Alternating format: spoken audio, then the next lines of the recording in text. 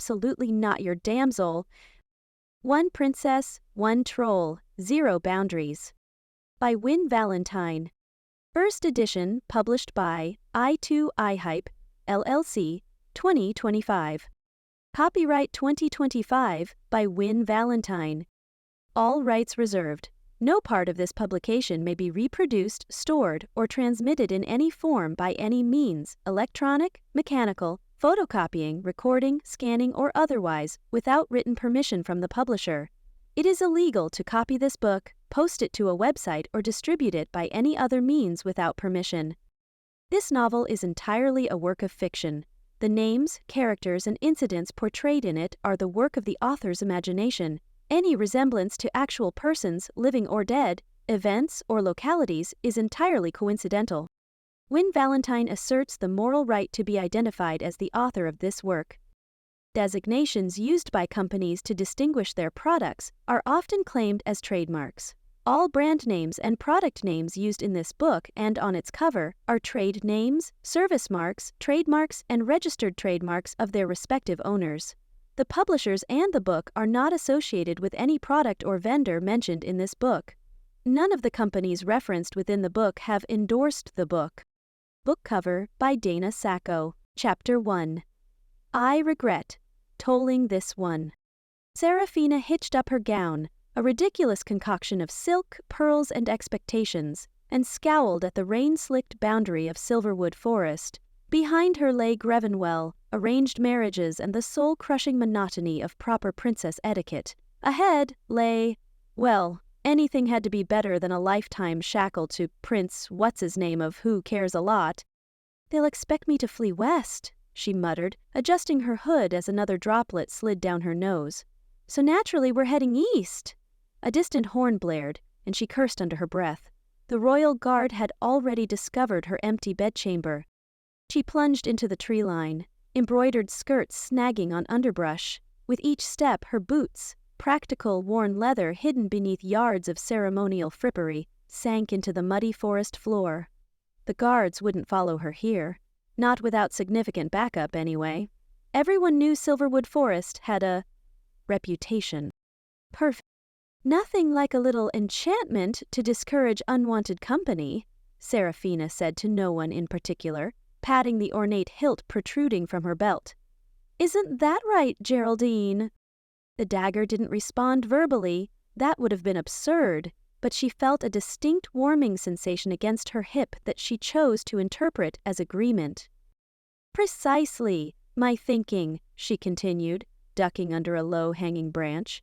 "A sensible person would accept that sometimes a princess simply needs to determine her own destiny. It's not like I'm abdicating, just renegotiating the terms of my royal obligations." Geraldine pulsed with a soft glow, and Seraphina sighed. "Fine. You're right. We're absolutely running away, but in a dignified, politically justifiable manner." An hour into her trek, the forest had transformed from merely unwelcoming to actively disorienting. Trails appeared and disappeared with frustrating irregularity. Her auburn hair, having escaped its elaborate coiffure, caught on every available twig and bramble.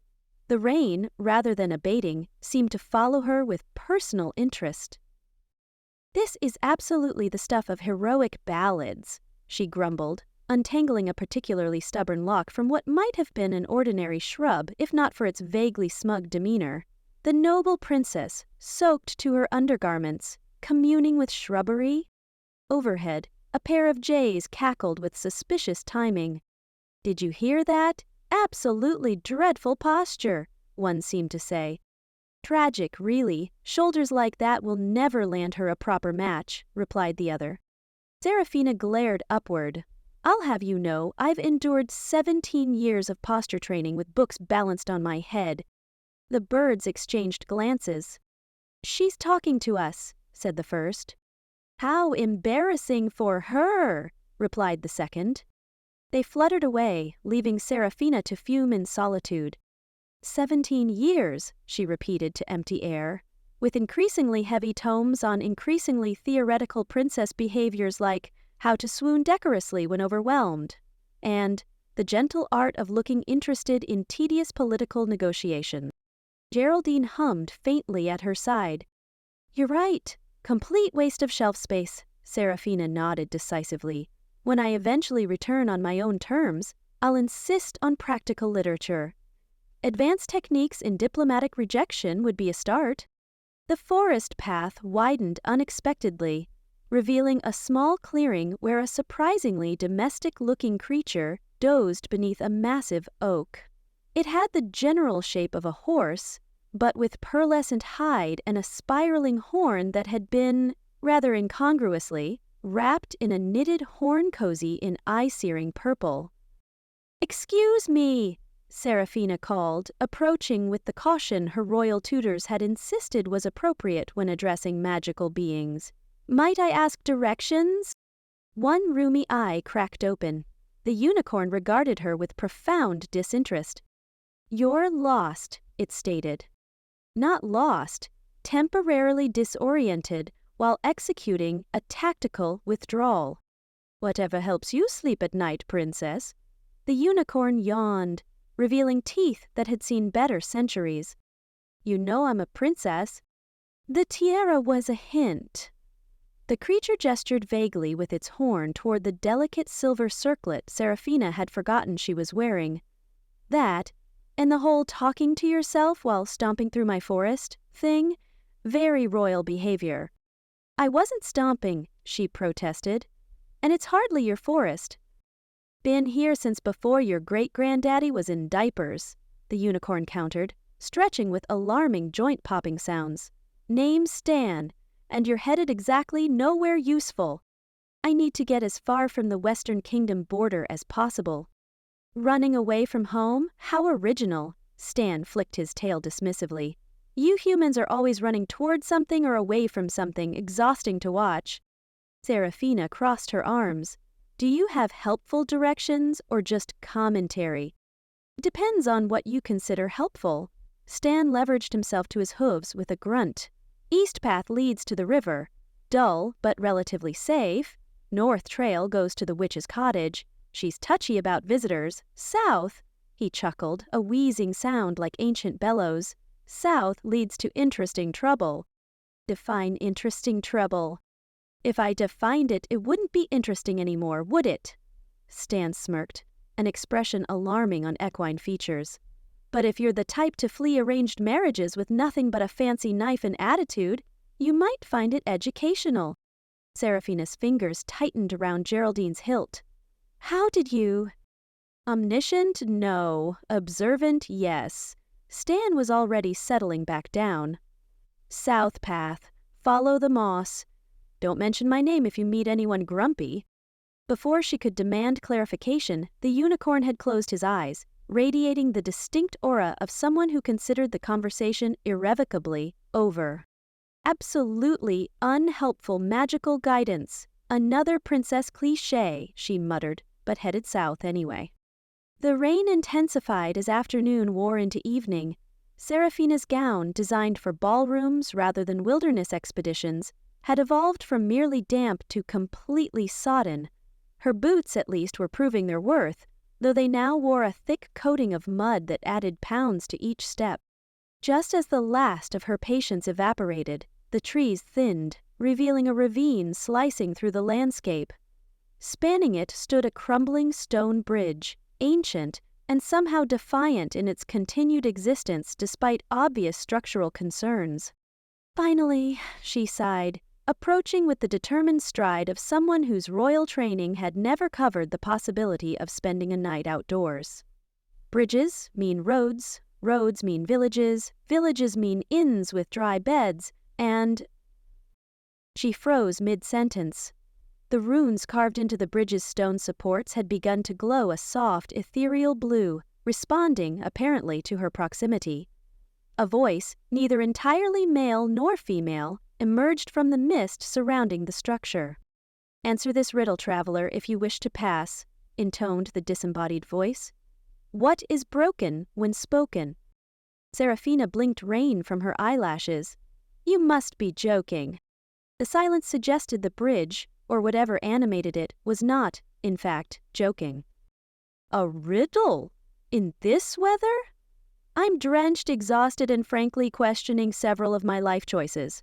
She pushed dripping hair from her face. Let's see. What's broken when spoken? My patience? The social contract?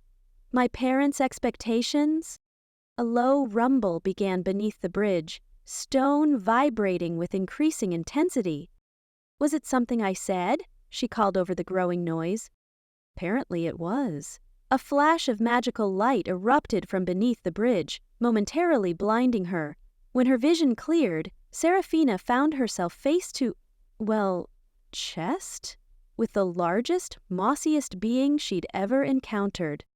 Green-skinned and imposing, the troll glowered down at her with eyes like forest shadows. A pair of stone-gray horns curved from his forehead and, in a detail her stunned brain struggled to process, a delicate yellow flower peeked out from behind one ear. Another human failing the simplest riddle, he growled, voice like gravel dragged through molasses. The answer was silence. Silence is broken when spoken, everyone knows that. Ah, yes, silence, obviously. Seraphina attempted to subtly wring water from her sleeve. Well, this has been delightful, but I'll just be on my way across your charming bridge now. The troll's expression suggested she'd proposed something both ludicrous and faintly offensive. Without paying the toll? One eyebrow, bushier than seemed strictly necessary, rose toward his horns. Would you accept my sincere compliments on your moss? She gestured vaguely at the verdant growth covering portions of his shoulders and forearms. It's very... Instead of responding, the troll produced a weathered scroll from somewhere within his patched tunic. With a flick of his wrist, the document unfurled itself dramatically in the space between them, hovering on nothing as its text began to glow with contractual magic. Silverwood Bridge Crossing Statute, Paragraph 3, Subsection B, he recited with the practiced boredom of someone who'd memorized legal jargon against their will. All travelers must render appropriate payment or service equivalent before passage shall be granted. Seraphina squinted at the glowing text.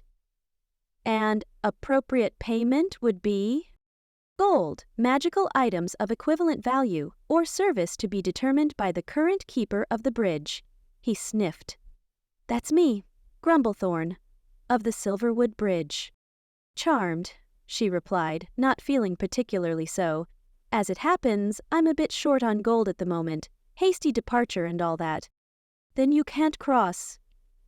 Grumblethorn began rolling the scroll up with methodical precision. Don't be ridiculous. Seraphina stepped around him, marching toward the bridge with all the entitlement 17 years of royal upbringing could instill. I have important places to be, and... Her forward momentum halted abruptly as she collided with absolutely nothing at all. The impact sent her stumbling backward, dignity in tatters. An invisible barrier, apparently, stood between her and freedom. Grumblethorn sighed deeply, the sound of someone who'd witnessed this exact scenario far too many times. As I was saying, he continued, focusing intently on a nearby patch of moss that seemed to require immediate tending. Crossing requires payment. The barrier is magical, contractual. Not my choice, just doing my job. His massive fingers delicately adjusted a tiny clump of greenery. Tradition. Seraphina straightened, channeling the diplomatic poise that had gotten her through countless excruciating state dinners. Surely we can reach a mutually beneficial arrangement, she began, smiling with practiced warmth. I am Princess Seraphina of Grevenwell, and while I may not have gold at this precise moment, my word carries significant weight. Perhaps a promissory note? Bridge magic doesn't recognize promissory notes. Grumblethorn didn't look up from his moss. A royal decree, then, granting you expanded territory? Don't want more territory. Maintaining this bridge is enough work. Tax exemption? Don't pay taxes. A royal title? Already have one. Keeper of the bridge. He finally met her gaze. It's not fancy, but it's mine. Seraphina's diplomatic smile grew strained. Perhaps a cultural exchange? I could teach you court dances, or the 17 proper ways to address foreign dignitaries, based on lunar cycles and hat size. Grumblethorn's monotone rejection continued. Don't dance, don't address dignitaries, don't care about hats. Her patience, already thin from the day's trials, snapped like an over-tightened lute string. Listen, you moss-covered mountain, she hissed. I've had an extremely trying day, involving escape plans, judgmental birds, a thoroughly unhelpful unicorn named Stan, and enough rain to drown a sea serpent. I need to cross this bridge. At the mention of Stan, Grumblethorn's eyes narrowed slightly, but he said nothing. A new strategy formed in Seraphina's mind. Years of court intrigue had taught her that when diplomacy failed, distraction often succeeded. Wait, she gasped, eyes widening with practiced wonder. Is that what I think it is? She pointed dramatically beyond the troll's shoulder. What? Despite obvious suspicion, Grumblethorn half-turned. There, by that tree, the legendary golden acorn of Westshire. She infused her voice with breathless excitement. My father, the king, has sought it for decades. It's said to grant eternal moss vigor to any who possess it. As the troll squinted into the rain-drenched forest, Seraphina made her move, darting toward the bridge with desperate speed. Freedom beckoned just steps away as she lunged forward, only to be thrown backward as the contract scroll flared with blinding golden light. She landed inelegantly in a puddle, simultaneously drenched and dazed. Grumblethorn, similarly affected, stumbled backward with a grunt of surprise. The scroll, apparently offended by her attempt to circumvent magical toll law, transformed before their eyes. It dissolved into particles of golden light, reforming as a shimmering thread that stretched between them, connecting Seraphina's wrist to Grumblethorn's. What just happened? She demanded, trying and failing to brush the magical tether away. Grumblethorn examined the connection with profound annoyance. You activated the binding clause. Attempted evasion of rightful toll. He sighed, a sound like wind through ancient caves. Now we're properly bound. Me as tollkeeper, you as debtor, until payment or service is rendered. Meaning what, exactly? Meaning, he growled, turning toward a narrow path leading beneath the bridge. You're stuck here, with me. He gestured for her to follow, the golden thread between them pulsing with light. Come on, it's getting dark, and you're dripping everywhere. Seraphina rose with as much dignity as her sodden state allowed. And where exactly are we going? My home. The words emerged reluctantly, each syllable dragged out against its will. Just don't touch anything, or talk too much, or expect. He paused, as if the next word physically pained him. Pillows. Resigning herself to the apparent reality of her situation, Seraphina followed the troll toward what appeared to be a cave entrance beneath the bridge. Geraldine hummed faintly at her hip, a warning or encouragement, she couldn't tell which. Fine, she muttered under her breath as they descended into shadow. But just so we're clear, I am absolutely not a damsel in distress. I am, at most, a damsel in a temporary contractual inconvenience. Grumblethorn's shoulders stiffened ahead of her, suggesting he'd heard every word. She smiled grimly. Good. Chapter 2. Too much sparkle, not enough silence.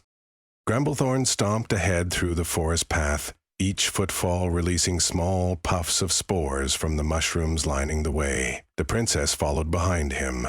Her ridiculous shoes. Were those actually combat boots under that gown? Crunching leaves with what seemed like deliberate emphasis. He hadn't kidnapped anyone in years, decades even, and certainly never royalty before. The bridge toll agreement had just escalated, rather quickly. Are we nearly there? I feel like we've been walking for ages. Her voice cut through his thoughts like an unwelcome sunbeam through cave moss. It's been 7 minutes. Grumblethorn grumbled over his shoulder, ducking his horns under a low-hanging branch. Patience is a virtue, Your Highness. So is hospitality, and yet here we are. He ignored that, focusing instead on the growing anxiety gnawing at his stone-like stomach. His cave wasn't prepared for visitors. It wasn't prepared for anyone. That was the entire point of living under a bridge at the edge of an enchanted forest, to be left alone with his thoughts, his moss, and his romance scrolls. Grumblethorn's pace quickened involuntarily.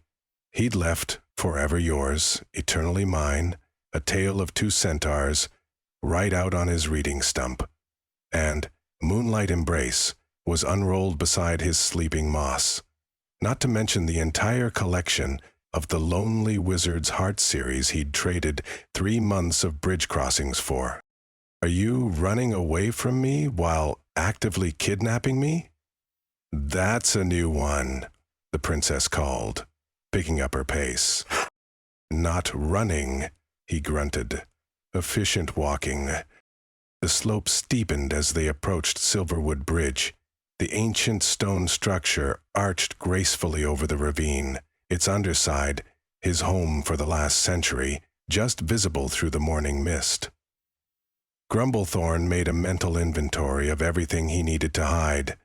Scrolls, his embarrassingly extensive tea collection, his journal of moss growth measurements, the small pottery figures he'd been sculpting.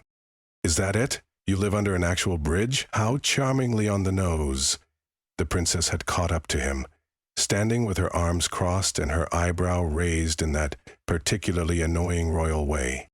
It's traditional, Grumblethorn muttered, and practical. Good drainage. I'm sure the property values are just skyrocketing.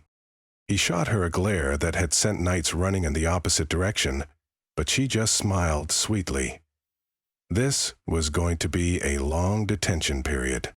This way, he said, leading her down a narrow path that curved beneath the bridge's main arch. Watch your head, and your dress, and don't touch anything. The entrance to his cave was partially obscured by a curtain of hanging moss, carefully cultivated over decades to provide both privacy and a pleasant textural gradient. He swept it aside with one large clawed hand and gestured stiffly for her to enter. Ah, they're you, the princess said, with a little flourish of her hand. That's not how kidnapping works, Grumblethorn pointed out. I thought this was magical detainment, not kidnapping. Your words, not mine. He sighed, ducking his horns to enter first. The moment he stepped inside, his eyes darted frantically around the cave, searching for the most incriminating items. The romance scrolls. There they were, piled on his favorite reading stump. In 3 large steps he crossed the cave and casually, he hoped, shoved them behind a large rock. Just as the princess, the luminous moss he'd cultivated along the walls cast a soft greenish glow throughout the space. It was enough for him to see the princess's expression change from sarcastic disinterest to something else as she took in his home. It's not what I expected, she said, turning slowly. Grumblethorn shifted uncomfortably, suddenly seeing his cave through outside eyes. The stone walls dripped with his prized bioluminescent moss varieties, carefully arranged by growth pattern and light intensity. His furniture, stumps carefully selected, hollowed and smoothed, was arranged in what he'd always considered a practical layout. Shelves carved directly into the rock walls held hundreds of labeled jars, dried herbs, fungi specimens, crushed minerals, and ingredients for tinctures and teas. It smells like, she inhaled, mushrooms and something else. Not unpleasant, actually. Earth. That would be the earth, he said flatly, though secretly relieved she hadn't compared it to a damp grave, or troll sweat, or whatever prejudices princesses carried these days. She wandered further in, her fingers hovering near but thankfully not touching his collection of crystallized tree sap. Do you actually live here alone? It's huge. Standard troll cave dimensions, he said with a shrug, though it was actually quite modest by troll standards. Now, as per Section 3 of the Tollkeeper Regulation Statutes, I am required to inform you of the terms of your detainment. He cleared his throat and fell into the familiar cadence of the speech he'd had to deliver exactly twice before in his toll-keeping career.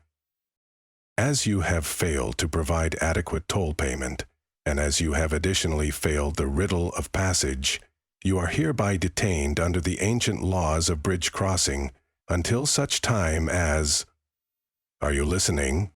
The princess had wandered over to his hanging herb garden and was gently touching the leaves of a mint plant. Oh, yes, detained, ancient laws, blah, blah. Is this chocolate mint? I didn't know it could grow indoors. It's enchanted mint, and... Don't touch that. Grumblethorn hurried over as she reached for a vibrant purple plant with silver-edged leaves. That's dreamy nightshade. One touch, and you'll sleep for a week, with extremely vivid nightmares about your childhood pets. I never had pets, she said, but withdrew her hand. Palace rules, though I did befriend a kitchen mouse once, named him Sir Crumsalot. Grumblethorn stared at her, momentarily derailed. That's not relevant. Now, as I was saying... Where do I sleep? She interrupted, moving on to inspect his workbench. You do have an extra bed, right? Or is there a special princess dungeon? Please say there's not a princess dungeon. So cliché. He pinched the bridge of his nose, a habit he'd picked up from a human merchant who'd been detained 3 decades ago. There is no dungeon. There is an alcove. He pointed to a small recess in the cave wall, where fresh moss, his softest variety, had been arranged into a cushiony platform. It's perfectly adequate for royalty, too.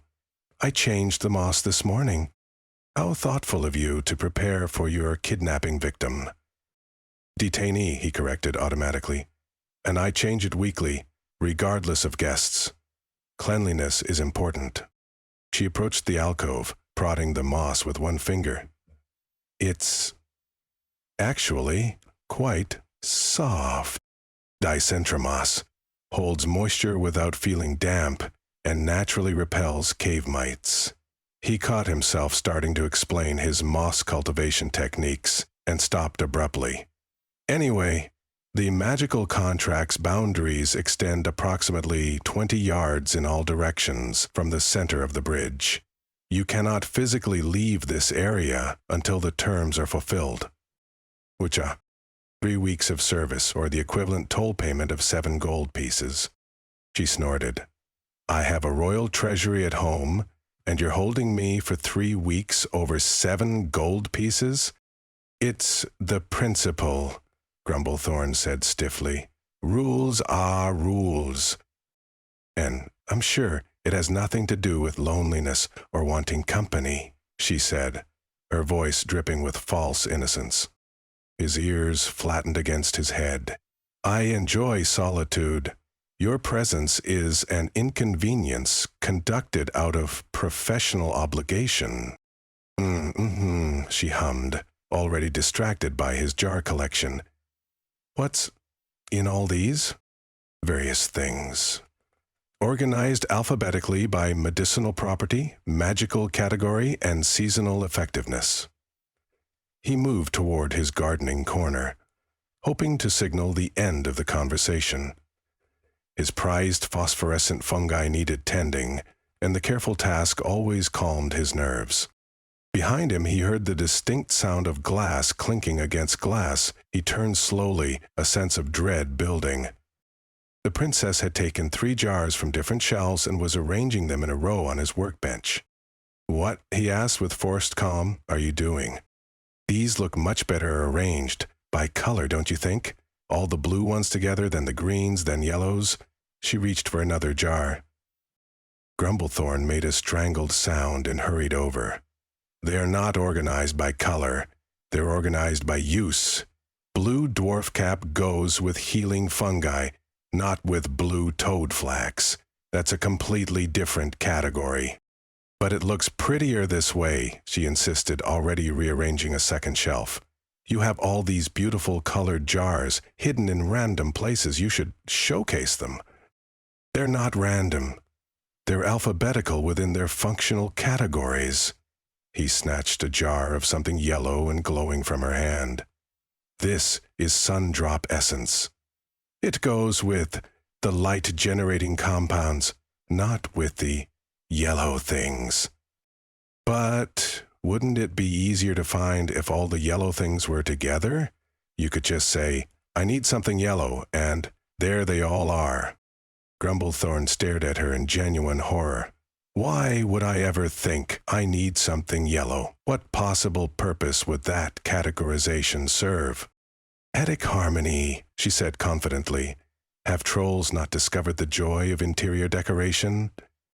We have, he grumbled, hastily replacing jars to their proper positions. But practical organization supersedes visual frivolities in troll culture. Our cave systems are extensive and require standardized organizational principles to... He stopped abruptly, realizing he was revealing more about troll habits than he'd intended. To what? She prompted, looking genuinely interested. Nothing, he muttered, flushing a deeper shade of green. Just put them back where you found them. While he methodically reorganized his displaced jars, mumbling about categorical imperatives and the death of logic, the princess wandered to another shelf near his small stone fire pit. Is this tea? She asked, opening a small wooden box and inhaling. It smells like cinnamon and... something else. Grumblethorn's shoulders tensed. His tea collection was a particular point of pride and privacy. Yes, he said curtly. She had already opened another container. This one smells like lavender and moonlight. How does a smell like moonlight? That's impressive. Despite his irritation, he felt a flicker of pride. It's lunar lavender, harvested only during the full moon when the dew collects on the petals. The moonlight you're smelling is actually concentrated moonbeam essence. And this one? She'd moved on to a blue ceramic jar. Blue Mountain Calm, good for anxiety and preventing horn aches. Horn aches. He gestured to his own curved horns. They can get sensitive to atmospheric pressure changes. That blend has willow bark and butterfly pea flower. She nodded with surprising seriousness and continued down the shelf. And this? It smells like burnt sugar and regret. Hartmann tea.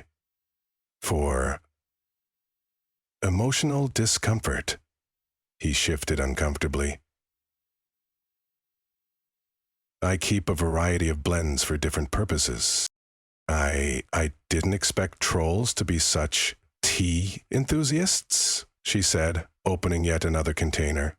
We're not, generally speaking. He hesitated. Appreciate the subtleties. She smiled. Not her earlier sarcastic smirk, but something that seemed almost genuine. I respect that. At the palace, tea is served in specific ways at specific times, with specific rules about how to hold the cup and which finger to extend. Takes all the joy out of it. Grumblethorn found himself wanting to ask more about these bizarre royal tea customs, but caught himself. I need to check my moss garden, he said abruptly. Don't touch anything else. He retreated to the far side of the cave where his prized carpet of soft-growth moss needed misting.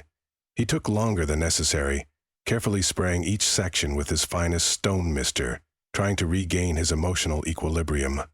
Having another person in his space was overwhelming. Having a princess was unbearable. When he finally turned back, the sight that greeted him nearly stopped his heart. Seraphina stood at his workbench, pouring steaming water into a cup that contained the unmistakable rose-colored leaves from the dusty jar on the highest shelf. The one labeled, Love me not, in his careful script. No, he bellowed, lunging across the cave. But it was too late. She had already taken a sip of the bright pink liquid. This one's interesting, kind of sweet, but with a tangy... Oh, The tea suddenly shifted color, deepening to a vibrant magenta that seemed to glow from within. It bubbled over the cup's edge despite not being nearly full enough to do so, and the steam rising from it curled into distinct heart shapes. "What's it doing?" she asked, fascinated rather than alarmed. "Put that down." Grumblethorn reached for the cup, trying to take it from her hands. "It's just tea, what the—" In the ensuing tug-of-war, a drop of the tea splashed onto his finger and instantly made its way to his mouth. An automatic response from centuries of taste-testing his brews. The effect was immediate and mortifying. The tea deepened to a rich, royal purple. The humming that began was soft at first, then grew to an unmistakable harmonic resonance that filled the cave. The heart-shaped steam multiplied and began to twirl in choreographed patterns between them. They both stepped back from the cup as if it had burned them. "What," Seraphina asked slowly, "was that?" Grumblethorn cleared his throat, looking anywhere but at her. "It's an emotion-sensing tea from the northern mountains, very unreliable, known for dramatic overreactions." "Emotion-sensing?" she repeated. "What emotion is it sensing, exactly?" He became intensely interested in a spot on the wall. "It's, supposedly, a compatibility indicator." "Compatibility as in—" "Emotional resonance," he muttered. "But it's completely unreliable, especially with cross-species readings, notoriously exaggerated, probably just detecting our mutual irritation and converting it to the closest magical frequency." "Purple heart-shaped steam is the magical frequency for irritation?" "Fascinating. That's not what He backed away, directly into his prized luminescent fungi display, knocking over a carefully arranged specimen. He fumbled to catch it, nearly dropped it again, and finally clutched it to his chest like a shield. "It means nothing. Nothing at all. Just a silly tea trick. Very common. Very meaningless." She watched him with a small smile that made him deeply uncomfortable. "If you say so." "I do say so, and now it's late, and you should sleep. In your alcove, over there, far away." He gestured vaguely to the moss bed. "Whatever you say, toll-keeper Grumblethorn." He watched suspiciously as she made her way to the alcove, settling onto the moss with unexpected grace for someone in a partially mud-splattered gown. She pulled that strange dagger. What had she called it? Geraldine. From her boot, and placed it beside her makeshift pillow. "Good night, then," she said lightly. "Thank you for the tea experience." He grunted something noncommittal and turned away, busying himself with extinguishing most of the cave's lights. Once he heard her breathing slow and deepen, he moved silently through the cave. One by one he gathered every emotionally reactive tea in his collection, the dream sharer, the truth teller, the heart's desire, and especially the love me not, and secreted them inside a hollowed rock behind his bookshelf. He pushed a heavy volume of Bridge Engineering Through the Ages in front of the hiding spot for good measure. As he turned to his own sleeping area, he caught a flash of movement from the princess's alcove. Her eyes weren't entirely closed, and if he wasn't mistaken, there was a small, secret smile playing on her lips. He heard her whisper something to her dagger, but couldn't make out the words. Grumblethorn sank onto his own moss bed with a deep sigh, suddenly exhausted. This was going to be the longest 3 weeks of his considerable life. Chapter 3. That's not what the contract meant. Seraphina woke to a sound so unexpected, it took her sleep-addled brain several moments to identify it. Humming, deep, rumbly humming that vibrated through the cave walls like distant thunder, but gentler. She kept her eyes half closed, letting her surroundings come into focus gradually. Grumblethorn sat with his broad back to her, hunched over a collection of tiny clay pots arranged in a semicircle. Sunlight poured through a crack in the ceiling, creating a spotlight on his mossy shoulders as he worked. His massive hands, each finger ending in a claw that could easily tear through armor, moved with surprising delicacy over the smallest sprouts Seraphina had ever seen. "There you go," he murmured to a patch of emerald moss. "That's better, isn't it? Just needed a bit of morning dew." She watched as he used an eyedropper. How did those huge fingers manage an eyedropper to place a single drop of water onto each tiny plant? The tenderness in his movements was so at odds with the gruff way he'd snatched her bag yesterday, or how he'd stomped around preparing dinner while pointedly ignoring her attempts at conversation. Grumblethorn stroked a minuscule fern with one claw tip. "You're looking peaky today. Too much sun? Let's move you over here." He shifted the pot with the gentleness of a nursemaid handling a newborn. Seraphina bit her lip to keep from making a sound. She'd demanded her freedom, offered gold, and tried trickery, but in all their interactions, he'd never once spoken to her with the soft reverence he was now showing to a patch of moss. "Good morning," she announced loudly, sitting up with deliberate abruptness. Grumblethorn's shoulders shot up to his ears as he whirled around, nearly knocking over his precious plant arrangement. The tenderness vanished from his face, replaced by his now familiar scowl. "You're awake," he grunted, as though this were a personal inconvenience rather than a natural biological function. Astute observation, Seraphina swung her legs over the side of the surprisingly comfortable moss bed he'd grudgingly prepared for her. "Do all trolls talk to plants, or is it just you?" His gray cheeks darkened slightly. "I wasn't. That's not—" He cleared his throat. "Breakfast." With that eloquent declaration, he stomped toward the back of the cave, where a small fire pit and what generously might be called a kitchen area waited. Seraphina followed, running her fingers through her tangled hair and trying not to think about how desperately she needed a proper bath. Breakfast turned out to be porridge, which looked suspiciously like gray sludge but smelled tantalizingly of cinnamon and honey. Grumblethorn ladled it into 2 bowls, one small ceramic one for her, and a massive wooden bowl that resembled a serving platter for himself. He placed them on a low rock that served as a table, then set down a mug of steaming tea beside her bowl. "Don't touch that yet," he warned as she reached for it. "Too hot." "I'm not a child," Seraphina retorted, even as she withdrew her hand. Grumblethorn didn't reply, just settled his enormous frame onto a boulder across from her and began eating with mechanical precision. Seraphina glanced at the collection of mismatched cups and mugs arranged on a nearby shelf. With deliberate casualness, she rose from her seat, walked to the shelf, and selected a lumpy, moss-green mug with a chip in its rim. She returned to the table, poured her tea from the original cup into this new one, and sat down with a bright smile. Grumblethorn's eye twitched. "Problem?" she asked innocently. "That's my mug," he said, each word dropping like a stone. "Is it? I had no idea." She took a long, deliberate sip, maintaining eye contact the entire time. Delicious. What kind of tea is this?" His jaw worked back and forth as though he were physically chewing his irritation. "Morning fog.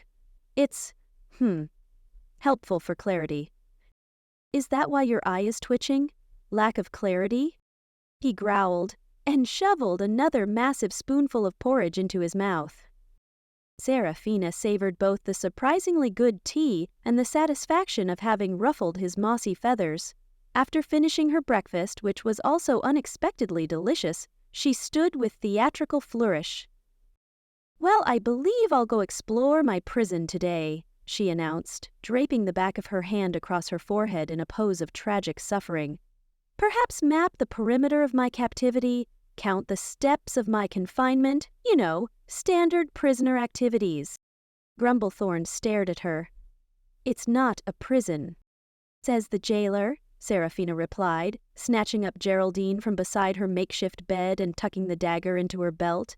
She strode toward the cave entrance, trailing her fingertips dramatically along the rough stone wall as she went. "Don't wait up, Warden." Just before exiting, she glanced back to find Grumblethorn watching her with an expression of utter bewilderment. She flashed him her most dazzling princess smile, the one she'd perfected for tedious diplomatic functions, and swept outside. Once in the open air, Seraphina's theatrical exit gave way to genuine curiosity. The morning sun illuminated the small clearing in front of the cave, revealing details she'd missed in yesterday's panic and anger. The ancient bridge arched elegantly over a burbling stream, its stones covered in the same emerald moss that sprouted on Grumblethorn's shoulders. Wild flowers dotted the grass, and birdsong filled the air with a melody much cheerier than her situation warranted. "Right," she muttered to herself, drawing Geraldine. The dagger hummed softly in her hand, as if pleased to be included in the morning's activities. "Let's find out exactly how trapped we are." She began walking in expanding circles, using Geraldine's point to tap against trees at regular intervals. When she reached what she suspected might be the boundary, she pressed the dagger forward. Nothing happened. She took another step. Still nothing. "Ha," she said, continuing onward. The invisible boundary extended further than she'd expected. She could reach a small, crystal-clear pond about 100 paces from the bridge. In the opposite direction, she discovered a clearing filled with mushrooms in colors she'd never seen before. Violet caps with silver spots, fungi that glowed faintly even in daylight, and tiny red specimens that seemed to turn to follow her movement like curious eyes. She continued her explorations, occasionally checking if Grumblethorn was watching from the cave entrance. He wasn't, and discovered that while she could wander quite far in any direction, she could never lose sight of the bridge entirely. If she walked until the ancient structure was just barely visible through the trees and tried to go further, an invisible force held her back. Not painfully, but firmly, like walking into a wall of thick honey. Eventually, her circuit brought her back to the pond she'd discovered earlier. Tired from her mapping expedition, Seraphina knelt at the water's edge and gazed at her reflection. Her once elegant auburn hair hung in tangled waves around her face. Smudges of dirt decorated her cheeks, and her formerly pristine traveling dress was now creased and stained with grass and mud. "Well, Lady Hortense would have a complete fit if she could see you now," she told her reflection, referring to the palace etiquette instructor who'd spent years drilling proper appearance into her. Hair unkempt, face unwashed, sleeping in a cave with a troll. She affected the woman's pinched expression. "Most unbecoming for a princess of your stature, Your Highness." Seraphina practiced her cutting remarks for when she eventually returned home. "Yes, Mother, I did flee my own engagement ball. Prince Edmund's conversation was about as interesting as watching paint dry on a particularly dull wall." She straightened her shoulders. "Father, I refuse to be married off like a prize cow just to secure the western border. Perhaps try actual diplomacy instead?" But as she rehearsed these speeches, something unexpected happened. The thought of returning to the palace, to the stifling routines, the endless obligations, the smiling faces that masked calculating minds, brought a heaviness to her chest that had nothing to do with her current predicament. "That's odd," she murmured, touching her reflection in the water. A rustling from the bushes behind her interrupted her thoughts. Seraphina whirled around, Geraldine at the ready. "Put that letter opener away before you hurt yourself," came a raspy voice from the underbrush. A moment later, a plump raccoon with unnaturally bright, almost glowing eyes waddled into view. The creature stood on its hind legs and placed its front paws on its generous hips. "Tilda of Toadfin, at your service. Except, I don't actually serve anyone, least of all pampered royals."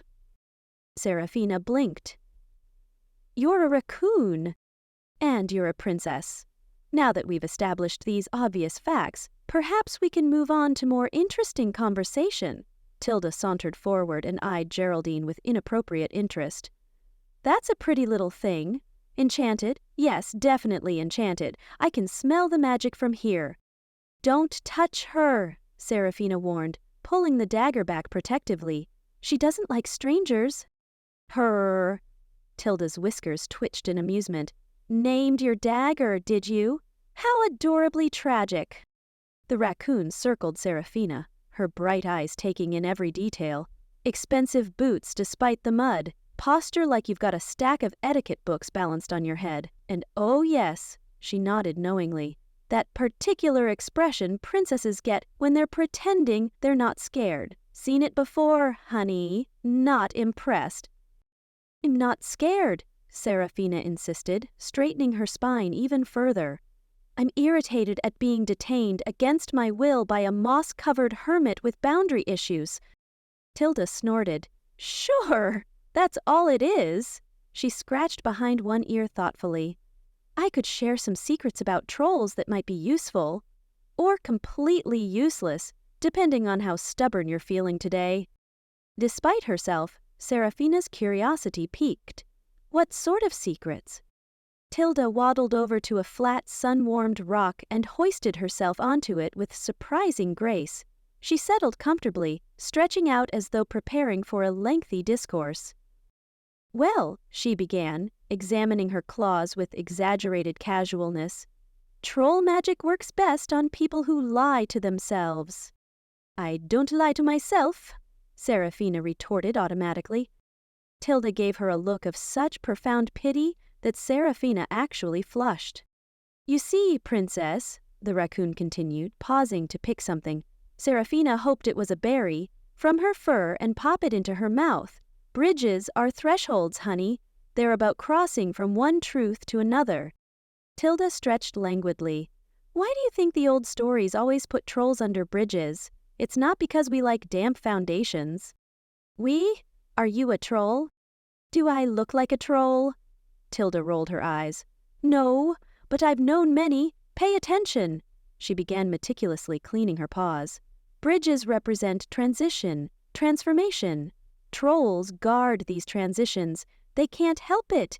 It's in their nature to challenge those who want to cross from one state to another. Seraphina frowned. That's ridiculous.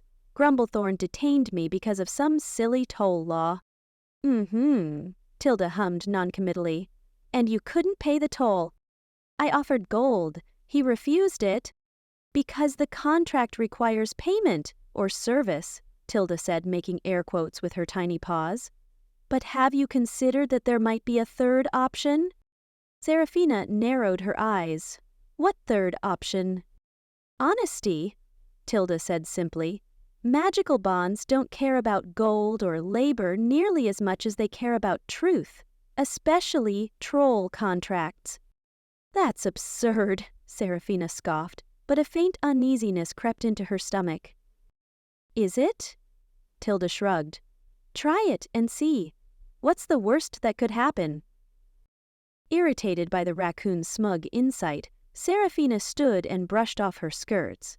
Are you suggesting that I somehow triggered this binding myself, that this is my fault? Tilda yawned, displaying tiny sharp teeth. The riddle answer was silence, by the way. The thing that breaks when spoken. But maybe what needed breaking was your silence about what you're running from. Seraphina stared at the raccoon. How do you know about the riddle? I know lots of things. It's a burden, really. Tilda hopped off the rock. Good luck with your troll. He's grumpier than most, but not the worst I've met. Determined to prove Tilda wrong, Seraphina marched toward what she believed was the boundary of the enchantment, the point furthest from the bridge where she'd felt resistance earlier. As she walked, she mentally recited her honest reasons for fleeing the palace. She wanted freedom. She deserved to choose her own path. She refused to be a political pawn. These were all true, she assured herself. Complete honesty. Nothing held back. When she reached the invisible barrier, she pressed forward with determination. The air shimmered with gold light, like sunshine through honey. Suddenly, the forest around her vanished. She was 12 years old again, hiding behind the massive tapestry in the palace's small council chamber. The heavy fabric scratched her cheek as she peered through a gap, watching her parents bent over maps and documents. The western provinces grow restless, her father said, his finger tracing a boundary line. We need to secure their loyalty. Seraphina will be of marriageable age in a few years, her mother replied coolly. The Westbrook heir is only 5 years her senior. A good match. Indeed, she's our most valuable diplomatic asset. Her mother nodded. We've raised her well for this purpose. She'll understand her duty when the time comes. Young Seraphina clutched her favorite book of fairy tales tighter to her chest, feeling something cold and heavy settle in her stomach. The scent of roses from the palace gardens wafted through the open windows, mixing with the musty smell of the ancient tapestry. As quickly as it had come, the vision vanished. Seraphina found herself on her knees in the forest, gasping for breath. The smell of roses lingered in her nostrils, though none grew nearby. Fascinating reaction. She looked up to find Tilda watching her, head tilted to one side. What was that? Seraphina managed, her voice unsteady. Memory? Truth? Magic? All of the above? Tilda approached, her bright eyes softer than before. Tricky things, magical contracts. They don't just bind your feet, princess. They bind your heart until you untangle it. Before Seraphina could respond, Tilda scampered away into the undergrowth, leaving her alone with the lingering scent of palace roses and the chill of an old revelation. Seraphina clutched Geraldine, feeling the dagger hum with what almost seemed like concern. "This is so much worse than I thought," she whispered, staring at the spot where the barrier had shown her not just any memory, but the exact moment when she'd realized what she truly was to her family. Not a daughter, an asset, a tool, a thing to be used. She'd buried that memory so deeply she'd almost convinced herself it never happened. But the magical barrier hadn't just stopped her, it had shown her exactly why she couldn't cross. Not yet. With trembling legs, she rose and turned back toward the bridge, where she knew Grumblethorn would be tending his plants or organizing his tea collection, or doing whatever trolls did when they weren't kidnapping princesses. For the first time since her capture, Seraphina walked toward the cave not with indignation but with a quiet, unsettling question forming in her mind. What if being trapped here wasn't her worst problem? What if the real trap was the one she'd been living in all along? Chapter 4. Why is the plant judging me? Grumblethorn trudged back toward his cave, the woven sack of freshly harvested fungi bumping gently against his mossy hip. The morning's gathering had been strangely productive. He'd found 3 perfect specimens of glimmertoads, those rare mushrooms that release tiny sparks when crushed for tea. Perfect for his evening meditation. He felt almost content. The princess had been oddly quiet when he'd left at dawn, barely looking up from some scraps of fabric she'd been fidgeting with. Perhaps she'd finally accepted her temporary fate and would stop pestering him with endless questions about troll cuisine and why he didn't have proper seating arrangements. The thought of peaceful coexistence lifted his spirits as he ducked under the low entrance to his cave, already anticipating the familiar comfort of his stone dwelling. He froze mid-step. This was not his cave. Or rather, it was. The basic stone architecture remained, but someone had unleashed what could only be described as a decorative catastrophe upon every available surface. Vibrant fabrics in blues and purples draped his stone furniture like colonial invaders claiming territory.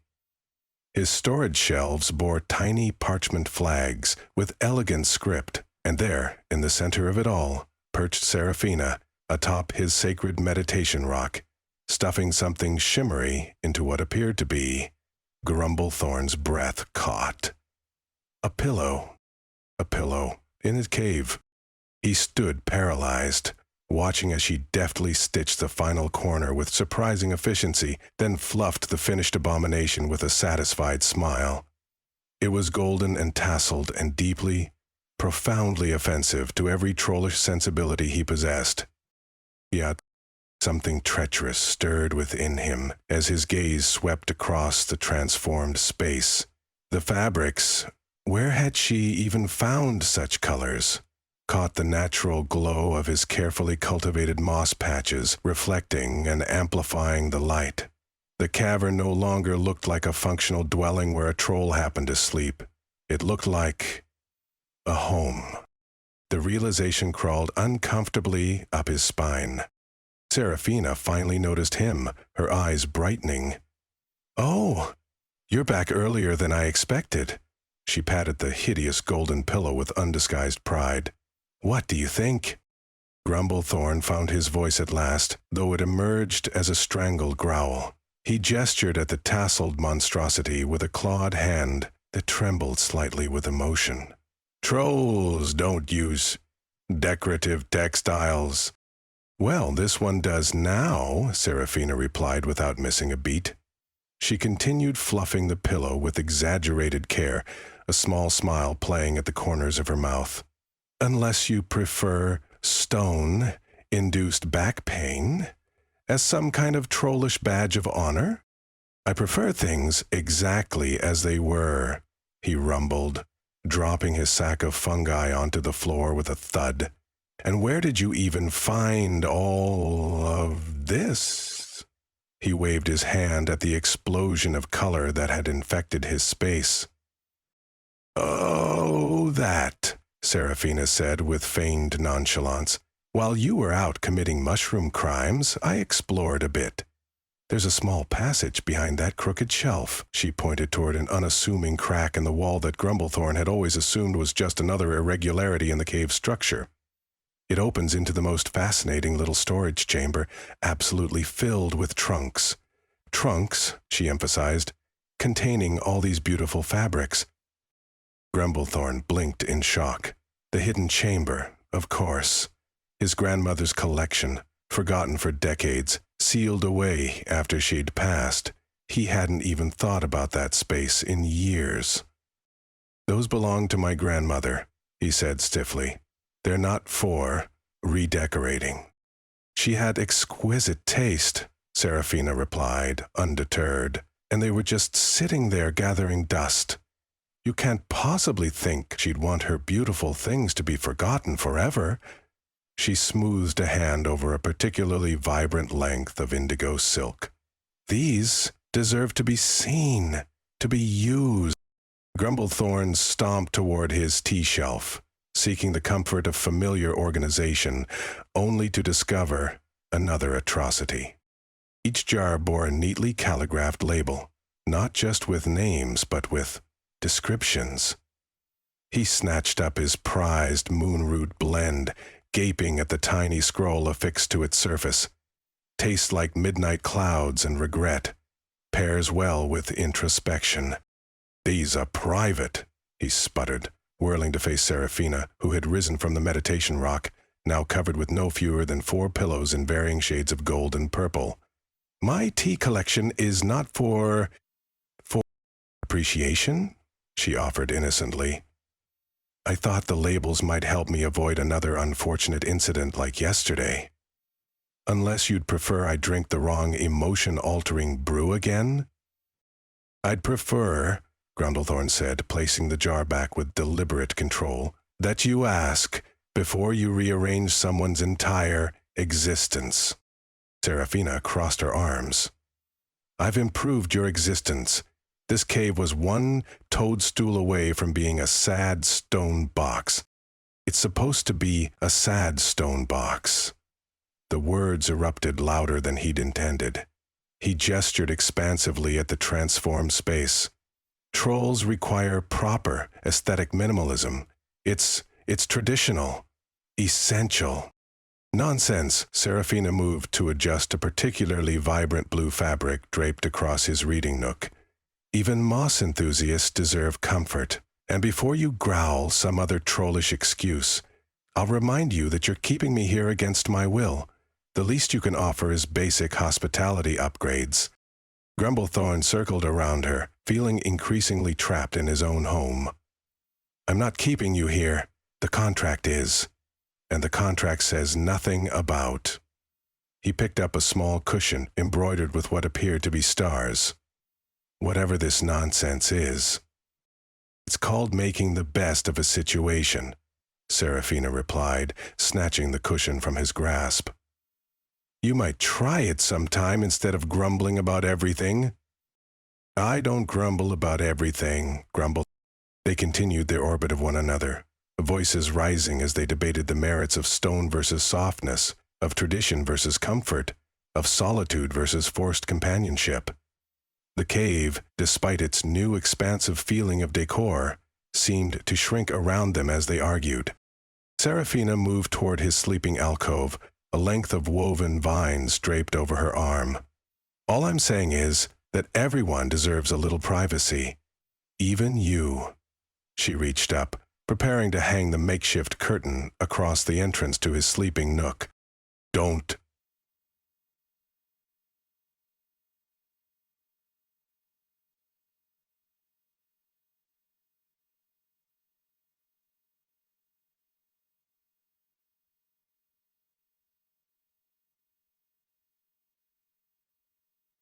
Until she moved. Without thinking, his large hand closed around her slender wrist to halt her movement.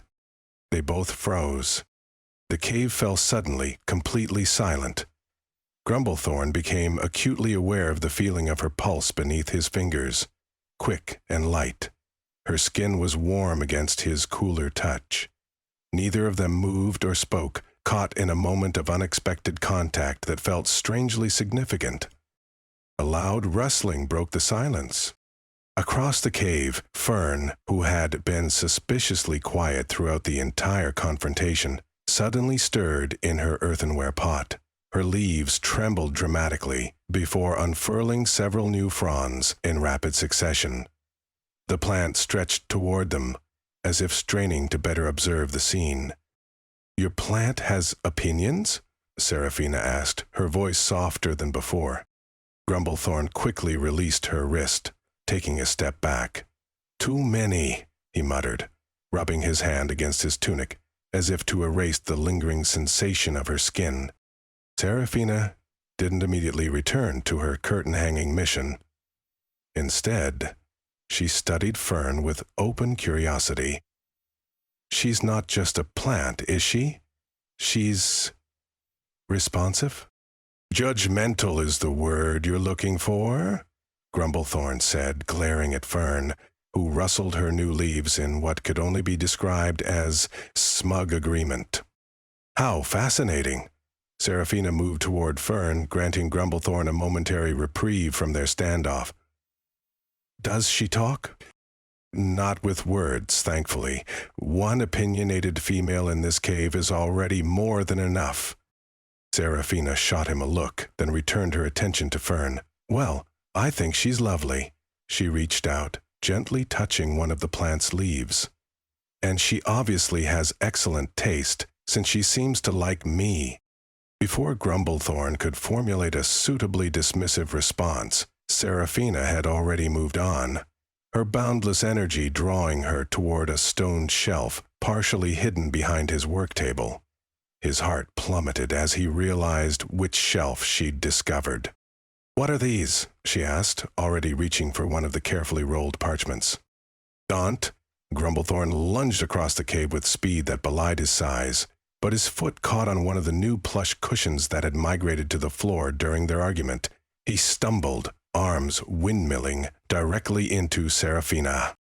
They went down together, in a tangle of limbs and indignant exclamations, landing amid a cascade of scrolls that tumbled from the shelf. Parchments unfurled around them, revealing illuminated pages filled with illustrations that Grumblethorn desperately wished would spontaneously combust. Sprawled atop a particularly detailed scroll depicting two lovers embracing beneath an enchanted waterfall.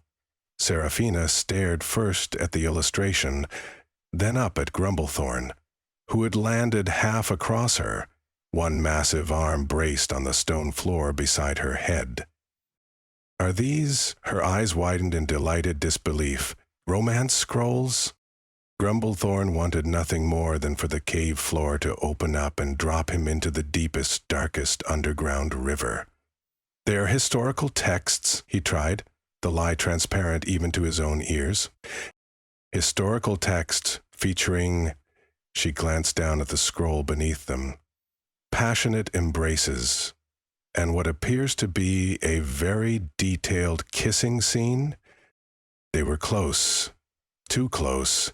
Grumblethorn could see every freckle scattered across her nose, count the flecks of gold in her brown eyes. Her hair had come partly loose from its braid, spilling across the illustrated lovers in a way that made his throat go dry. Her hand had somehow landed on his chest, right above where his heart was pounding with humiliating force. "It's research," he managed, voice rougher than usual. "Research." Her lips quirked up at one corner, forming a half-smile that did strange things to his insides. "Into what exactly?" "Human customs." He couldn't look away from her face. "Purely academic." "Of course." She didn't sound convinced. Her eyes dropped briefly to his mouth before meeting his gaze again. "Very scholarly of you." The air between them seemed to thicken. Grumblethorn became aware of every detail, the slight parting of her lips, the way her chest rose and fell with quickened breath, the subtle floral scent that clung to her hair. Time stretched, elastic and strange. Without warning, the sigil that bound them together, the magical contract that had started this entire mess, flared to brilliant life. Light pulsed between them, so bright it was almost painful, spreading outward in concentric waves that rippled across the cave walls. The luminous moss that Grumblethorn had cultivated for years responded to the magical surge, patches flaring from their usual gentle glow to blinding intensity. The entire cave was suddenly illuminated, as if the sun itself had descended among them. Across the room, Fern reacted with alarming enthusiasm, erupting into full riotous bloom. Flowers burst forth across her entire surface, delicate purple blossoms that immediately released a sweet, heavy fragrance into the air. "What's happening?" Seraphina gasped, though she made no move to break away. Grumblethorn's head swam with the combined assault of magical light, Seraphina's proximity, and Fern's inappropriately romantic perfume. Panic surged through him, not at the magic itself, but at the implications of its response to whatever this moment was. He abruptly pushed himself up and away, rising to his feet with ungraceful haste. Without looking at Seraphina, he stomped toward the farthest corner of his cave, where his specimen table stood cluttered with fungi, sorted by luminosity and magical properties. "Decoration time is over," he announced gruffly, his back to her as he began aggressively reorganizing specimens that were already perfectly organized. "Some of us have actual work to do." He heard her shifting among the scrolls, gathering herself to stand. When he risked a glance over his shoulder, her expression wasn't what he expected. Not irritation or amusement at his brusque dismissal, but something more complicated, a flash of hurt, quickly masked by practiced indifference. "Heaven forbid anyone interrupt the very important business of fungi alphabetization," she said, but the usual spark was missing from her voice. She busied herself collecting the scattered scrolls, carefully rolling each one before returning it to the shelf. Grumblethorn turned back to his specimens, pretending complete absorption in his task while actually seeing nothing. His hands moved automatically while his mind replayed the moment they'd fallen. Her surprised gasp, the weight of her against him, the way the sigil had responded, not to conflict, but to something else. Behind him, he heard Seraphina abandon her curtain project and move toward her newly created sitting area. The magical light had subsided, returning the cave to its normal soft glow. But the memory of that brilliant flash remained imprinted in his vision. Fern's flowers hadn't receded, though. If anything, they seemed to be multiplying, their scent growing stronger by the minute.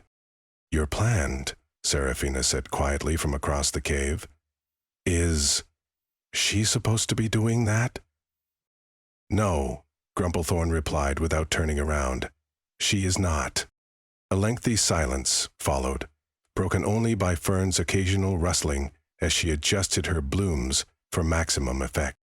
"I'll remove the curtain if it bothers you that much," Seraphina finally offered, "but the pillows stay. My royal backside wasn't made for stone seating." It was an olive branch, delivered with characteristic sass, but genuine all the same.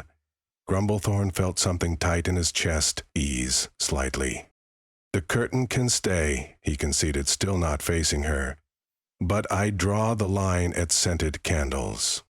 "I haven't even started on candles yet," she replied, a hint of her usual mischief returning. "But now that you mention it." Grumblethorn turned just enough to cast her a warning look. "Don't push your luck, princess." For the first time since the sigil's flare, their eyes met properly. Something unspoken passed between them, an acknowledgement of the moment they'd shared and mutually agreed to ignore, at least for now. "Fine," Seraphina said, settling back against her golden pillows with a small smile. "I'll save the candles for tomorrow." Chapter 5. I am not flustered, I am allergic to chaos. Seraphina stormed through the forest, slashing her enchanted dagger through innocent ferns and vines with each furious step. The gentle hum from Geraldine suggested the dagger was enjoying this violent botanical tour more than it probably should. "The absolute nerve," she hissed, whacking a particularly innocent sapling. "Criticizing my decorating choices when he literally talks to moss. Moss!" She stabbed dramatically at a mushroom. "Oh, I'm sorry the pillows offend your delicate troll sensibilities. Heaven forbid! Something in that cave doesn't smell like wet dirt and regret." A tear slid down her cheek, which she wiped away with such aggressive swiftness that she nearly poked herself in the eye with Geraldine. The dagger hummed sympathetically. "I am not crying," she informed a nearby squirrel who hadn't asked. "I have allergies to trolls and their stupid faces." Another tear escaped. She swiped it away, refusing to acknowledge that the ache in her chest had nothing to do with the mile of forest she'd just stomped through. The trees around her seemed to sigh collectively, branches shifting and creaking. Seraphina paused, finally noticing that the forest path wasn't quite where she remembered it. The trees appeared to be leaning away, creating a natural pathway that definitely hadn't existed moments before. The forest was making way? Hello? Is this a trap? Because I've had quite enough magical nonsense for one. The path opened to a sunlit clearing that Seraphina would have sworn on her royal lineage hadn't been there before. In the center stood a crooked cottage that looked as if it had been assembled by someone with a liberal interpretation of gravity. Ivy crawled across its wonky facade, and instead of a chimney, porcelain teapots of various sizes released curling plumes of lavender-tinted steam into the air. A wooden sign hung from the door, swinging gently despite the absence of wind. "We steep what the soul needs." That's ominous. Seraphina narrowed her eyes, automatically falling back on years of diplomatic training. She mentally catalogued potential threats. Enchanted cottage, obviously. Possible witch dwelling, highly likely. Could be a trap, when wasn't it? At minimum, this place was a flagrant violation of whatever passed for building codes in enchanted forests. And yet, the aroma drifting from the open windows wrapped around her like a familiar embrace. Cinnamon and vanilla, with an undertone of something else. Something that smelled strangely like regret, if regret had a scent. It reminded her of her grandmother's chambers, of quiet conversations and secrets shared over porcelain cups. Geraldine hummed in what sounded like eager encouragement. "Fine," Seraphina muttered. "But if I get turned into a toad, I'm blaming you." The dagger vibrated happily in response. She approached the door, which swung open before her knuckles could make contact. Inside, chaos reigned in the most orderly fashion imaginable. Teacups danced through air currents, swirling up and down in what might have been a waltz. The windows fogged and cleared rhythmically, like breathing glass. Shelves lined the walls, packed with jars labeled in a script that seemed to rearrange itself when Seraphina tried to read it. At the center of the room, behind a curved counter made of polished driftwood, stood a figure unlike any Seraphina had encountered. She, and Seraphina was somehow certain of the she despite the figure's otherworldliness, had a body that appeared to be made of fine porcelain. Her limbs gleamed in the amber light, decorated with intricate floral etchings that glowed faintly blue where hair should be. Elegant curls of steam rose from her head, forming a cloud that shifted and swirled with her movements. She was studying a clipboard that hovered in the air before her, occasionally flipping pages without being touched. Hello, Seraphina ventured, her royal voice coming out embarrassingly small. The porcelain figure looked up, and Seraphina found herself pinned by eyes that glowed like hot tea seen through fine china, warm amber with flecks of gold. Those eyes widened slightly, then crinkled at the corners in what might have been a smile, though the figure's face had no mouth that Seraphina could discern. Princess with walls high as towers, seeking refuge from her powers, the figure announced, her voice sounding like wind chimes in a summer breeze. One vulnerability, vanilla chai, coming right up. A teacup eagerly hopped onto the counter, bouncing slightly as if excited. Wait, I didn't order anything, Seraphina protested, her diplomatic composure slipping. And how do you know I'm a princess? The porcelain figure tilted her head, steam curls bouncing. The tiara in your heart still sits upon your head, though you've packed it away with your gowns. Right, clearly. Seraphina straightened her spine, falling back on royal etiquette. When in doubt, be polite but firm. Perhaps something less emotional? A nice Earl Grey? The figure laughed, a sound like crystal being struck by silver spoons. The tea chooses the drinker, Your Highness. I'm just the messenger with excellent posture. She gave a little bow, steam curling forward elegantly. I'm Chamomile, proprietor of the Steeped Hex, at your service.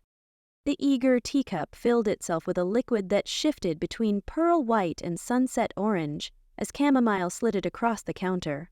She leaned forward conspiratorially, and Seraphina caught the scent of honey and something herbal.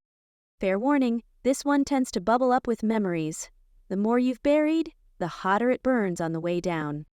That sounds terrible, Seraphina said, even as her hand reached for the cup.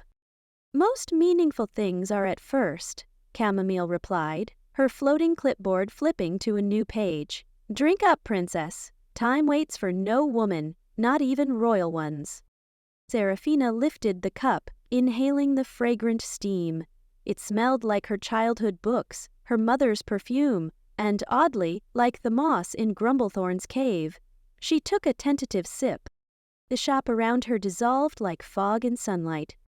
She was 16 again, wearing a gown that scratched at her collarbone, standing in her father's study. The diplomatic dinner had ended an hour before. Representatives from the Northern Territories had been surprisingly receptive to her impromptu speech about forest conservation, until her father had cut her off with a laugh, too loud and a hand on her shoulder too firm.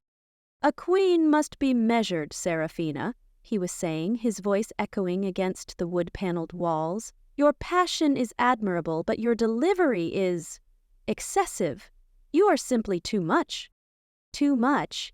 The words fell around her like stones. But they were listening, she'd argued, feeling smaller with each word. Lord Harkness said my points about the southern watershed were valid. They were humoring you, her mother added softly from the doorway. Darling, a future queen guides the conversation, she doesn't dominate it. Too loud, too eager, too passionate, too much. She'd practiced being less after that, measured her words, softened her voice, made herself smaller, quieter, less.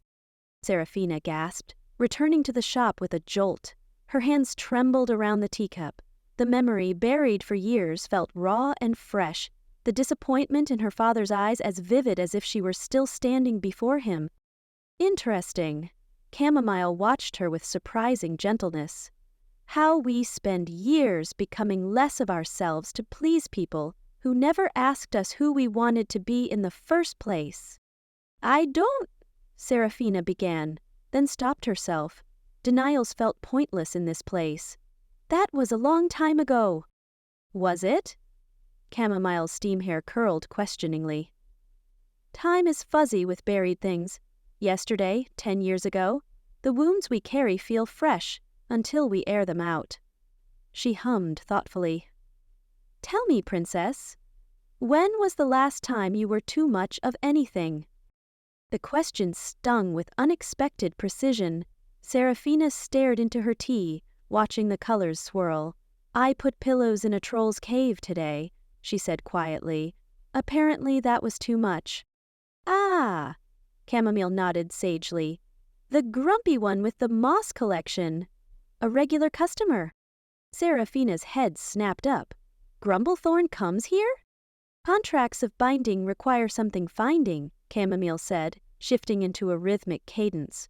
A truth that was lost. A self that was crossed. I don't understand. The clipboard floating beside Chamomile flipped a page of its own accord. Seraphina caught a glimpse of what looked suspiciously like Grumblethorn's name before Chamomile tapped it, and the page turned again. Magic doesn't bind what doesn't need to be bound, Chamomile said, abandoning her rhyming. The contract between you and your troll? He's not my troll, Seraphina interjected. Is searching for something, Chamomile continued without missing a beat. In both of you. What? Like emotional growth? Seraphina scoffed. That's ridiculous. It's just a magical toll booth contract. I'm stuck there because I failed his silly riddle. Chamomile's eyes gleamed. Is that what you truly believe? The teacup in Seraphina's hands warmed suddenly, and another memory threatened to surface. She set it down quickly. I should go, she said, standing. Thank you for the whatever this was. Take another sip, Chamomile urged. The journey home is always clearer after the second taste. Reluctantly, Seraphina lifted the cup again and took a deeper drink. This time no memory came, but a sense of clarity washed over her. The tea tasted like acceptance of herself, her voice, her rightful space in the world. Oh, she whispered. Indeed, Chamomile agreed. She reached beneath the counter and produced a small sachet of tea leaves tied with silver thread. For when you're ready to share instead of shield. 2 cups, 1 truth, steep until the walls come tumbling down. Seraphina took the sachet, feeling its weight, heavier than it should be for its size. What do I owe you? Chamomile winked, a flash of light from her porcelain brow. No charge. The lesson you need is closer than you think. Her voice dropped lower. Though a word of advice, princess? Don't try to be less. Not for a crown, not for a cave dweller. The right spaces grow to hold all that you are. The journey back to the cave passed in contemplative silence. The forest seemed to guide her again, trees bending to create a clear path. By the time she emerged near the bridge, the sun was setting, painting the sky in shades that matched her tea. When she entered the cave, she stopped short just beyond the entrance. Grumblethorn knelt by her sleeping area, awkwardly arranging her pillows back exactly where she'd placed them. His large, mossy fingers worked with surprising gentleness, smoothing wrinkles from the fabric. The contract sigil hanging in the air between them pulsed with gentle golden light when she stepped inside. He startled at her presence, nearly dropping the cushion he held. You're back, he grunted, straightening. I wasn't. These were just. The cave feels. He trailed off, looking everywhere but at her. A dozen cutting remarks rose to Seraphina's lips, practiced deflections honed by years of court politics. Instead, she felt the warmth of Chamomile's tea still lingering in her chest. The cave seemed to hold its breath. Thank you, she said simply, with unguarded sincerity.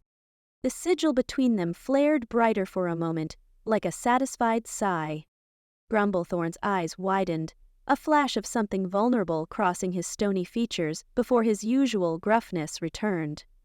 But something had shifted, a small step toward something neither was ready to name. It's still a ridiculous number of pillows, he muttered, but there was no edge to his words. Seraphina smiled, the sachet of tea leaves heavy in her pocket. I know. Chapter 6. Please stop rearranging my tea shelf. Grumblethorn hadn't slept. Not that trolls required much sleep to begin with, but the persistent awareness of Seraphina's breathing from across the cave had kept him unnaturally alert through the night. He lay on his moss bed, staring at the glittering ceiling crystals, acutely conscious of her presence in a way that felt invasive to his carefully constructed solitude. "I'm not looking at her," he muttered to Fern as another leaf detached from her slender stem and drifted pointedly onto his forehead. The plant rustled skeptically. "I'm not," he insisted in a harsh whisper, plucking the leaf from his face. "I'm looking in her general direction, for security purposes." Fern's branches gave a knowing shiver. "Fine.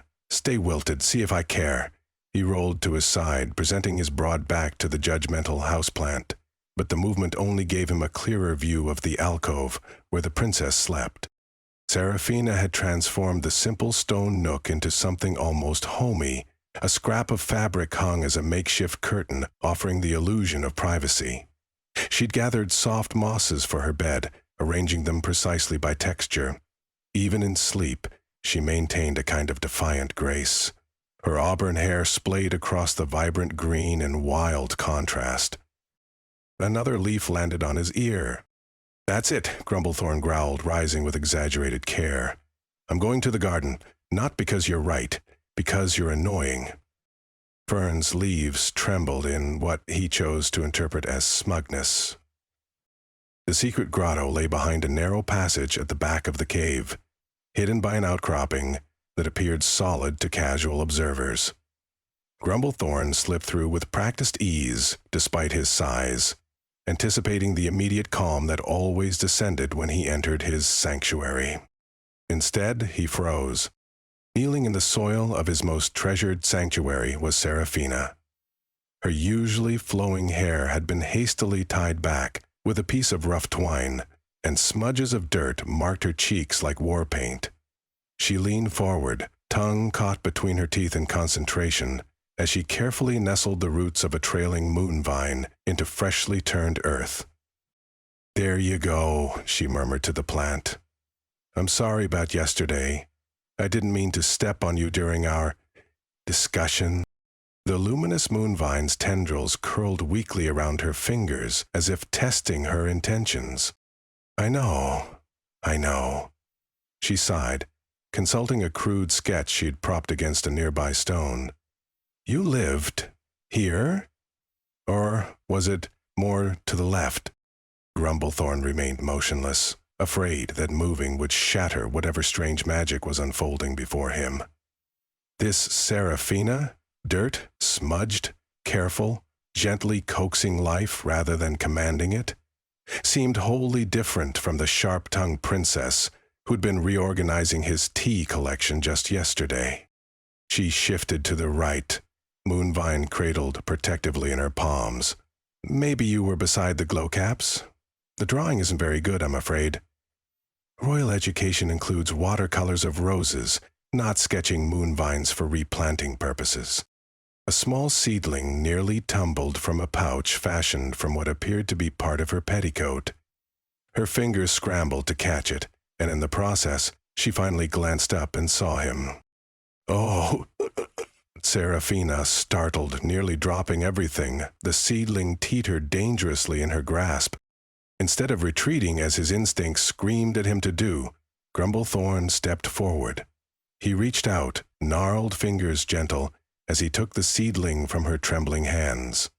Without a word, he knelt beside her, his massive frame somehow making the movement look natural rather than awkward. With practiced precision, he scooped a small hollow in the earth.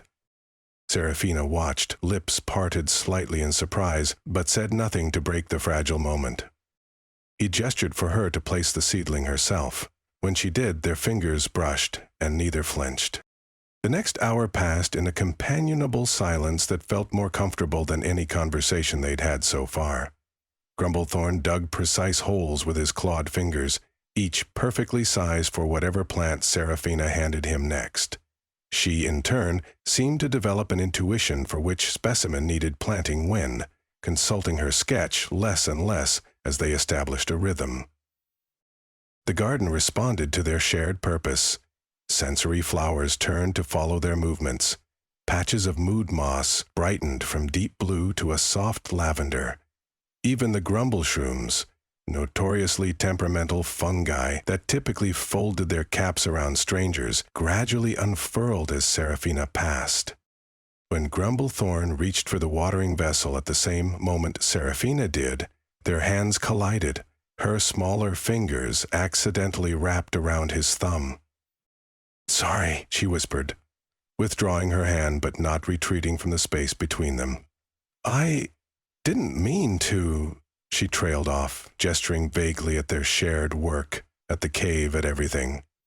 "I'm sorry for pushing too hard.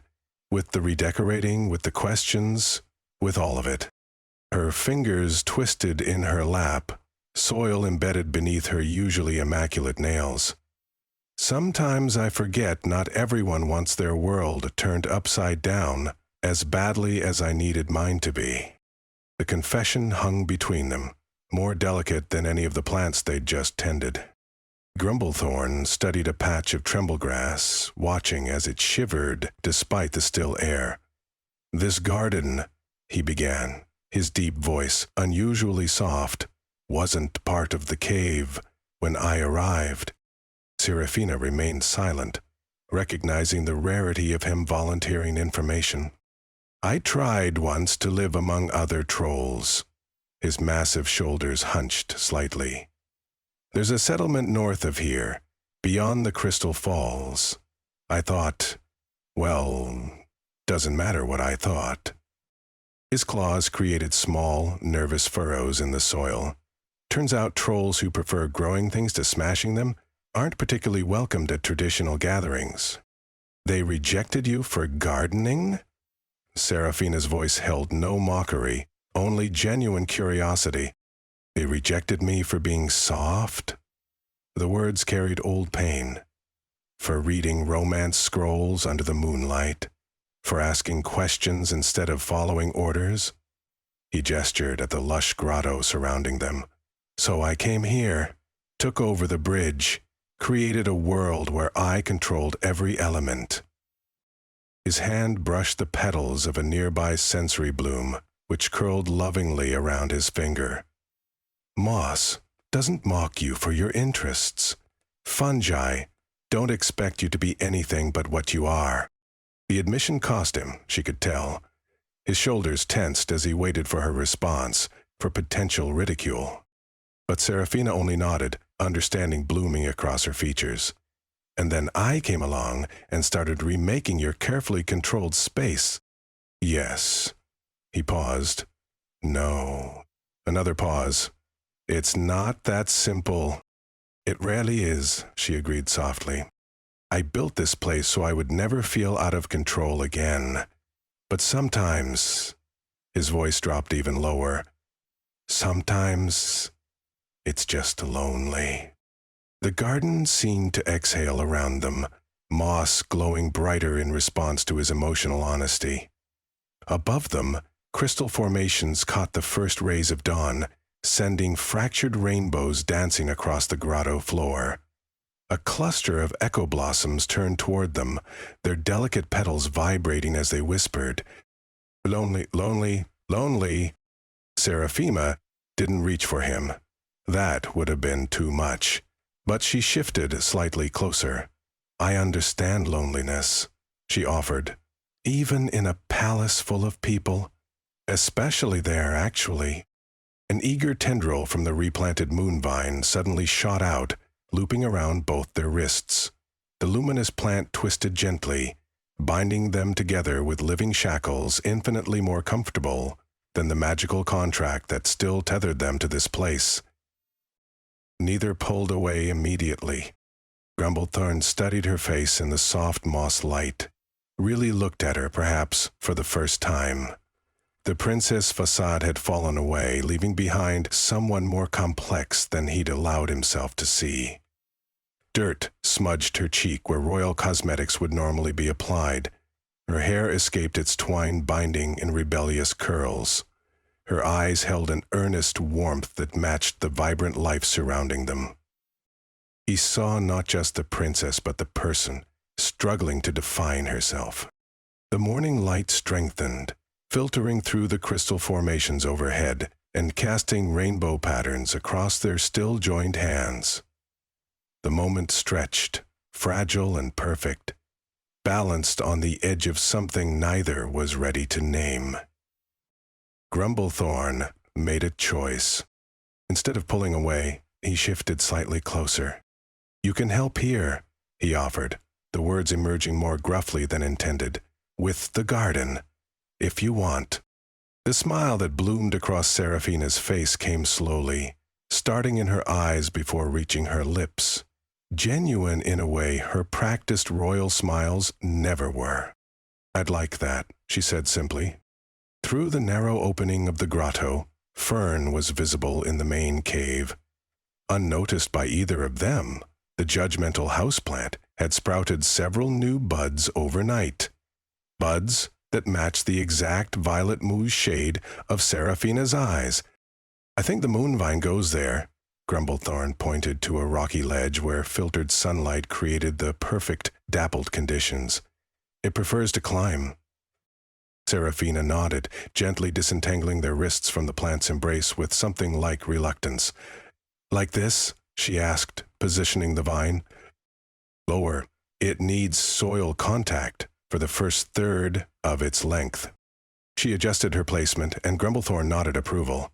Working together, they secured the trailing plant against the stone wall, its luminous leaves already perking up in the correct conditions. "How did you learn all this?" she asked, watching as he delicately pruned a damaged tendril. "About plants and growing things?" His fingers stilled momentarily.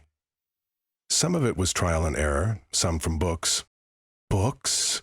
Her eyes lit up. "You never mentioned a library." "It's 3 books, hardly a library." The defensiveness in his tone wasn't quite convincing. "Is one of them the romance scroll you mentioned?" A teasing note entered her voice, but it lacked the sharp edge that would have made him retreat. "Perhaps." He concentrated intently on a perfectly healthy leaf. "One is about fungi cultivation, one about the magical properties of plants, and one about other things." "Other things," she repeated, lips twitching. "Yes, other things, important things," he cleared his throat. "The moonvine likes to be watered every 3rd day, not more." Seraphina accepted the change of subject with grace, though her eyes still danced with amusement. "I'll remember that." She gestured to a patch of small, star-shaped flowers. "What about those? They're beautiful." "Wish blooms," he explained, relaxing back into the shared task. "They only grow where tears have fallen. They're rare." "Whose tears?" she asked softly. Grumblethorn shrugged massive shoulders. "Mine, I suppose. This garden reflects its keeper." Understanding dawned in her expression as she looked around with new eyes, seeing not just plants, but emotional expressions.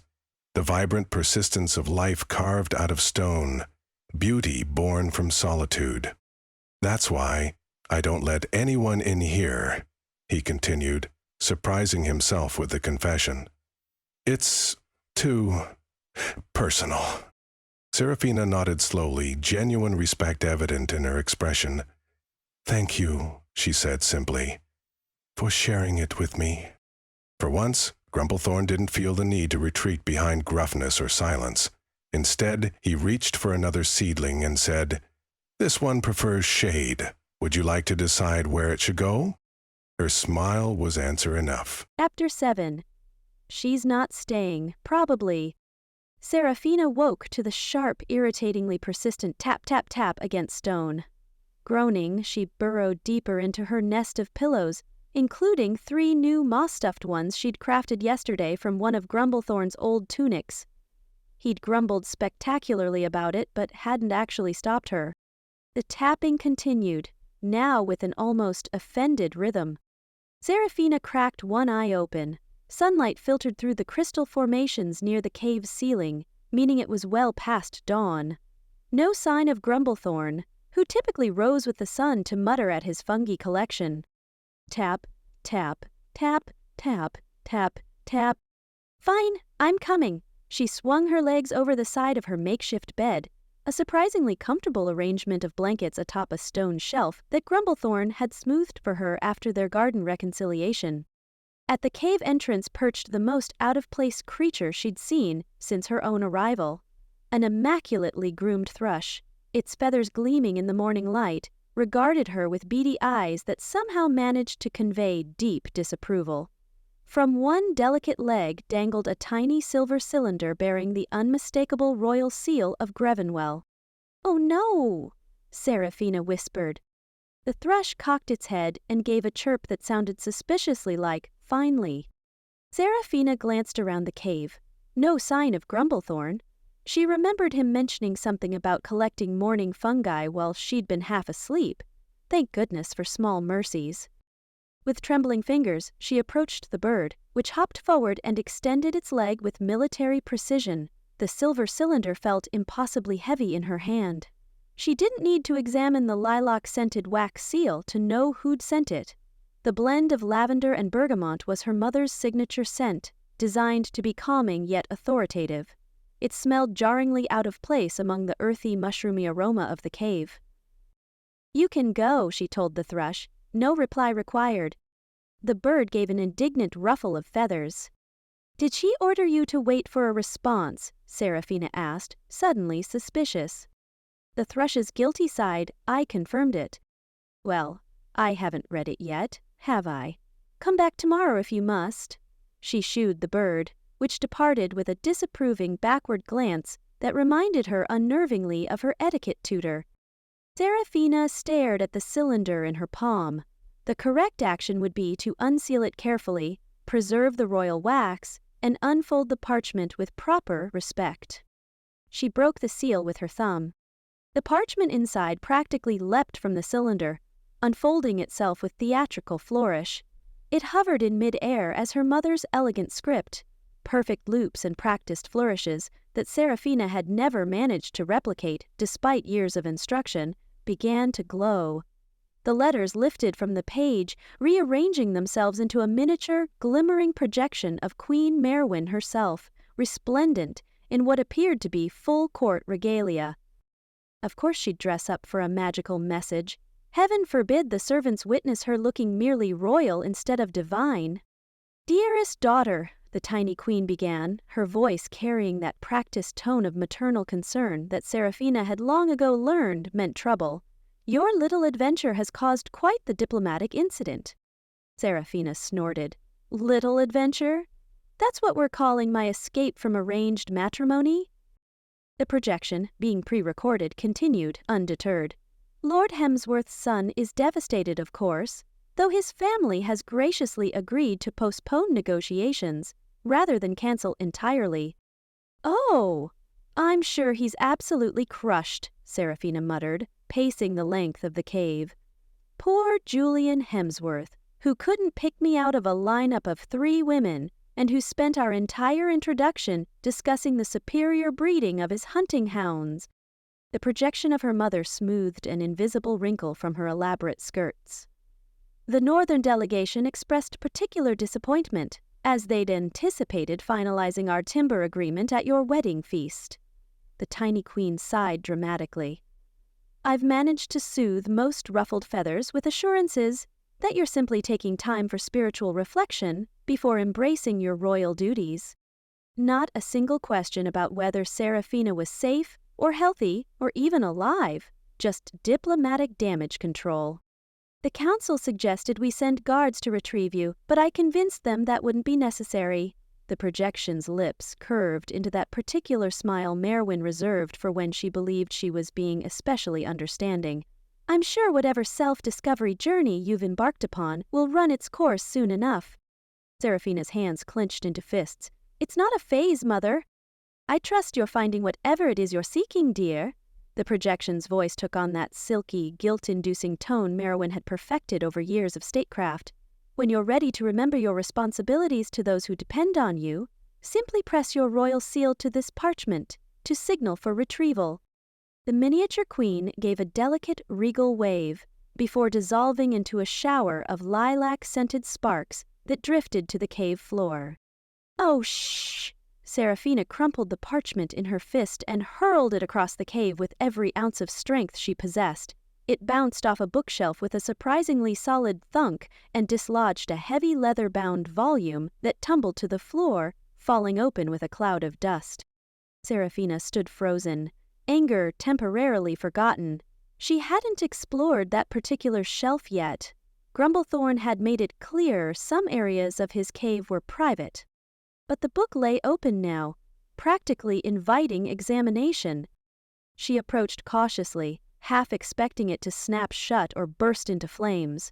Instead, it remained splayed open, revealing page after page of handwritten entries in various scripts, spanning what appeared to be centuries, based on the changing ink colors and penmanship styles.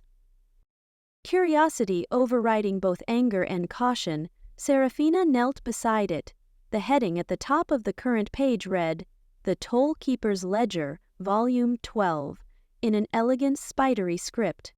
Her eyes widened. This was a record of everyone who had ever been bound by the bridge contract. Eagerly, she began reading. Each entry followed a similar pattern: name, date of binding, reason for detention, observations on progress, and outcome. Some entries were brief. Merchant Darius, bound by greed, released after fair trade with forest creatures, while others sprawled across multiple pages with detailed notes.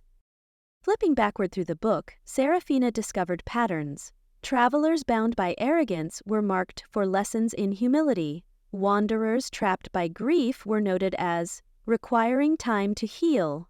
And most intriguing of all, a surprising number of entries concerned nobles and royalty, described as seeking truth behind privilege. She turned another page and froze. "Princess Elena of Grevenwell," she read aloud, her voice barely a whisper, "bound on the 4th day of spring bloom, year of the silver raven." Elena, her mother's younger sister, her aunt, whom Seraphina had been told died of childhood illness before she was born. The Royal Portrait Gallery held only a single small painting of a solemn-faced girl labeled Princess Elena, taken by fever in her 16th year. But, according to this ledger, Elena hadn't died at all. She'd been here, bound by the bridge contract, 25 years earlier. "Nature of binding," Seraphina continued reading, heart pounding. "Fear of the crown's weight." The observations section contained detailed notes about Elena's initial defiance, followed by periods of reflection, with references to nightmares about the responsibilities she cannot escape. But it was the outcome section that made Seraphina's blood run cold. The original entry had been crossed out, with a new notation in different ink: contract terminated, subject returned to royal obligations. The sound of heavy footsteps outside the cave sent panic shooting through her. Seraphina hastily shoved the ledger under the nearest cushion and jumped to her feet just as Grumblethorn ducked through the entrance, his arms full of mushrooms in varying shades of blue and purple. "Morning," he grunted, then paused, nostrils flaring. His eyes narrowed at the lingering scent of lilac. "What's that smell?" Before Seraphina could answer, the magical sigil that connected them, usually a softly glowing symbol hovering near the cave ceiling, flared bright orange. Grumblethorn's gaze shot to it, then back to Seraphina. "This sigil seems agitated," he said, setting down his fungal harvest. "Did something happen while I was out?" Guilt churned in Seraphina's stomach. "Just a message from home," she said, forcing lightness into her tone. "My mother has a flair for the dramatic. Royal messenger birds and scented parchment and all that." Grumblethorn made a non-committal noise, still watching her with those forest shadow eyes that seemed to see more than she wanted them to. "Those mushrooms look interesting," she said, desperate to change the subject. "What do you use the purple ones for?" He hesitated, clearly aware she was deflecting, but after a moment he relented. "Tea," he explained, separating his harvest into neat piles. "The violet caps make a brew that helps with dream clarity." "Dream clarity? That sounds useful," she said, genuinely interested despite her distraction. "Do you use them often?" Only when necessary, he arranged his fungi with methodical care. They reveal what the mind tries to hide, but sometimes he trailed off, shrugging his massive shoulders. Sometimes it's better not to know, Seraphina suggested. Grumblethorn's eyes met hers. Sometimes knowing isn't enough to change anything. The weight of the ledger's secrets pressed against Seraphina's conscience. Had Grumblethorn been the tollkeeper when Elena was here? Did he know about her aunt? And why would her mother erase a sister from family history? The sigil pulsed again, orange-red, with her deception.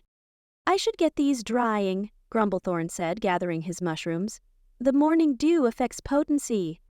As he moved toward his workbench, Seraphina couldn't help but wonder, how much did the tollkeeper know about the ledger's contents, about her family, about her? Later, when Grumblethorn left to tend to his garden, Seraphina retrieved the ledger from its hiding place and curled up in her alcove.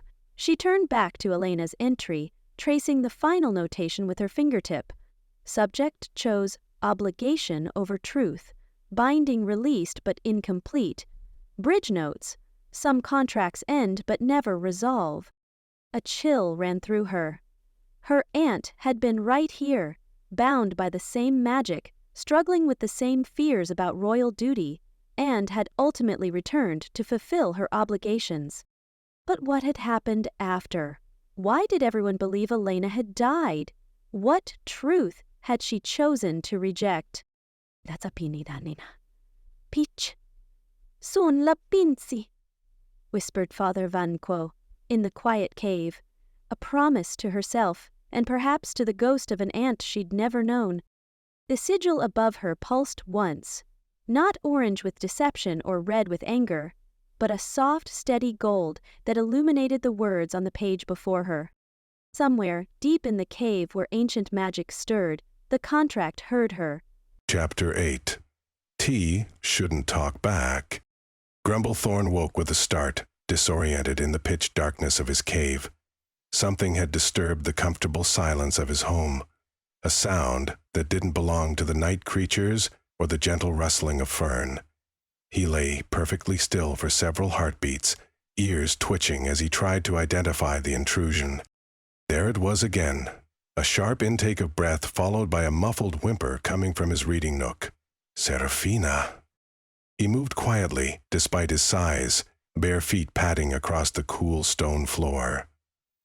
His eyes adjusted easily to the darkness, a blessing of troll heritage, and he spotted her, curled tightly in his favorite chair. Half a dozen scrolls lay unfurled around her, some dangling precariously from the edge of the table. But it wasn't her midnight reading that caught his attention. It was the unmistakable glint of moisture on her cheeks, illuminated by the faint phosphorescent moss that lined the cave walls. She looked up at his approach, hastily wiping her face with her sleeve. Her eyes were red, rimmed, her normally perfect hair disheveled. She'd clearly been crying for some time. "Ooh, hello there, big guy," Seraphina said, forcing cheerfulness into her voice. "Just getting acquainted with some troll literature. Fascinating stuff. Did you know that troll poetry from the Third Age consistently uses 13 syllables per line? Terribly specific. I was just—" She trailed off, her attempt at deflection faltering under his steady gaze. Grumblethorn shifted his weight uncomfortably from one foot to the other. He wasn't built for comforting princesses. Or anyone, really. His instinct was to retreat, to pretend he hadn't seen her vulnerability. It would be easier, safer. Instead, he surprised himself by saying, "Nightmares aren't something you need to hide here." His voice came out gruff, but gentler than he intended. He hovered a few feet away, painfully aware of his imposing silhouette in the darkness, torn between respecting her space and offering comfort. Seraphina stared at him, her practiced smile slipping. She opened her mouth, likely to deliver another quip, then closed it again. The silence stretched between them, taut and uncomfortable. Fern rustled meaningfully from her pot in the corner. Grumblethorn shot the plant a warning look before making a sudden decision. "Wait here," he muttered, turning abruptly toward the far wall of the cave. He counted 5 stones from the floor, then 3 to the right, his fingers finding the slight groove in the rock face that most eyes would never notice. With practiced care, he slid the loose stone free from its setting and reached into the hidden compartment behind it. His fingers closed around a small wooden box, its surface worn smooth from years of occasional handling. He held it with a reverence that seemed at odds with his rough exterior, the delicate craftsmanship dwarfed by his massive hands as he returned to where Seraphina waited. Her curiosity had visibly overtaken her embarrassment. She sat up straighter, her red-rimmed eyes fixed on the box. "What's that?" she asked, her voice still thick from crying.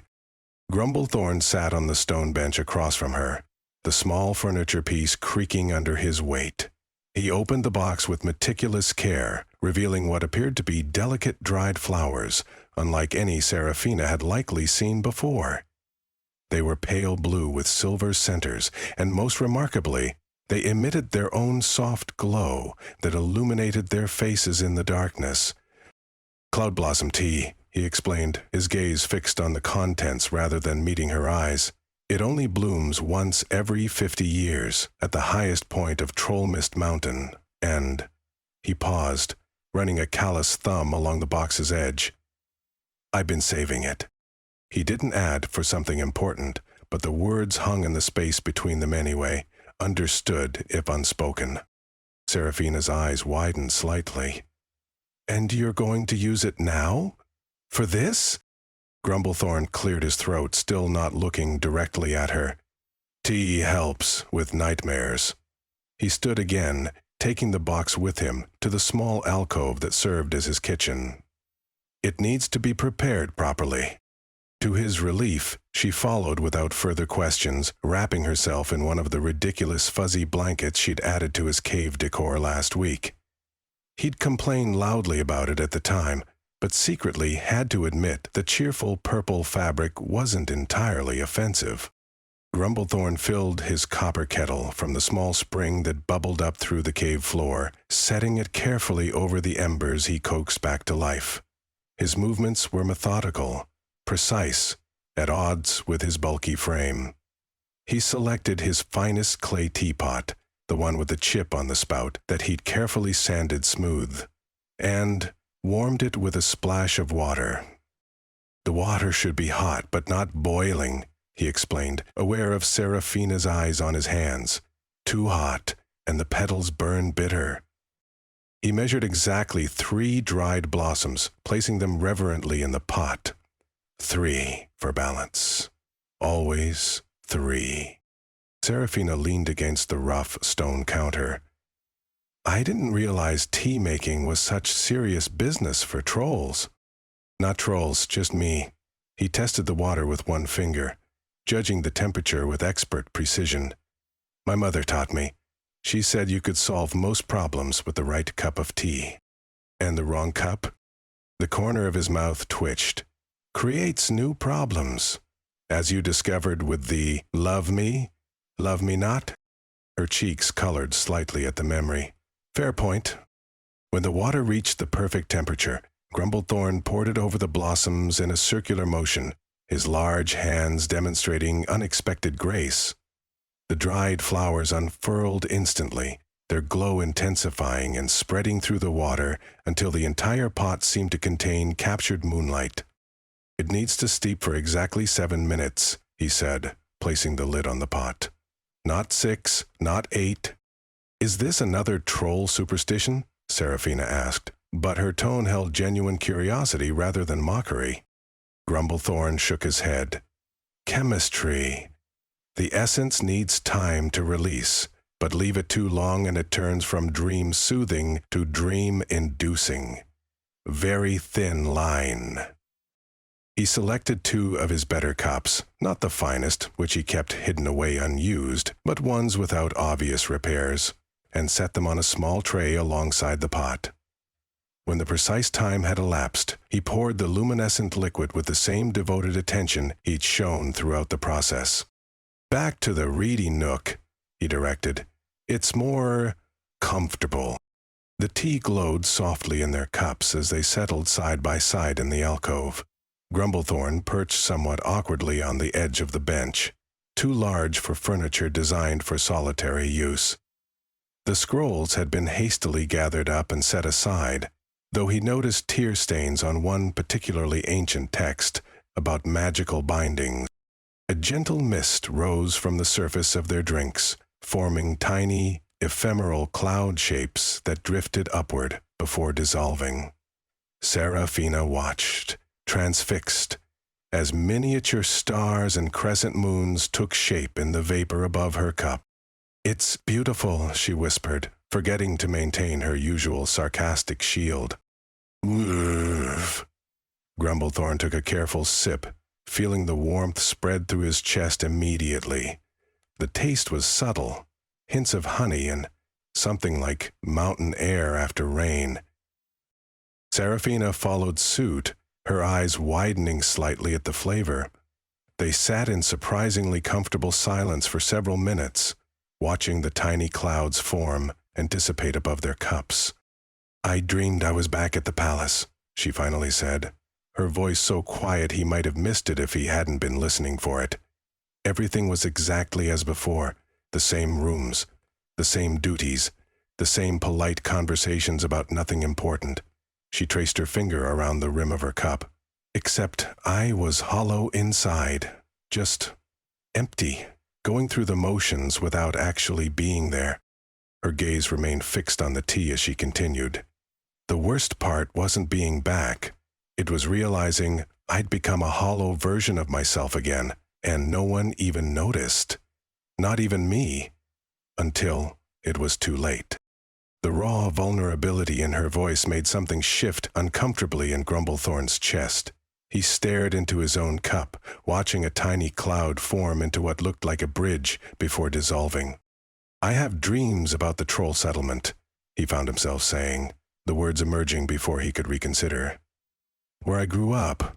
He paused, searching for the right words. "They didn't appreciate my differences." Seraphina looked at him, waiting without pushing. "In the dreams, I'm standing in the center of the great hall during the autumn gathering, and everyone just stops talking, stares." He took another sip of tea. "Used to wake up in cold sweat, terrified of their judgment." "And now?" she asked softly. Grumblethorn considered this. "Now I wake up and realize that's not what scares me anymore." His voice dropped lower. "What scares me is living my entire life without anyone who truly sees me beyond this." He gestured vaguely at his mossy exterior.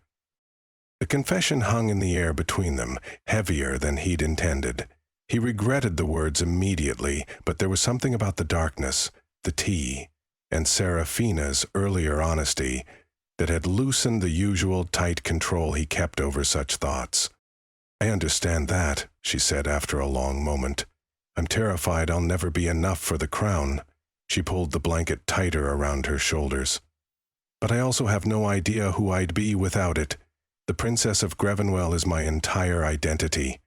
Take that away and what's left?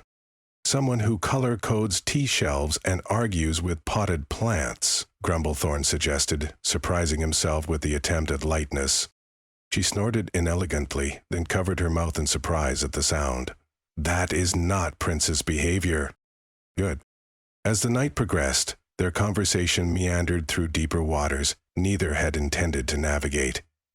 Grumblethorn refilled their cups once, careful to strain the blossoms so the tea wouldn't grow too potent. The usual boundaries between them, princess and troll, captive and captor, chaos and order, seemed temporarily dissolved by darkness and shared vulnerability. "Before you arrived," Grumblethorn admitted during a lull, "I started talking to Fern, just to hear a voice, even if it was my own." He kept his eyes fixed on a point across the cave. 57 days without speaking to another person. I counted. From across the cave, Fern's leaves rustled indignantly. "Sorry," he amended. "Person or plant?" Seraphina's expression softened. "That sounds lonely." It was supposed to be peaceful. He didn't add that it hadn't really been that way for a long time. The cave itself seemed to respond to their emotional openness. Grumblethorn noticed fern unfurling new growth despite the late hour, and the moss along the walls glowed warmer, casting a gentler light around them. Most tellingly, the magical sigil that connected them, the physical manifestation of the contract, pulsed with a gentle rhythm that seemed to match their heartbeats. He deliberately avoided drawing attention to these changes. Some magic was better left unacknowledged, especially the kind that responded to feelings he wasn't ready to name. "Why did you do it?" Seraphina asked suddenly. "The toll-keeper tradition. It clearly brings you no joy, and you don't seem particularly interested in collecting actual tolls." She gestured to the abandoned collection box, gathering dust near the cave entrance. Grumblethorn was quiet for so long she might have thought he wouldn't answer. "My family has guarded this bridge for 17 generations, he finally said. "The first Grumblethorn. Yes, it's a hereditary name," he added, seeing her raised eyebrow. "Found purpose in it. Not in collecting trinkets or scaring travelers, but in guiding them to their truths." He ran a hand over the moss growing on his forearm, a self-conscious gesture. The contracts were always meant to be teaching tools, not punishments. A way to help lost souls find what they needed, not what they thought they wanted.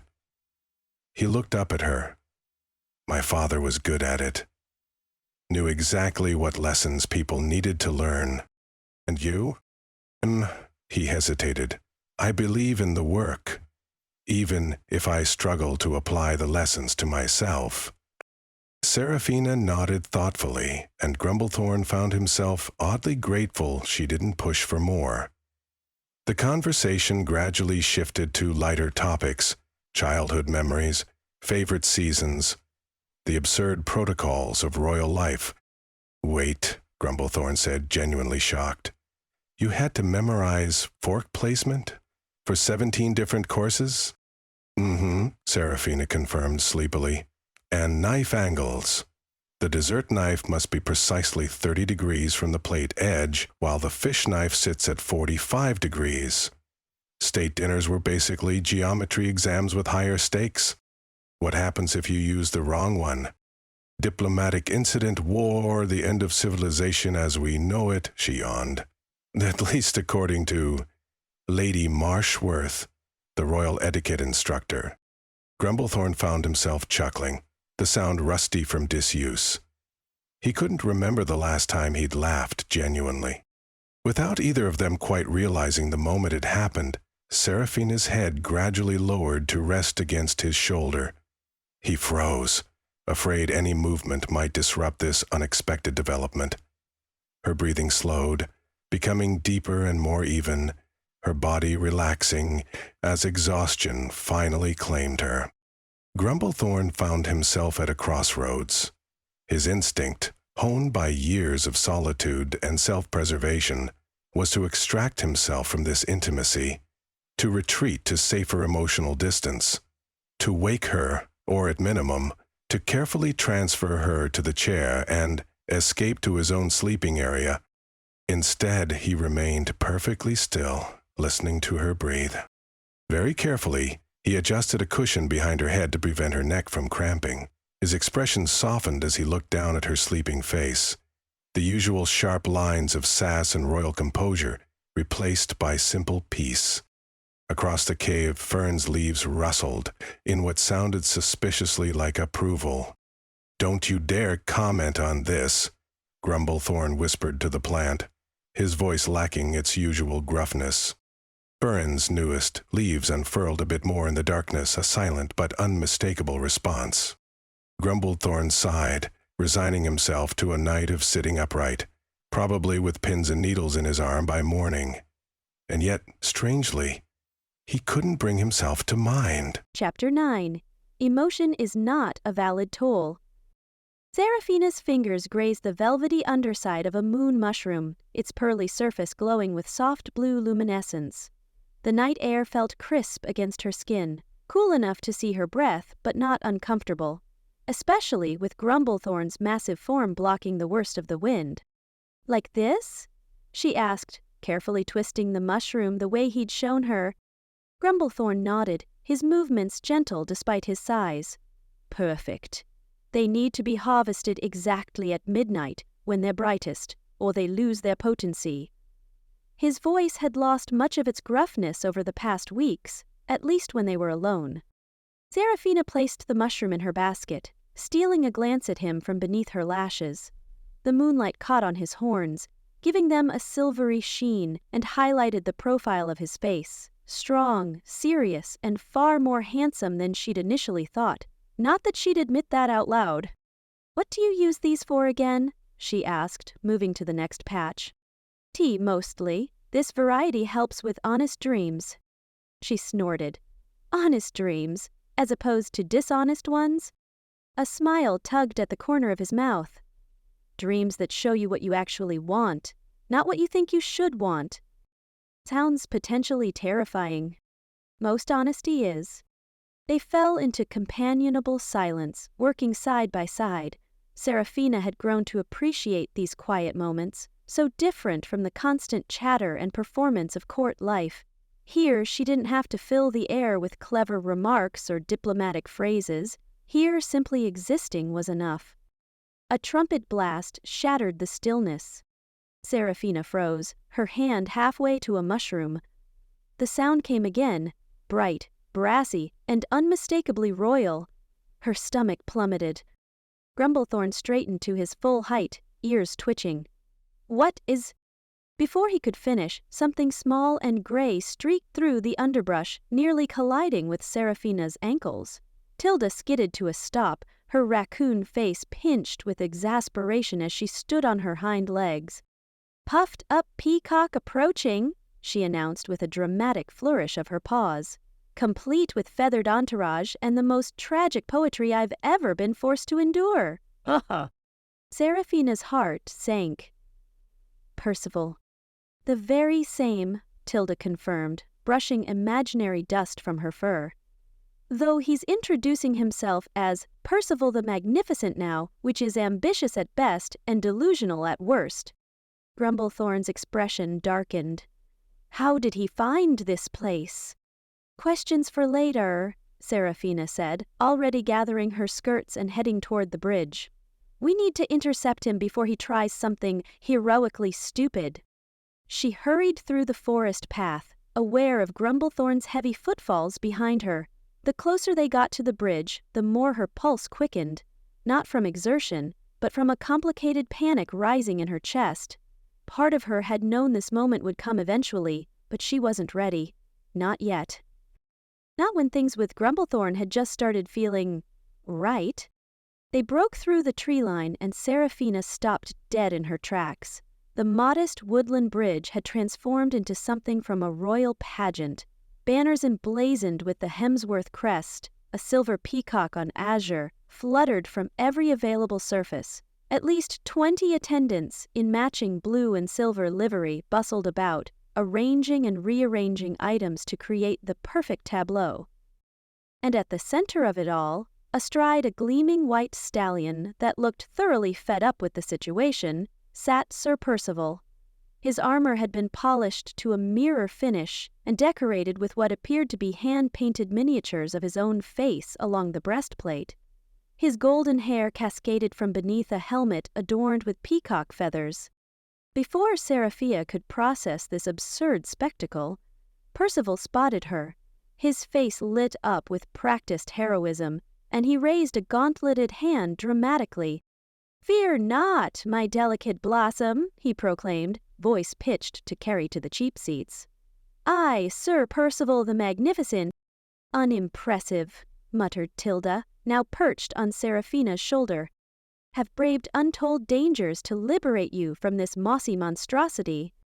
On cue, a weary-looking man with a lute stepped forward and strummed dramatic chords.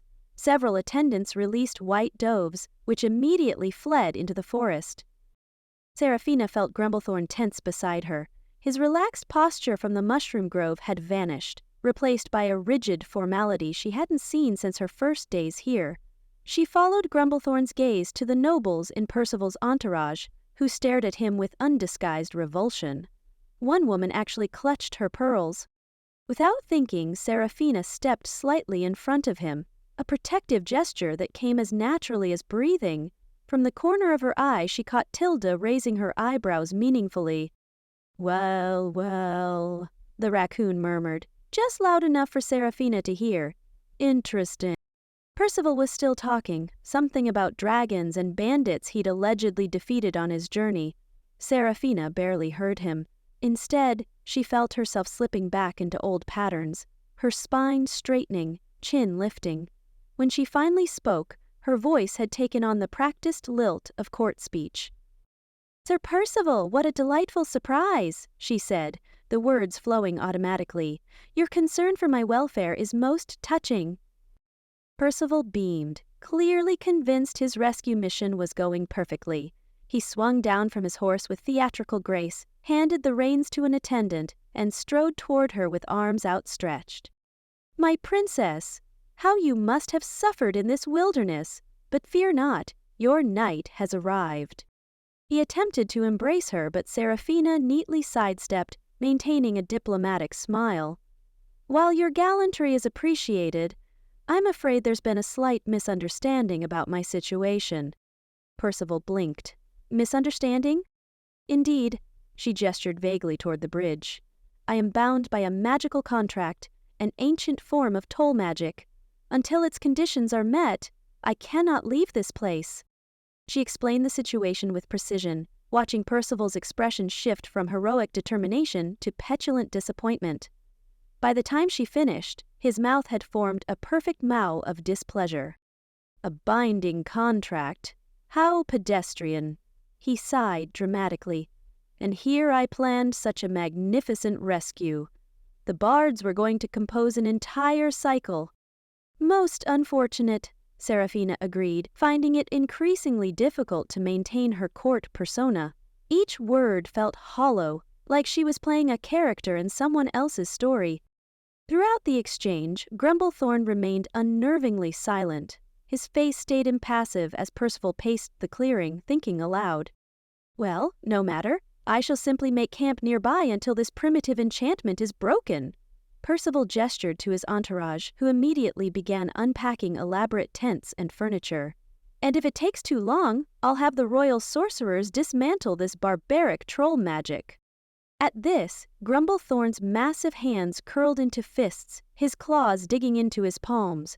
Seraphina noticed a muscle twitch in his jaw, the only outward sign of his anger. Within an hour, an absurdly opulent camp had materialized beside the bridge. Silk pavilions in the Hemsworth colors stood in a semicircle around a central fire pit. Servants had erected a portable bathing tent complete with steaming water being poured into a copper tub. The smell of roasting meat and exotic spices filled the air as Percival's personal chef prepared dinner. It was ridiculous, extravagant, completely unnecessary, and achingly familiar. "Princess," Percival said, taking both her hands in his. His gauntlets had been removed, but his fingers were still cold against her skin. "This brief captivity will make a magnificent addition to our wedding tale. Think of it. The brave knight, the enchanted prisoner, the dramatic rescue. Our children will beg to hear it again and again." Seraphina felt a strange chill that had nothing to do with the evening air. She became acutely aware of the magical sigil that connected her to Grumblethorn. Its usual warm glow had dimmed noticeably at Percival's words. She glanced back at Grumblethorn, who had retreated several steps into the forest shadows. Their eyes met briefly, his dark and unreadable, yet somehow conveying everything. Then he turned away with a formal nod that felt like emotional surrender. Seraphina felt something crack inside her chest. "You must join me for a proper meal," Percival insisted, already leading her toward his camp. "After weeks of whatever trolls eat, roots and raw meat, I assume, you deserve civilization. I've brought your favorite spiced wine from the palace cellars." She should correct him. Tell him about Grumblethorn's excellent cooking, his collection of teas, the surprising delicacy with which he prepared meals. But the words stuck in her throat as she was swept into the camp, surrounded by familiar faces from court. "Your Highness, what an ordeal you've endured. Were you kept in chains? How barbaric. Did it try to eat you?" The questions bombarded her from all sides as she was seated at a portable dining table draped in silk. Servants poured wine and laid out course after course of elaborate dishes. Percival sat beside her, one hand possessively on the back of her chair as he regaled everyone with the tale of his journey. Seraphina found herself mechanically playing her part, laughing at the right moments, gasping at tales of danger, demurely accepting Percival's boasts about crossing treacherous mountains, the road had been perfectly clear, and outsmarting bandits who were suspiciously similar to farmers in his retelling. But her eyes kept drifting toward the darkened bridge and cave beyond. "And then," Percival was saying, "when the griffin attacked our camp—" "There are no griffins in Silverwood," Seraphina corrected automatically, then immediately regretted it when conversation stilled. Percival recovered with a patronizing smile. "Of course you wouldn't have seen one, locked away in that cave. They hunt at great heights." He patted her hand. "Don't worry, my dear. Once we're married, you won't need to trouble yourself with such details. That's what husbands are for." Several courtiers nodded approvingly. Seraphina took a large sip of wine. The evening crawled on, each moment stretching like taffy. As servants cleared the final course, Percival clapped his hands for attention. "And now, the true purpose of my haste." He reached into his doublet and produced a small velvet pouch. From it he withdrew a royal seal, the Queen's personal mark. Seraphina's stomach twisted. She recognized it immediately. "Your mother sends this with her blessing," Percival said, presenting it to her with a flourish. "Simply activate it, and it will summon the royal guard to escort us home. The Queen thought it prudent to expedite matters, given the unusual nature of your confinement." The weight of expectation hung heavily in the air. Every eye watched her, waiting for her to accept the seal and her fate in one gesture. That is," Seraphina composed herself, summoning every diplomatic skill she possessed, "such matters require proper preparation. I would need to gather my belongings and say my farewells. Protocol demands proper closure of magical contracts." Percival's smile tightened, but he nodded. "Of course, protocol. We shall activate it tomorrow then, after you've prepared for departure." When she finally extracted herself from the dinner, pleading exhaustion, Seraphina nearly ran back to the cave. The familiar rocky entrance greeted her, but something felt different. Wrong. Inside, she found Grumblethorn methodically removing all her decorative touches from his space. The colorful throw pillows she'd placed on his stone chairs, the curtains she'd hung over the storage alcoves, the small vase of woodland flowers that had sat on his table for weeks. His movements were deliberate, his expression closed off as he carefully folded each item and placed it in a neat pile. "What are you doing?" she asked, her voice small in the cavernous space. Grumblethorn didn't look at her. "Returning your things. You'll want to pack them." "But I haven't decided." "Your fiancé has arrived to rescue you, Princess." His voice was formal, distant, the way he'd spoken when she first arrived. "The contract will be fulfilled soon." "The contract isn't just about time passing," she argued. "It's about—" "Bridges are for crossing, Princess," he interrupted, still not meeting her eyes. "You should prepare for your journey home." The formality cut deeper than anger ever could.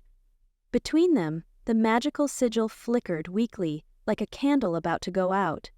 Seraphina opened her mouth to protest, to explain that Percival wasn't what she wanted, that the palace had never felt like home the way this cave surprisingly did. But Grumblethorn had already turned away, retreating to the garden where they'd harvested mushrooms just hours ago. The space between them stretched wider than the physical distance, a chasm of unspoken words and feelings neither seemed brave enough to bridge. Seraphina stood among the half-dismantled remnants of their shared life, the royal seal heavy in her pocket, feeling more trapped than she had at any point since arriving at the bridge. Chapter 10. If I say nothing, it might go away. Grumblethorn arranged his fungi collection with painstaking precision, organizing each specimen by exact toxicity levels. The death caps belonged with the death caps, the mild stomach churners with the mild stomach churners, the hallucinogenic varieties, which he'd never indulge in, obviously, but kept for purely academic purposes, in their own special section. This requires absolute concentration, he muttered to himself, knowing full well it did not. A troll child could sort fungi, but sorting fungi meant not thinking about the hollowness of the cave since Seraphina had started spending most of her time at Sir Percival's ridiculous camp. The man had brought actual silk tents in a forest with dirt. Not that Grumblethorn was keeping track of how much time she spent there. Certainly not. He was simply observant. A leaf smacked him in the back of the head. "Really, Fern? Again?" He turned to glare at the plant, who had clearly positioned herself for maximum dramatic effect, drooping artistically over his reading nook, a small pile of shed leaves accumulating beneath her pot. Fern's remaining leaves rustled with obvious judgment. "I am not brooding," he informed her, though he absolutely was. "I am organizing. There is a significant difference." Fern went completely still in that unique way that somehow communicated, "Sure you are, and I'm a cactus." Grumblethorn returned to his fungi, ignoring the way Fern's stalk suddenly perked up at the sound of footsteps outside the cave entrance, only to droop dramatically when they passed by. She'd done this 14 times today. Not that he was counting. "She's making her choice, and it's the right one," he said, more to himself than to Fern. Back to her real life, with real people, human people with shiny armor and silk tents and trumpets. Fern dropped 3 more leaves in protest. "You're making a mess," he grumbled as he picked up a particularly toxic specimen. "Which reminds me, I should sweep before—" A soft pop, followed by a puff of tea-scented steam, interrupted him. Grumblethorn startled, nearly dropping the mushroom. A clipboard had materialized at eye level, hovering in his personal space with absolutely no regard for proper hovering etiquette. The top page bore an elaborate letterhead with flowing script that read, "Urgent, Emotional Intelligence Assessment." Grumblethorn ignored it. The clipboard floated closer. He turned away. The clipboard followed, zipping around to face him again. The text rearranged itself before his eyes, now blaring, "Read this now, Moss, for brains." "Chamomile," he growled, recognizing the meddling tea golem's handiwork immediately. He snatched the clipboard from the air with more force than necessary. "Fine. Let's see what's so urgent that you have to interrupt my important taxonomic work." The assessment began in a professional tone. Subject: Grumblethorn of Silverwood Bridge. Status: emotionally constipated. Prognosis: terminal stubbornness. "This is absurd," Grumblethorn muttered, though his ears had flattened against his skull. A tell Seraphina had once called adorably obvious. His eyes continued down the page. Subject displays pathological commitment to loneliness despite obvious emotional attachments. Insists on sabotaging own happiness with impressive dedication. Has developed sophisticated defense mechanisms, including aggressive fungi sorting. Pretending plant reactions are normal seasonal changes, referring to feelings as temporary digestive discomfort. Award-winning brooding, competition held annually in own mind.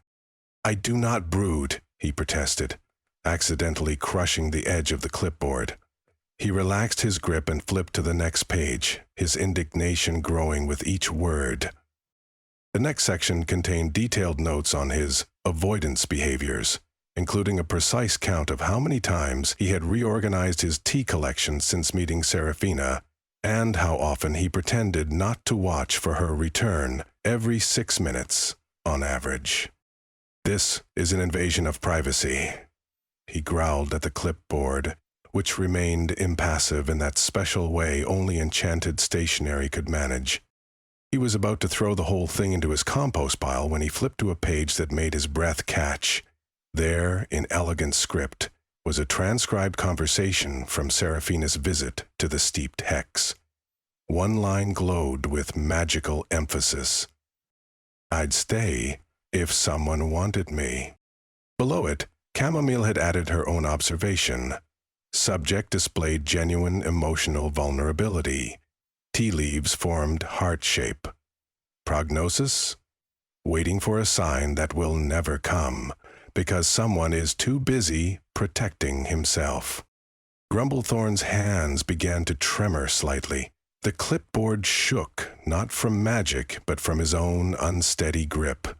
He quickly flipped to the final page, where a hastily scribbled note in Chamomile's flowing handwriting read, "Trollkeeper contracts require mutual resolution. Magic knows the difference between letting go and giving up. P.S. Your moss is dying." "What?" His head jerked up. For the first time in days, he really looked at his cave. The luminous moss that had always given his home a soft, welcoming glow was indeed dulling. Patches had turned an alarming shade of gray, particularly around the entrance where the magical sigil pulsed weakly. The contract was fading, not from resolution, but from neglect. As if responding to his distress, the ground beneath the cave trembled. A fine shower of dust rained down from the ceiling. Grumblethorn dropped the clipboard and rushed outside, just in time to see a deep crack form across the bridge's ancient stonework. No, he muttered, rushing to examine the foundation where the original runes were carved. These markings were his responsibility, his heritage, passed down through generations of trollkeepers. He knew every curve and line by heart. Or he thought he did. The runes were changing before his eyes. The familiar text about payment or service shifted, revealing deeper, older inscriptions that had been hidden beneath. Words about truth between hearts and bridges crossed together emerged from the stone itself, glowing with faint blue light. "What is this?" he whispered, tracing the new, old words with a careful claw. "This isn't the contract I invoked." "Isn't it, though?" Grumblethorn nearly jumped out of his mossy hide. Tilda had appeared at his shoulder, as silently judgmental as only an enchanted raccoon could be. She stood on her hind legs, paws crossed over her chest. "These runes," he pointed, trying to ignore her penetrating stare. "They've changed. The contract is unstable." Tilda examined her claws. "Interesting how we convince ourselves that pushing people away is for their benefit, not because we're afraid they might actually choose to stay." Grumblethorn bristled. "I'm not pushing her away. She's making her choice. She belongs with her own kind." "Her own kind?" Tilda arched an eyebrow. "You mean the fancy boy who spent breakfast explaining how he plans to fix her personality once they're married? That kind?" Something hot and protective flared in Grumblethorn's chest. He said, "What?" "Oh, now we're interested," Tilda smirked. "That pretty boy's planning a grand exit tomorrow. Brought actual trumpeters. Tragic."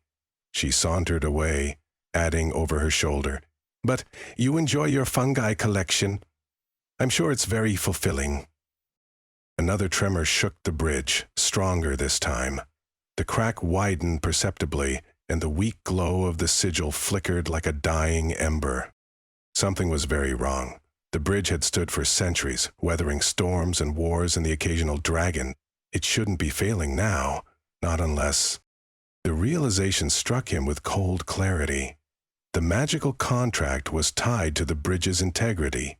If the contract failed catastrophically, rather than resolving properly, He glanced toward Sir Percival's camp, where Seraphina would be preparing to cross tomorrow.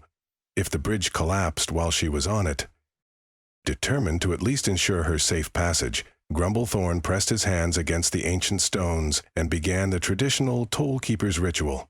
He closed his eyes and channeled his energy into the runes, reciting the words his father had taught him. I, Grumblethorn of the Silverwood Bridge, keeper of the toll, guardian of... Arg! A painful magical backlash threw him backward. He landed hard on the forest floor, his palms smoking slightly from the rejected spell. As he struggled to sit up, a low rumble emanated from the bridge itself.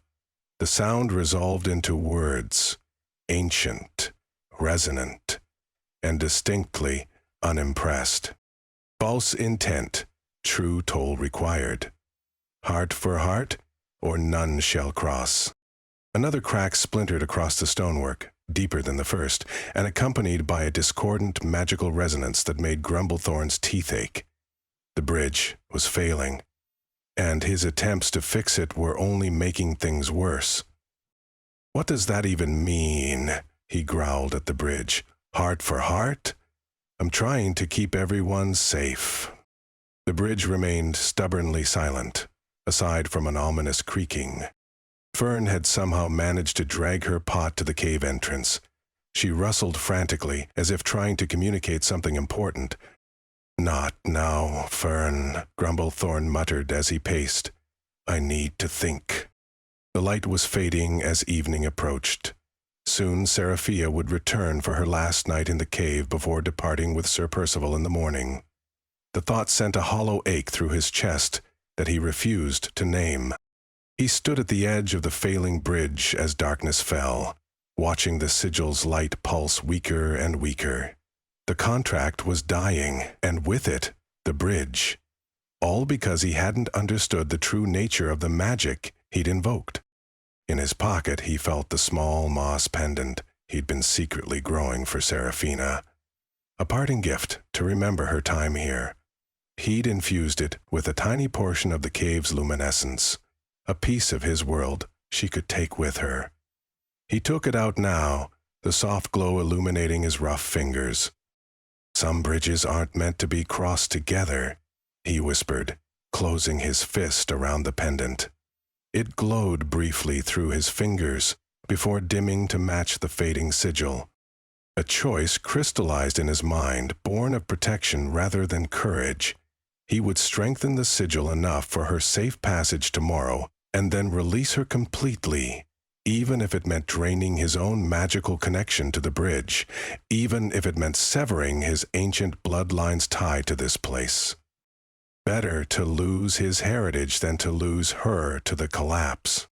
He tucked the pendant back into his pocket and squared his shoulders. There was work to be done before she returned. He needed to stabilize the sigil, pack her things, and prepare himself to say goodbye. And I should probably clean up the fungi, he muttered, glancing back at the cave. Can't send a princess home with toxic mushroom spores on her fancy dresses. No sooner had he turned back toward the cave than he heard the sound of someone clearing their throat.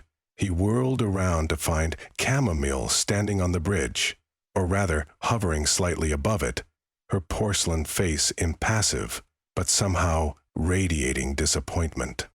Did you even read the whole assessment? She asked, steam curling from her head in irritated wisps. I got the general idea, Grumblethorn grumbled. You think I'm making a mistake. No, I know you're making a mistake, Chamomile corrected, floating closer. And it's a particularly stupid one, even for a troll. The bridge is failing. She needs to leave safely. The bridge, Chamomile said with exaggerated patience, is responding to your emotions, both of your emotions. That's how Trollkeeper magic works. Grumblethorn blinked. Both? But she's not. Part of the magic? Chamomile finished. Of course she is. From the moment she failed your riddle, spectacularly, I might add, and you invoked the contract, she became magically entwined with this place.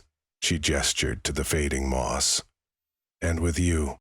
That's not possible. Trollkeeper magic is passed through bloodlines, not what?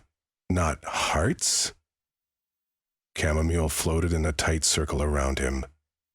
Tell me, wise troll, what exactly did you think heart for heart meant? A cardiac exchange program? Grumblethorn opened his mouth, then closed it again. Down at the camp, he could hear laughter, Seraphina's laugh mingled with others. Real people. Her people. She's leaving, he said, the words like stones in his throat. She's chosen. Has she? Chamomile raised an eyebrow. Or are you choosing for her because it's easier than risking rejection? The bridge trembled again. A small shower of stone chips tumbled into the ravine below. I can't keep her here against her will, Grumblethorn said. Finally, something we agree on, Chamomile nodded. So, perhaps you should ask what her will actually is instead of assuming. Novel concept, I know. Communication, very avant-garde. With that parting shot, Chamomile vanished in a puff of fragrant steam, leaving Grumblethorn alone with his thoughts and a rapidly deteriorating bridge. It was then he noticed Fern had somehow managed to inch her pot even closer to the entrance. A single new bud had formed among her drooping foliage. As he watched, it unfurled into a small white flower, the same kind that grew in the corner of the garden where he and Seraphina had worked side by side. Traitor, he muttered at Fern, but there was no heat in it. Night had fallen completely now.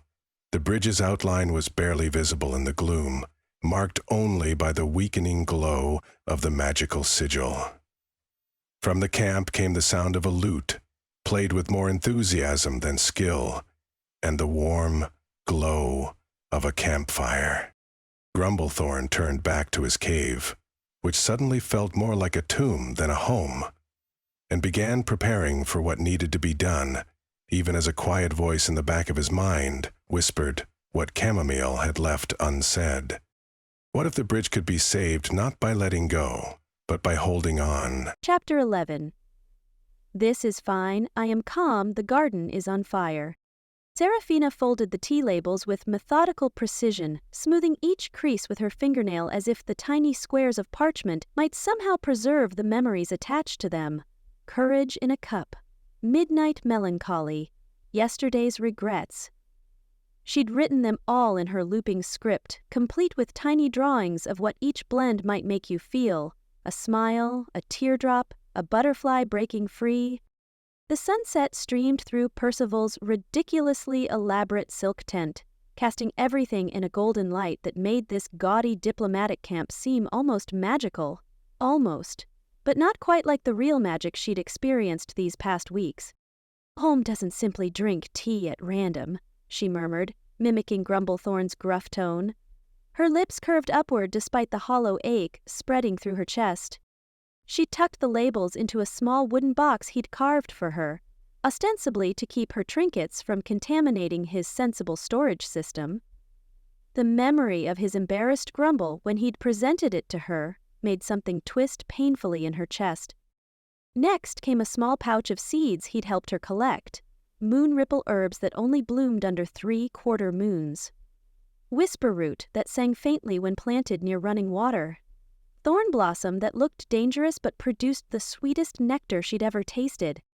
The trick is knowing which things only look like they'll hurt you, Grumblethorn had explained, carefully showing her how to harvest the delicate petals without pricking her fingers.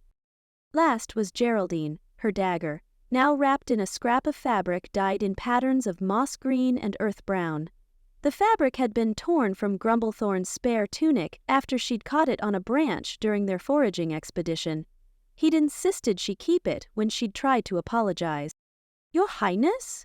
Percival's voice floated through the tent flap, followed by the man himself, resplendent in emerald velvet that somehow still managed to look like a costume compared to Grumblethorn's simple practical clothes. "I've brought you something simply marvelous for tomorrow's triumphant return." He unfurled a gown so elaborate it practically required its own tent. Gold thread embroidery covered every inch of the bodice, while the skirt bloomed outward in layers of cream and blush silk that would make walking through the forest completely impossible. "The royal dressmaker worked night and day when she heard of your rescue," Percival preened. "I personally selected the pearl inlay pattern. See how it forms our intertwined initials, P and S, together forever? A fortnight ago, this gown would have inspired either rage or despair. Now, Seraphina simply felt nothing." She studied Percival's animated face, handsome in the conventional way of court portraiture, every expression calculated for maximum charm, and realized she'd outgrown him, outgrown the palace, outgrown the version of herself that could fit into this life. But what waited beyond it? "You'll wear the diamond tiara, of course," Percival continued, apparently not noticing her silence. "And I've planned a spectacular announcement for our wedding date.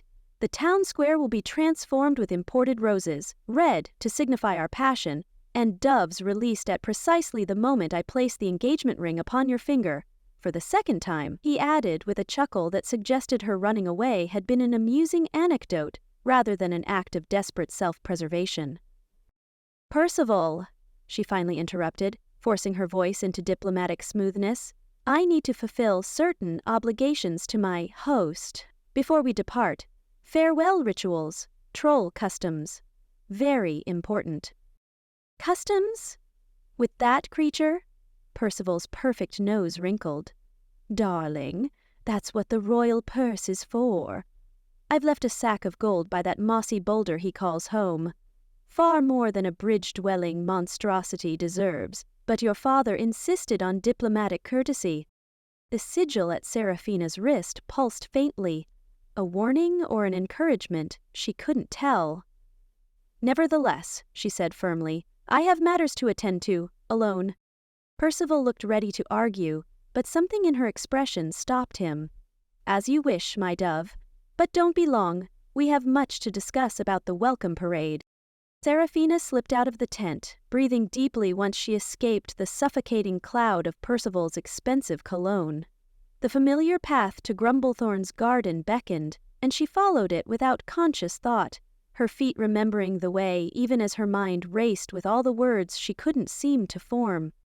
Beneath her feet, the stone of the path cracked, a tiny fissure that spread like a spiderweb. The sigil at her wrist flickered dimly, like a lantern running out of oil. Whatever magic bound her to this place was failing, breaking down with each step that took her closer to departure. The garden, when she reached it, stole the breath from her lungs.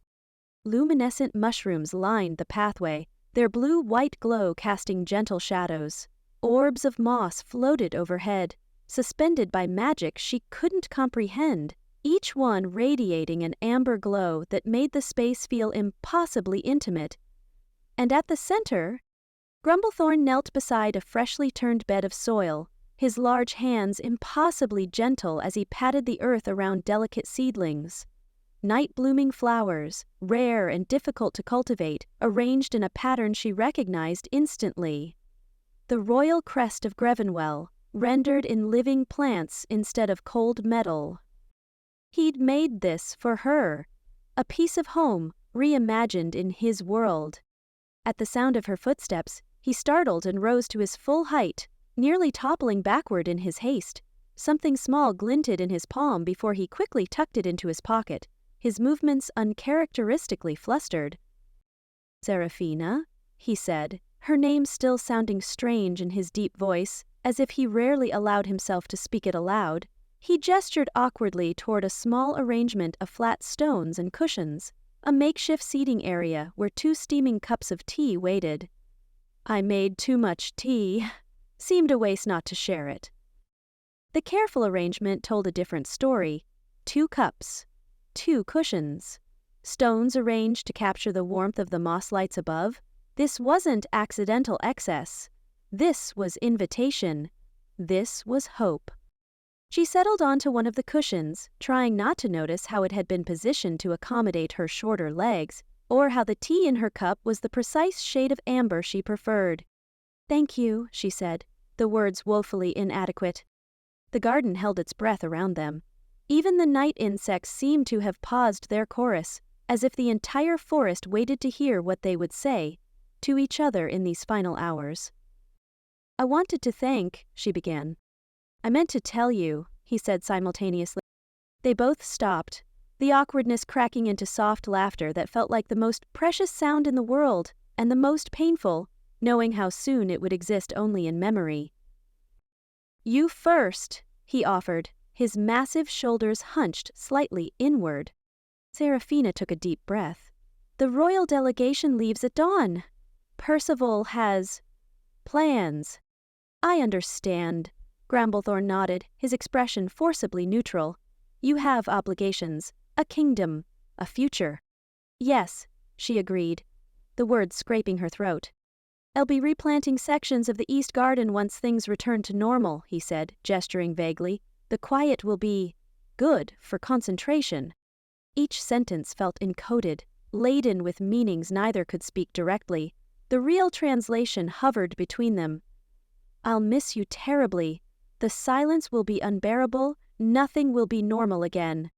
As night deepened around them, their conversation shifted, moving from superficial observations to truths they'd never voiced before. "For the first time in my life," Seraphina admitted, watching the steam rise from her cup, "I felt seen rather than looked at. You never wanted anything from me except me." Grumblethorn studied his massive hands. "The cave never felt empty until I imagined it without you," he confessed, the words rough, edged with emotion. "Even your chaos became necessary." A sharp crack split the silence, echoing from the direction of the bridge. Seraphina jumped, her tea sloshing over the rim of her cup. "The magic is failing," Grumblethorn explained reluctantly. "The contract responds to intention as much as location. Your heart has already departed, even if your body remains. It's creating structural instability." "The bridge is breaking?" Alarm tinged her voice. "I've prepared a strengthening ritual for tomorrow. You'll cross safely." He glanced toward the source of the sound. "The magic seems to have its own opinions about proper goodbyes." The inevitability of their separation hung between them, heavier than the night air, more permanent than the stone beneath them. Tomorrow she would return to a world of diplomatic smiles and strategic marriages. He would remain here with his garden and his silence. Two worlds never meant to intersect. "If things were different," she whispered, moving closer until their shoulders touched. The contrast was stark. Her silk sleeve against his rough-spun tunic, her delicate shoulder barely reaching his massive upper arm. She left the sentence unfinished, a road not taken rather than a door firmly closed. When Grumblethorn turned to meet her gaze, the garden's lights reflected in his eyes like distant stars, and Seraphina realized with sudden clarity that she'd never seen anything so beautiful as this grumpy, gentle giant looking at her like she was something precious. She leaned forward with gentle hesitation, giving him every chance to pull away. He remained perfectly still, as if afraid the slightest movement might shatter this impossible moment. Their lips met in a question. Is this allowed? Is this real? Before transforming into an answer neither expected. Deep, certain, devastating in its reality. The sigil at her wrist flared blindingly bright between them, its magic spilling outward in waves that seemed to touch every living thing in the garden. Flowers that shouldn't bloom until midwinter burst open around them. Vines stretched toward the sky like reaching hands. The luminous mushrooms pulsed in rhythm with Seraphina's racing heart. And somewhere beyond the grotto, the ancient bridge gave a final, ominous crack, the sound of magic recognizing what hearts had found and paths had lost. Grumblethorn's arms encircled her, strong enough to lift mountains yet gentle enough to cradle a seedling. For the first time since she'd fled the palace, Seraphina felt completely, utterly whole. "I can't go back to being that person," she whispered against his mouth. "I don't want to marry him. I don't want that life. And I don't want to be alone anymore." Grumblethorn confessed, his voice rumbling through her like distant thunder. Not after knowing what it's like to have you here. Another crack echoed through the night, louder this time, followed by a strange metallic groan. That, Grumblethorn said, reluctantly breaking their embrace, is not a good sound. The sigil flashed again, pulsing faster now, the glow spreading up Seraphina's arm in spidery lines of light that matched the cracks appearing in the garden path. "What's happening?" she asked, though part of her already knew. Magic, real magic, didn't follow polite human rules. It followed heart rules, soul rules, truth rules. "I think," Grumblethorn said slowly, "the contract is trying to resolve itself. Magical obligations require closure, either completion or cancellation." He frowned. "But this isn't how it usually works. Something's different." As if in response, the ground beneath them trembled. In the distance, a tremendous groaning sound rose, the unmistakable cry of ancient stone giving way. Seraphina clutched his arm. "Grumblethorn, the bridge! We have to go." He pulled her to her feet. "Now." Chapter 12. Someone tell the raccoon to stop meddling. They raced from the garden, Grumblethorn pausing only long enough to snatch Fern's pot from its place among his prized fungi. The ground continued to shake beneath them as they followed the path toward the bridge, not away from it.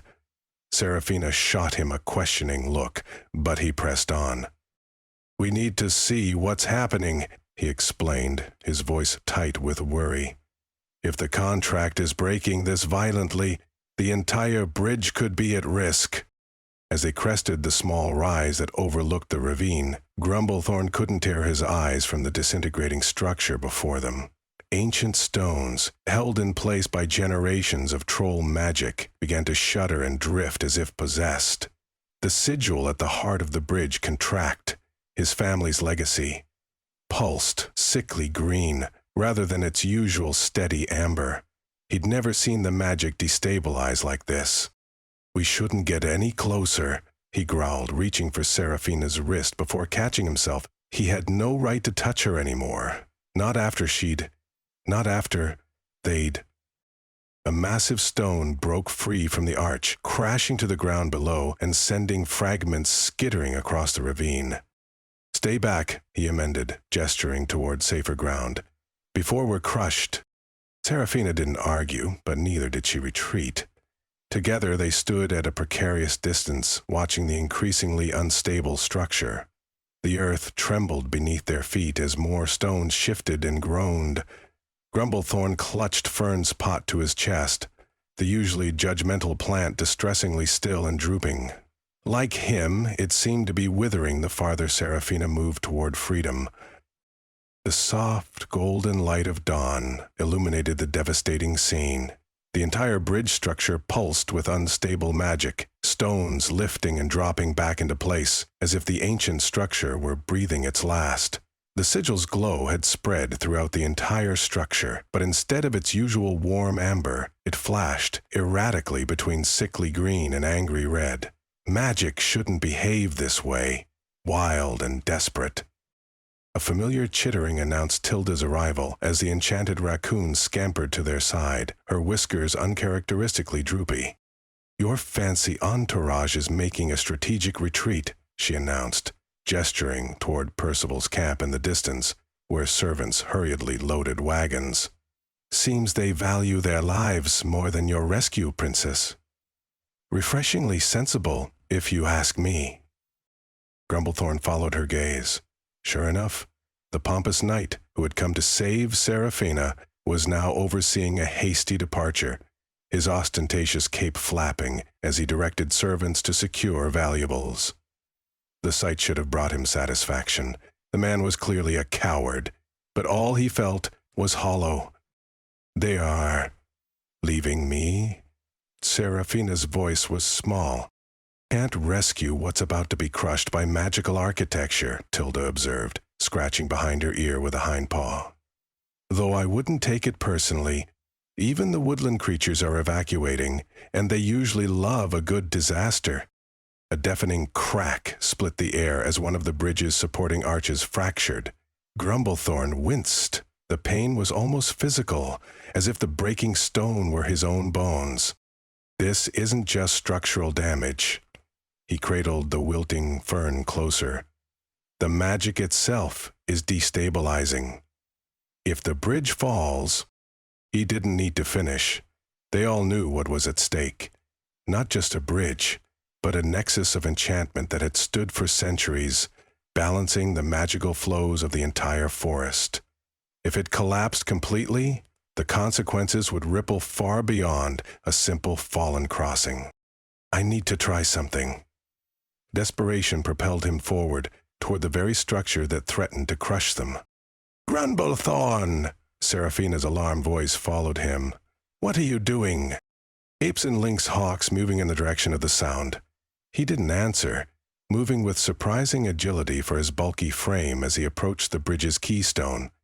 It floated eerily above its proper position, glowing an angry red that pulsed in time with the tremors. Generations of knowledge passed from tollkeeper to tollkeeper surfaced in his mind. The ancient stabilization ritual had never failed, not once in recorded history. Drawing upon memories of his grandfather's solemn instruction, Grumblethorn placed his massive hands on the glowing rune that adorned the keystone's face. The stone burned against his palms, but he gritted his teeth and began the incantation, the words rolling off his tongue in the ancient troll dialect. Sten og shiel, broogierta jeg bindet deg til meg. Berolig now. Behelm. The rune flared, intensifying to blinding white. For a moment Grumblethorn felt hope rise in his chest. Then the magic violently rejected him. A shock wave of energy blasted outward, throwing him through the air like he weighed nothing. His back slammed into the ground, driving the air from his lungs, the world spinning around him in a nauseating swirl of colors and pain. Something touched his shoulder. Someone. Seraphina. Her face swam into focus above him, features tight with concern. "Grumblethorn, are you all right?" He tried to answer, but only a rasp escaped. His fingers were still clenched around Fern's pod. Somehow he'd managed to protect the plant despite being thrown like a rag doll, only, when he looked down, his heart sank further. Fern was completely wilted, her normally vibrant leaves gray and lifeless. The plant that had witnessed his every secret, had thrived on truth and withered at deception, now looked as if it had been dead for weeks. Seraphina noticed too, her gaze dropping to the pitiful plant. When she spoke, her voice held a gentleness he'd rarely heard, the kind reserved for moments shared over late-night tea or whispers in his garden. What does it mean when a truth plant dies? Grumblethorn swallowed, the reality of what was happening settling over him like a shroud. "It means the truth hasn't been spoken," he responded hoarsely. Her eyes widened slightly at that, understanding dawning. But before she could respond, the ground beneath them gave a violent lurch. The bridge's rumbling intensified as stones began to break free entirely, falling into the ravine below with thunderous crashes. The magical structure was literally tearing itself apart. Grumblethorn struggled to his feet, leaning on Seraphina more than he wanted to admit. As he watched the destruction, clarity hit him with the force of another magical blast. It's not the bridge that's breaking. It's the connection. The words tumbled out as the realization formed. "The contract can't resolve because..." He stopped, the rest of the sentence trapped behind decades of practiced isolation, years of emotional guardedness, making the words impossible. To admit it would be to make himself vulnerable in a way he'd never risked before. And for what? She was leaving. She had a life to return to, responsibilities, a kingdom. A large slab of stone crashed nearby, showering them with dust and small debris. The destruction was accelerating. Seraphina glanced at the path that led away from the bridge, toward safety and her waiting escort in the distance, Grumblethorn steeled himself for her departure, the sensible choice anyone would make. Instead, she stepped closer. Her hands, small and warm against his face, turned him to look at her. The touch was gentle, but her expression held steel, the quiet authority that reminded him she was, in fact, royalty. "Tell me," she demanded, her voice firm despite the chaos surrounding them. "Whatever it is, whatever truth you're keeping, tell me now, before we both get crushed by magical architecture." The directness of her command broke something open inside him. All his careful walls, his practiced solitude, his deliberate isolation, they crumbled like the stones of his beloved bridge. "I've been the tollkeeper for 70 years, he confessed, the words scraping his throat raw. "And in all that time, I've never once wanted anyone to stay. Until you." The rumbling paused, just slightly, the falling rocks slowing in their descent. "And now, I can't bear to watch you leave, but I can't ask you to give up everything for this." He gestured at himself with a mixture of frustration and vulnerability. At his mossy skin, his imposing horns, his simple troll existence. The confession hung in the air between them, heavy and real. Then something extraordinary happened. The floating stones halted entirely, hovering in suspension as if time itself had paused to listen. A deep, rumbling voice that seemed to emanate from the very earth beneath their feet reverberated through the clearing. "Truth acknowledged, partial payment accepted, completion requires mutual toll." Grumblethorn's eyes widened. The bridge itself was speaking, something he'd only heard described in the most ancient of his family's records. The voice of the bridge was considered a myth, a poetic explanation for the contract magic rather than a literal entity. Yet here it was, undeniable and ancient. Understanding flooded Seraphina's expression. Her gaze traveled deliberately, first to the distant camp where Percival waited, then to the forest path that would lead her home to the palace, and finally back to Grumblethorn. He recognized the calculation in her eyes, the weighing of possibilities. She wasn't just looking at places, but at potential futures, at the lives each choice would offer. The realization that she was actually considering staying hit him like a physical blow. Hope, that most dangerous of emotions, flickered to life in his chest. With calm deliberation that belied the destruction surrounding them, Seraphina reached beneath her collar and withdrew a delicate chain. Hanging from it was a royal seal, the symbol of her duty and birthright, crafted in gold and embedded with gems that caught the morning light. She removed it, the chain pooling in her palm alongside the heavy seal. Stepping toward the keystone, she placed the royal emblem on its surface beside Grumblethorn's still, tingling hand. "I choose neither obligation nor escape," she announced, her voice clear and carrying an undercurrent of surprising joy. "I choose this. Whatever it becomes." The certainty in her voice, the steadiness of her gaze. This wasn't the impulsive decision of a fleeing princess. This was a woman making perhaps the first choice that was entirely her own. Their combined declaration triggered an immediate magical response. The bridge stones that had been falling reversed their descent, floating upward as if time were rewinding. The structure shimmered with renewed energy as the stones rearranged themselves, not back to their original formation, but into something new. "Toll accepted," the ancient voice announced. "Passage granted. Bridge renewed." The sigil that had once bound them, first as captor and captive, then as reluctant housemates, and finally as something neither had dared name, transformed before their eyes. No longer a tether, it became a joining, spreading golden light that raced along the stonework, sealing cracks and reinforcing weakened areas. The glow extended beyond the bridge, washing over the cave entrance. Where once the opening had been jagged and imposingly troll-like, It now appeared more welcoming, with smooth archways and small luminous mushrooms framing the threshold. In his hands, Fern suddenly burst into jubilant bloom, not just with her usual judgmental foliage, but with dozens of tiny white flowers that released a sweet, clean scent.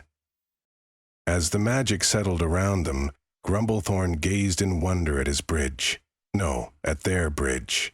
It was fundamentally changed, now wider and more welcoming, with flowering vines growing along its sides and those same luminous mushrooms marking its path. The structure still held the essence of what it had been, but it had evolved into something new, something that combined the stability of his traditions with an openness he'd never allowed before. Seraphina laughed softly, the sound containing both tears and wonder as she touched the nearest stone, tracing the transformed sigil with her fingertip. "I think we just got married in troll magic," she whispered, turning to look at him with glistening eyes. The thought should have terrified him. 70 years of solitude broken by such an irrevocable commitment. Instead, he felt oddly at peace, as if some restless part of himself had finally settled. He reached for her, his massive hand gentle as he drew her closer. "I suppose that saves us having to cross any more bridges, doesn't it?" he murmured, a smile tugging at the corner of his usually stern mouth. Her answering smile was radiant. Behind them, Tilda slow-clapped with her tiny paws. "Well, that was dramatically unnecessary," the raccoon observed, though her eyes were suspiciously bright. "You two could have just talked about your feelings over tea, like normal people." Chapter 13. She can leave any time she likes. Morning sun filtered through the newly formed crystal formations along the bridge, casting rainbow patterns across Seraphina's skin. She sat beside Grumblethorn on moss-covered stones, her shoulder occasionally brushing against his much larger one. The silence between them felt different now, no longer filled with the tension of imprisonment or the strain of keeping secrets. Instead, it hummed with possibility. Seraphina traced the faded sigil marks on her wrist, noticing how the once harsh constraints had transformed into something that resembled delicate, intertwined vines. Magic leaving its mark, but no longer binding her. The enchantment had changed, just as they had. "So," Seraphina began, drawing on years of diplomatic training that immediately dissolved into nervous laughter. "This is the part where we should probably discuss terms, conditions, whatever you call it when you accidentally magically commit to someone while saving an enchanted bridge from collapse." Grumblethorn's brow furrowed, his expression shifting between bewilderment and something that looked dangerously like hope before settling back into his usual caution. "There are no terms," he rumbled, his voice rough as stone. "The contract is fulfilled. You're free to—" Seraphina cut him off by pulling out a blank parchment she'd brought along, complete with quill and ink. The look of confusion on his face was worth the effort she'd taken to sneak back to her discarded travel pack at dawn. "I'm proposing a new contract," she announced, using the same authoritative tone she once reserved for royal audiences.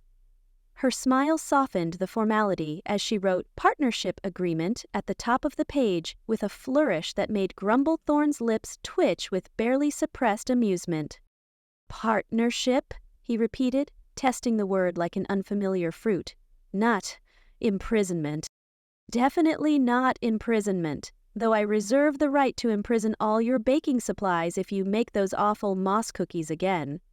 She kept her tone light, but watched his expression carefully. For several heartbeats, Grumblethorn simply stared at the parchment. Then, with deliberate movements, he reached for the quill. His massive hand dwarfed it, yet he held it with surprising delicacy. "First term," he said, the gravel in his voice softening. "Weekly garden rotation schedule." Seraphina bit back a smile. Of course he'd start with the garden. "Agreed, with the understanding that I'm banned from pruning after the lavender incident." "The lavender still hasn't recovered," Grumblethorn muttered, but there was no heat in it. He carefully wrote the condition in blocky letters. "My turn," Seraphina said, reclaiming the quill. Tea naming rights shared equally. Grumblethorn snorted. You're not calling anything Sparkle Surprise in my cave. Our cave, she corrected without thinking, then felt heat rise to her cheeks when his eyes snapped to hers. I mean, if that's... I didn't mean to presume. Our cave, he echoed, his voice dropping to that particular low register that made her stomach flip. Term accepted. They continued, trading the quill back and forth. Each condition seemed to break down another barrier between them, transforming their awkward negotiation into something genuinely companionable. Mandatory emotional check-ins every Friday, Seraphina wrote with a mischievous glint, with bonus honesty points for voluntary confessions. Grumblethorn's green skin darkened considerably around his cheeks. Those points. What exactly do they earn? Seraphina leaned closer, enjoying the way his breath caught. That's for future negotiation, she whispered. The scratching of quill against parchment continued. No unnecessary royal visitors, Grumblethorn added. Define unnecessary, Seraphina countered. Anyone wearing those ridiculous pointed shoes. Fair enough. And anyone who calls me it or tries to stab me on sight. Seraphina's amusement faded. That's not funny, and it's absolutely non-negotiable. No one disrespects you in our home. Grumblethorn looked genuinely startled by her vehemence, but before he could respond, a familiar tapping interrupted them. A royal messenger bird, one of her mother's prized purple martins, had landed on a nearby stone. It carried a scroll sealed with the royal insignia, the paper giving off the unmistakable scent of Queen Mare Wynn's lilac perfume. Impeccable timing, Mother, Seraphina muttered, reaching for the scroll. The bird released it with a self-important chirp. As soon as she broke the seal, the scroll unfurled itself and began to glow. A miniature projection of Queen Merwyn appeared, her image hovering above the parchment like a particularly regal ghost. Darling, the Queen's projection began, her voice carrying that particular blend of affection and calculation that Seraphina knew all too well. Word of your situation has reached the palace. I've been working tirelessly to prepare a heroic return narrative for you. Seraphina shot a glance at Grumblethorn, who had gone very still.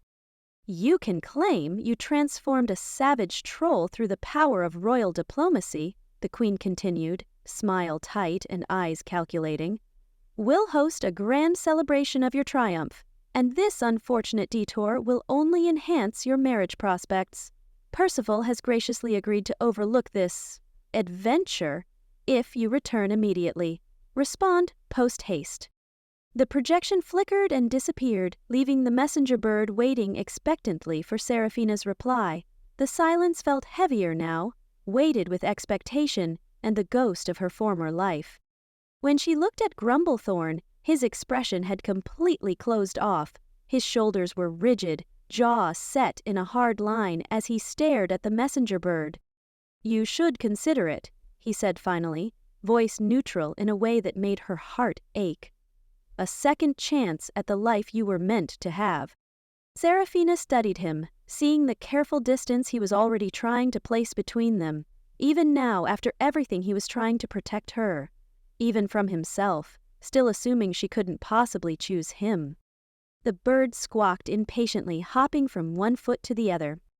With deliberate movements that left no room for misinterpretation, Seraphina took the royal scroll and tore it into tiny pieces.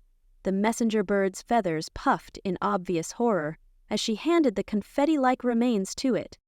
Please inform Her Majesty that I've accepted a permanent diplomatic posting as ambassador to the Silverwood Bridge, effective immediately, she said, with perfect princess diction, the kind she'd spent years perfecting at court.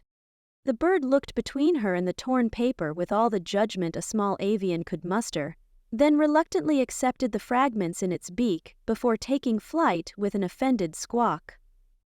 Seraphina turned back to Grumblethorn, whose expression had transformed from resigned sacrifice to stunned disbelief. His eyes, those forest shadow eyes she'd come to know so well, were wide with uncertainty. "I'm staying," she said, meeting his gaze directly. "Not because I'm trapped, not because I'm hiding, because this is where I want to be. With you." She swallowed, adding softly, "If that's agreeable to the tollkeeper." For a moment, Grumblethorn didn't move. Then his face transformed with a smile that changed everything about him. The tension around his eyes softened, the permanent furrow between his brows disappeared, and Seraphina realized with a flutter that she'd never actually seen him truly, fully smile before. "Agreeable," he repeated, reaching for her hand. "Seraphina, it's the most agreeable proposition I've ever—" His words cut off as Fern, who had been suspiciously quiet throughout their negotiation, suddenly erupted into such spectacular bloom that several blossoms actually detached from her stems and floated around them like celebratory confetti. The tiny flowers drifted through the air, some landing in Seraphina's hair and on Grumblethorn's shoulders. Subtlety was never her strong point, Grumblethorn muttered, brushing a blossom from his tunic. Seraphina's laughter echoed beneath the bridge, the very structure that had once been her boundary now becoming the foundation of something entirely new. "I think she's just making her terms clear," she said, plucking a flower from where it had landed in Grumblethorn's hair. He caught her hand as she pulled away, his large fingers gentle around her wrist. "I think we should add one more term to our agreement," he said, voice hushed. "Oh?" Seraphina's pulse quickened beneath his touch. "No more goodbyes," he said simply. Seraphina felt something loosen in her chest, a knot of worry she hadn't even realized she'd been carrying. "That's not a term," she whispered. "That's a She leaned forward, and Grumblethorn met her halfway. This kiss wasn't like their first, desperate and tinged with goodbye. This one tasted like morning sunlight and new beginnings, unhurried and certain. When they finally broke apart, Seraphina noticed that the sigil marks on her wrist had shifted again, the vine-like patterns now forming a nearly perfect circle. Grumblethorn followed her gaze and showed her his own wrist, where matching marks had appeared. "The bridge approves," he said, a hint of wonder in his voice. "The bridge should mind its own business," Seraphina retorted. But she couldn't stop smiling as she picked up the quill again. "Now, where were we? Oh yes, cave decor policies." Grumblethorn groaned. "I'm not agreeing to unlimited throw pillows. Unlimited is negotiable, but none is completely off the table." As they resumed their playful bargaining, the morning sun climbed higher, strengthening the rainbow patterns cast by the crystal formations. The bridge, now healed and somehow more alive than before, creaked softly above them, not in warning, but in contentment. Seraphina had spent her life being told exactly what her story would be. Now she was writing it herself, term by term, day by day, with the most unexpected of partners, and not a single throw-pillow negotiation would be taken for granted. "What about Tilda?" Grumblethorn asked suddenly. "What about her?" "She's been watching us for the past 10 minutes from behind that boulder," he said, gesturing with his chin. Sure enough, when Seraphina turned, she caught sight of a furry snout quickly ducking back behind a moss-covered rock. "Tilda," she called, "you might as well join us." The enchanted raccoon slinked out, whiskers twitching with obvious irritation at being caught. "Just making sure you two didn't mess it all up again," she sniffed, climbing onto the stone beside them. "Someone has to keep an eye on this relationship." "That someone is not you," Grumblethorn rumbled. "And yet," Tilda replied, unapologetically peering at their contract, "here I am." Seraphina bit back a laugh at Grumblethorn's expression of long-suffering patience. "Should we add reasonable boundaries for nosy magical wildlife to our agreement?" "Top of the next page," he agreed. Tilda's indignant chatter joined the sounds of the forest around them, and Seraphina caught Grumblethorn watching her with a softness that made her heart skip. This wasn't the fairy tale ending she'd been promised as a child. It was messy and uncertain and involved far too many opinions from enchanted plants and animals. But as she watched Grumblethorn argue with Tilda, while unconsciously keeping his hand linked with hers, Seraphina knew it was infinitely better than any story someone else could have written for her. Chapter 14. I didn't mean to fall in love with the princess. Grumblethorn snipped a luminous purple mushroom from its cluster with more care than strictly necessary. The early morning dew hadn't quite burned off the moss carpeting the garden, and the resulting dampness soaked pleasantly into the knees of his trousers as he knelt among his fungi collection. The garden, once his private sanctuary, now flourished with almost embarrassing enthusiasm, as if the plants themselves were showing off for their new audience. He glanced back toward the cave entrance for the 6th time in as many minutes. From here, he couldn't see the sleeping alcove where Seraphina remained, curled beneath a pile of blankets, but knowing she was there, would still be there when he returned, created a warmth in his chest he couldn't quite explain. The feeling was simultaneously terrifying and wonderful, like standing at the edge of a cliff with a perfect view. A dusting of golden spores erupted as he clipped another mushroom, and Grumblethorn sneezed, catching the sound with his sleeve.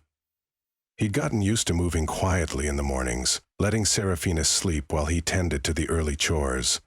She'd proven to be surprisingly not a morning person for a royal, groaning dramatically whenever sunlight hit her face and burying deeper into the blankets with impressive determination. He found it unreasonably endearing. Left cluster needs thinning, he muttered to himself, settling into the comfortable routine of harvest. Hartshums coming in nicely, should have enough for tea by... A soft, melodic sound interrupted his inventory, and Grumblethorn froze mid-snip when he realized the sound was coming from him. Humming. He had been humming. An old troll lullaby his mother used to sing while tending her own garden, generations ago. He immediately clamped his mouth shut and looked around, shoulders hunching defensively, as if expecting mockery from the trees themselves. When had he started humming? He couldn't remember the last time he'd done that. Possibly never.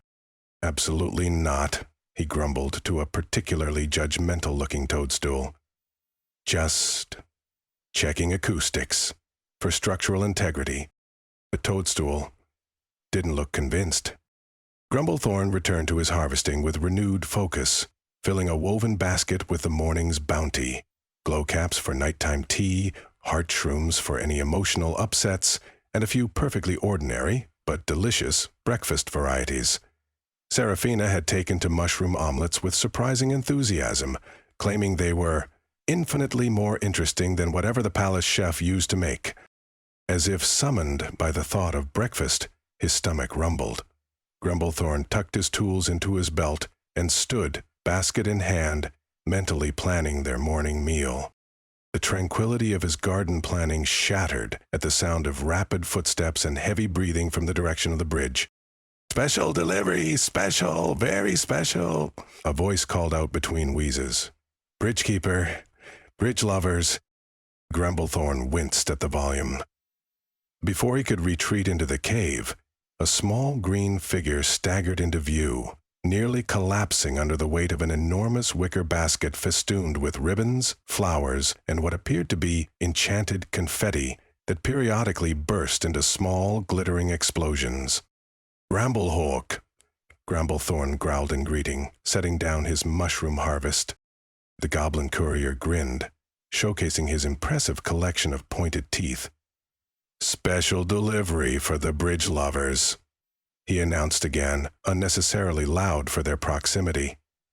"That's what they're calling you in the eastern woods, by the way. The midsummer fairies have a different name that I probably shouldn't repeat in polite company." Grumblethorn's eyes widened in horror. He glanced frantically toward the cave where Seraphina still slept. "Keep your voice down," he hissed, making frantic shushing gestures. Bramblehook completely ignored him. "You wouldn't believe the gossip," the goblin continued at the exact same volume, dropping the massive basket at Grumblethorn's feet.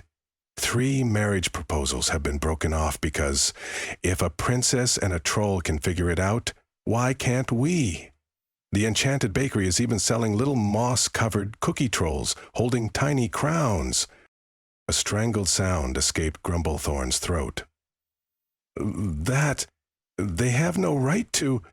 He stalked forward, hands outstretched to physically remove the courier from his property. The bridge lovers? That's the best they could come up with? I was hoping for something with more dramatic flair. Grumblethorn froze mid-lunge as Seraphina's voice rang out from the cave entrance. She stood framed in the stone archway, wearing one of his old tunics as a makeshift robe. It hung to her knees, the sleeves rolled up half a dozen times to free her hands. Her auburn hair was gloriously disheveled, catching the morning sunlight in ways that made his chest tighten, and her smile held the kind of mischief that usually preceded him agreeing to something ridiculous. He had never seen anything more beautiful. "Princess!" Bramblehook executed a dramatic bow, recovering with the unflappable resilience of someone professionally accustomed to embarrassing situations.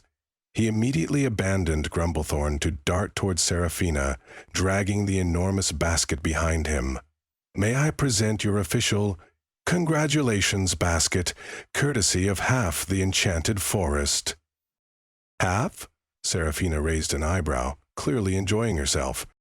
"The other half is still composing songs about you," Bramblehook assured her. "Congratulations, bread from the Enchanted Bakery, everlasting roses from the flower witches, and," he paused for dramatic effect, "most importantly, the latest gossip about Sir Percival's tantrum when he returned to court without you." Seraphina's eyes lit up with unholy glee. "You have my complete attention." Grumblethorn watched, caught between horror and fascination, as the goblin launched into an extremely detailed account of Sir Percival's return to court. Apparently, the knight had arrived with a full ballad prepared to commemorate his heroic princess rescue, only to discover he had no princess to showcase.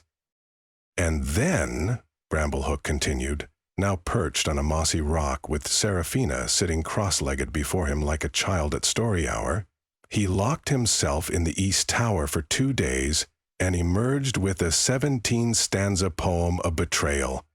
I have it on good authority that he rhymed abandoned with empty-handed at least 4 times.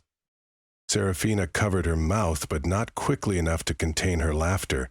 "Oh, no!" "Oh, yes!" Bramblehook's eyes glittered. And when that failed to generate the sympathy he expected, he commissioned a portrait of himself, looking tragically into the distance, with a single tear on his cheek that the artist's notes describe as, and I quote, "glistening with noble suffering." Seraphina dissolved into helpless giggles, reaching out to steady herself against Grumblethorn's arm. Her fingers curled warmly around his forearm, the casualness of the touch scattering his thoughts like autumn leaves. Bramblehook's eyes widened comically as he observed the gesture, his mouth forming a small O of delighted scandal. Grumblethorn, suddenly aware of every point of contact between his skin and hers, fumbled the basket of mushrooms he'd been holding. It tumbled from his grasp, and the enchanted mushrooms immediately seized their freedom. They bounced away across the garden, small glowing orbs hurtling in every direction, with what could only be described as mushroom indignation. "I'll get them later," he muttered, feeling his face heat as Seraphina squeezed his arm gently before letting go. They settled around the fire pit for breakfast, with Bramblehook eagerly accepting their invitation to join. The goblin produced a folding stool from his messenger bag, standard courier equipment for extended gossip sessions, and proceeded to consume an alarming amount of the congratulatory bread, while providing a comprehensive review of every magical creature's opinion regarding their relationship. "The dryads are already planning a ballad," Bramblehook said around a mouthful of cinnamon swirl. "Something about moss and roses finding common ground? Very metaphorical." "And the Queen?" Seraphina asked, trying to sound casual and not quite managing it. Bramblehook grinned. "Still receiving your letters, still pretending she's not impressed by your stand against tradition. Between us, though, he leaned forward conspiratorially, I've delivered 6 drafts of a new royal proclamation expanding the kingdom's diplomatic definition of suitable consorts. He winked at Grumblethorn. Trolls made the list. Grumblethorn nearly choked on his tea. When breakfast concluded, Bramblehook pulled Grumblethorn aside, waiting until Seraphina became occupied with examining the contents of their gift basket. Official message, the goblin said, his typical exuberance dimming as he produced a sealed parchment from his bag, marked urgent. Grumblethorn accepted the heavy envelope, turning it over to examine the wax seal, an ancient symbol depicting a bridge spanning a chasm, with a single star suspended above it, the Troll Keeper's Council. His stomach tightened.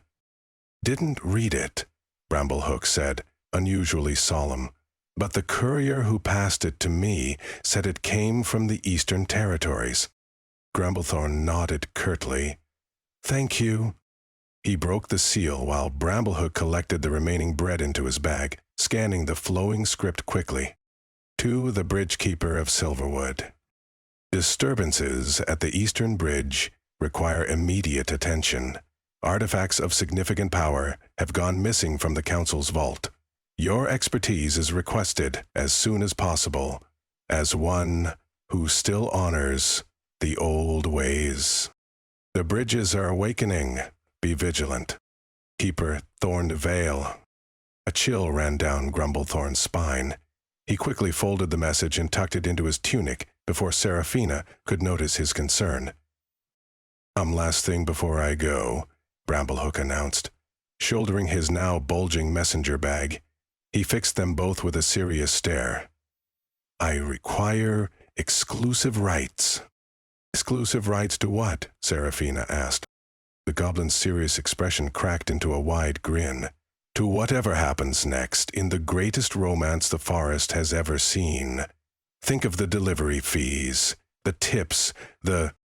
Out, Grumblethorn growled, though there was no real heat in it. Bramblehook bowed dramatically. Until next time, bridge lovers, try not to do anything gossip-worthy until I return. When the goblin finally departed, trailing glitter and promises to return with more news soon, Grumblethorn turned to find Seraphina already busy arranging their gifts around the cave. She placed everlasting roses in a chipped mug that had somehow transformed into a vase, hung a woven blessing charm over the entrance, and carefully arranged a set of enchanted candles along the stone shelf that had once held nothing but practical tools. She moved through what had once been exclusively his space with comfortable certainty, humming the same troll melody he'd caught himself singing earlier. The sight twisted something in his chest that wasn't entirely unpleasant. "You're staring," Seraphina said without turning around, a smile in her voice. "Checking for structural damage," he replied gruffly. "Goblins are notoriously hard on floor joists."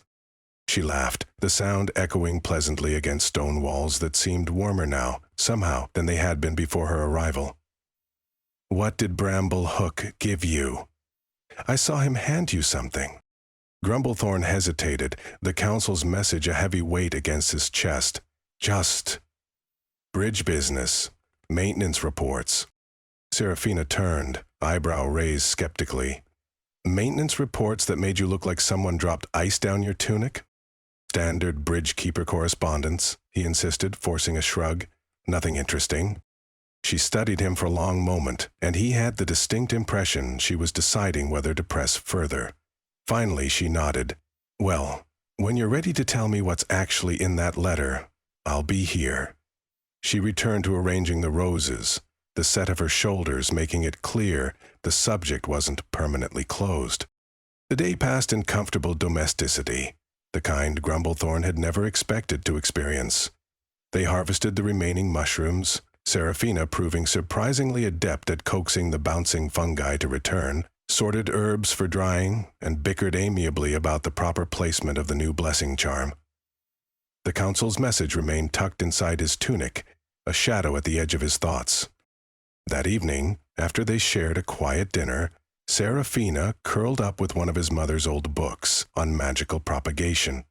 She read until her eyes grew heavy, eventually falling asleep in the cushioned alcove that had somehow evolved from her temporary sleeping area to their shared space, without either of them explicitly acknowledging it. Grumblethorn watched the steady rise and fall of her breathing until he was certain she was truly asleep. Then, moving silently, he slipped from the cave and made his way to the base of the bridge. The night air was cool and sweet with summer blossoms. Moonlight played across the stonework of the ancient bridge, illuminating the complex patterns and symbols carved by generations of keepers before him. Grumblethorn ran his fingers along the foundation stones until he found an unmarked section near the central arch. From his belt, he removed a small set of carving tools. Kneeling on the damp earth, he began to work, chiseling with practiced precision into the ancient stone. First, he etched Seraphina's initial, then his own, the letters flowing together in the traditional style. Around them, he carefully added the ancient troll symbols for chosen home and shared path, a tradition dating back generations, one he'd never imagined performing himself. It was a binding more permanent than any contract, a declaration written in stone rather than magic. When he finished, Grumblethorn ran his fingers over the completed carving, feeling the slight warmth emanating from the freshly worked stone. "Keep her safe," he whispered to the bridge, "if I have to answer that summons." The stone warmed beneath his touch, a silent promise from structure to keeper. Bridges, especially ancient ones like Silverwood, had their own kind of awareness. Not quite sentience, but something close. This bridge had watched over his family for generations. It would understand his request. He stood, tucking the carving tools away and brushing stone dust from his knees. Tomorrow he would need to consider the council's message more carefully, determine what disturbances might mean and why they sought him specifically. Tonight, however, he would return to the cave where Seraphina slept, curl himself around her warmth, and hold tight to this unexpected happiness for as long as he could. The bridge would stand guard in the meantime. Chapter 15. This bridge was peaceful before you. Seraphina stood in the small alcove that had somehow become hers over the past months, tilting her head as the morning light filtered through newly formed crystal formations in the cave ceiling. Rainbow prisms danced across the stone floor, illuminating the collection of belongings she'd accumulated during her imprisonment. She ran her fingers over the once royal garments now patched with moss-dyed fabric, practical modifications that would have horrified her former seamstresses but somehow felt more authentically hers. A neat row of labeled teas sat on a small stone shelf. Her organizational system had been the subject of much debate. Geraldine rested in the hand-carved holder Grumblethorn had presented to her last week, with much gruff muttering about that unnecessarily dramatic dagger needing its own home, apparently. Seraphina tapped her lips thoughtfully, then reached for her favorite teacup, a chipped, mossy green thing with surprising balance. With deliberate movements, she gathered it and her least wrinkled dress, then padded toward the main chamber. Grumblethorn sat on his stone bench, aggressively not watching her. His shoulders were too stiff, his focus on the fungi catalog too intense to be genuine. Beside him, Fern's leaves trembled with poorly concealed excitement, several small buds threatening to bloom. The plant knew exactly what was happening. Seraphina crossed the chamber to the stone shelf where Grumblethorn kept his own cup, a massive, sturdy thing carved from a single piece of river rock. Without comment, she placed her cup directly beside his. The symbolism wasn't exactly subtle, but she'd never been one for indirect communication. She looked up at him, surprising herself with the vulnerability in her voice. "Is there room for this here?" Grumblethorn's eyes widened slightly. He cleared his throat, stood, and without a word, began methodically rearranging the entire shelf, moving jars, repositioning containers, creating a perfect space where their cups could stand together. When he finished, her delicate cup looked right at home beside his massive one. "That's Practical, he managed, his voice rough. I thought so, she replied, fighting a smile. Throughout the day, Seraphina continued her deliberate migration. Her books joined his on the reading nook shelves, her titles on healing herbs and royal histories nestling alongside his collections on fungi cultivation and bridge maintenance. Her interesting stone specimens, including the shiny quartz she'd found the day after she arrived, found homes among his geological collection. Her sketches of garden plants were carefully pinned beside his meticulous growing charts. Your drawing of the moonshade is anatomically incorrect, he pointed out, gesturing to her sketch of the luminous blue flower. Yes, well, your labels are unnecessarily verbose, she countered, pointing to his 3-paragraph description of proper moss-watering techniques. They bickered comfortably while rearranging the herb cabinet, their hands occasionally brushing. Each time, Grumblethorn's mossy complexion darkened slightly, and Seraphina pretended not to notice, while her heart performed a little dance in her chest. As evening approached, she saved the most significant item for last. The royal seal of Grevenwell sat heavy in her palm, the symbol of the identity and duty she had once defined herself by. She stood in the center of the main chamber, turning it over in her fingers, feeling its weight. Grumblethorn appeared beside her, holding a small carved wooden box. He offered it without words, his expression unreadable. Seraphina took the box, testing its smooth hinges. The inside was lined with soft moss and just the right size for the seal. She placed it inside, neither discarding her past nor letting it dominate their future, and closed the lid with a soft click. Thank you, she said quietly. He nodded, his eyes soft. With the migration complete, they sat together on the stone bench, now cushioned with pillows Seraphina had made from repurposed fabrics. The cave was softly lit by bioluminescent moss, the atmosphere charged with unspoken significance. Fern had sprouted at least 3 new blooms in the last hour alone. Well, Seraphina finally broke the silence with characteristic directness. I believe this officially completes my invasion of your personal space. She gestured at the transformed cave around them. Any complaints should be filed immediately before I get too comfortable to move. Grumblethorn's response was both gruff and tender. It was never really my space, he admitted, studying his claws. It was just empty. He paused, struggling with the words. Waiting. He reached for her hand with newfound confidence, his massive palm dwarfing hers. Then he cleared his throat. Though I do have serious concerns about your organizational system for dried herbs, alphabetical order is completely impractical compared to categorization by magical properties. Seraphina's laugh echoed through the cave, with delighted relief. Says the troll who organizes his socks by the phase of the moon they were darned under. It's a perfectly logical system. Their evening unfolded in gentle moments of deepening intimacy. They cooked together, Seraphina demonstrating her newly acquired skill at mushroom stewing, while Grumblethorn handled the delicate work of slicing herbs with his enormous claws. They ate at the stone table, their knees occasionally bumping underneath. After dinner, they settled into the reading nook, once his private sanctuary, now their shared space.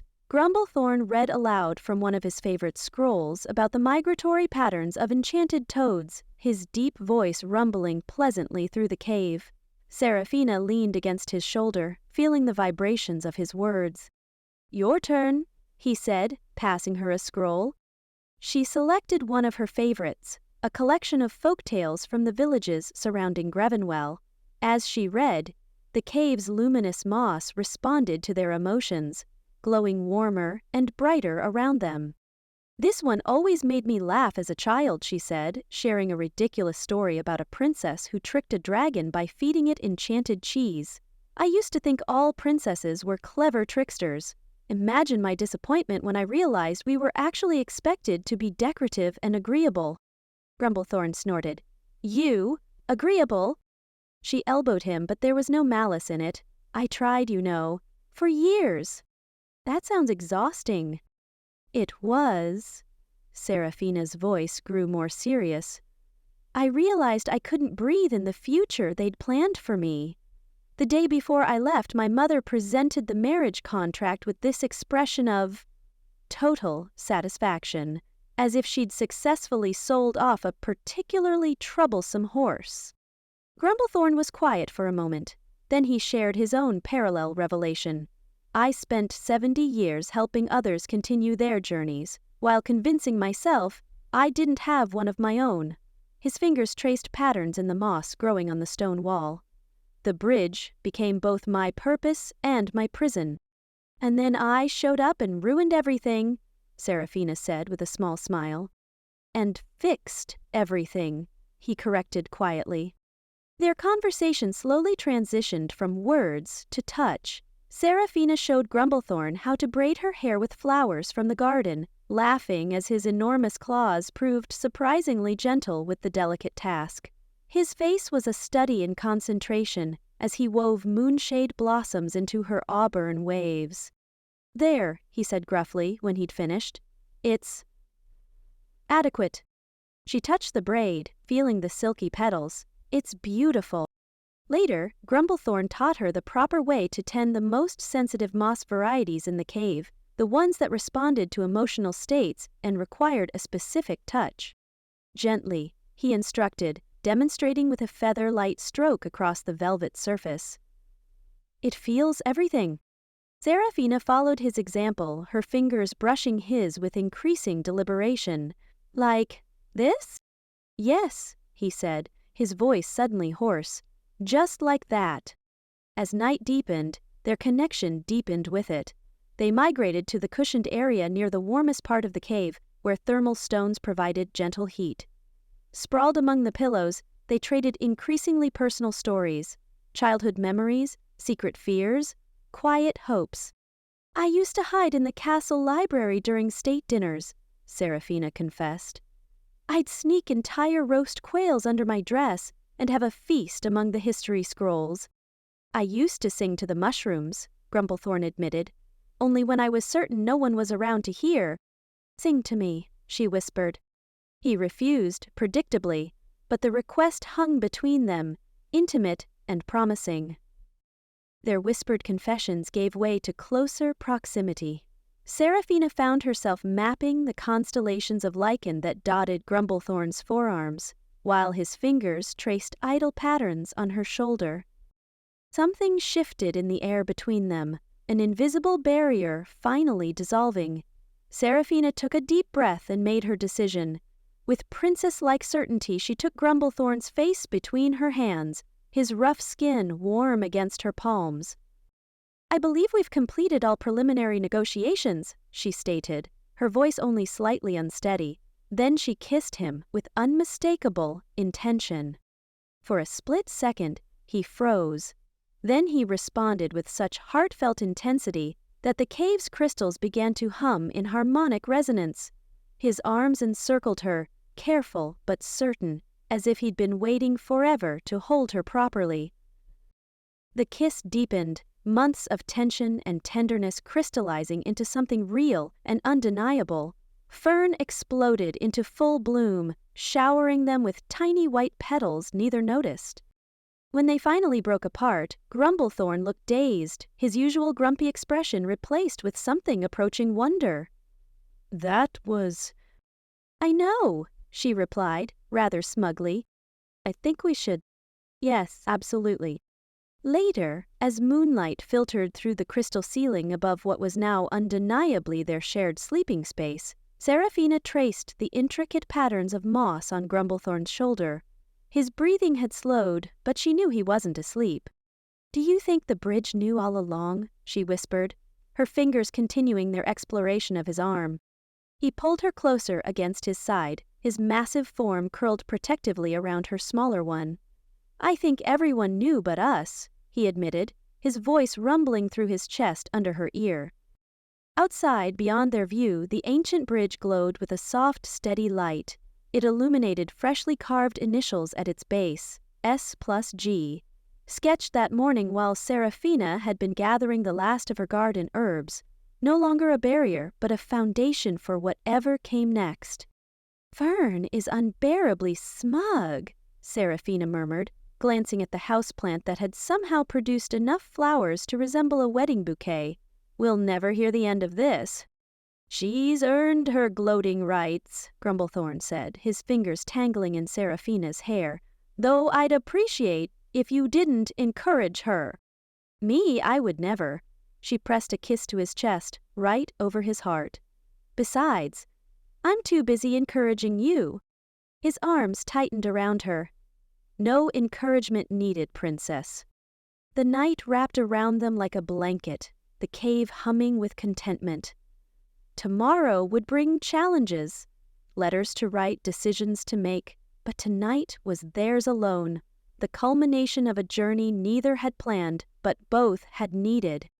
I'm staying, she whispered, though she'd said it before. Some things bore repeating. I know, he replied, though he'd heard it before. Some things bore hearing again.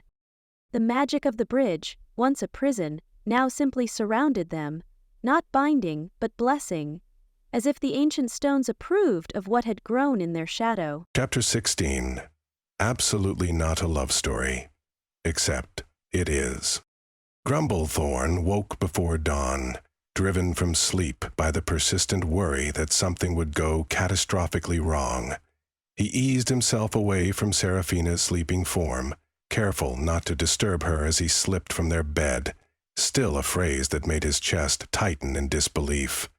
Their bed, their cave, their bridge, their brunch. He busied himself in the kitchen alcove, kneading another batch of honey cakes with more force than necessary.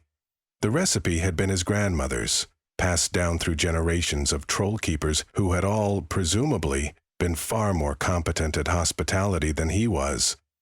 The first 3 batches were cooling on stone slabs, their golden crusts gleaming in the mushroom light.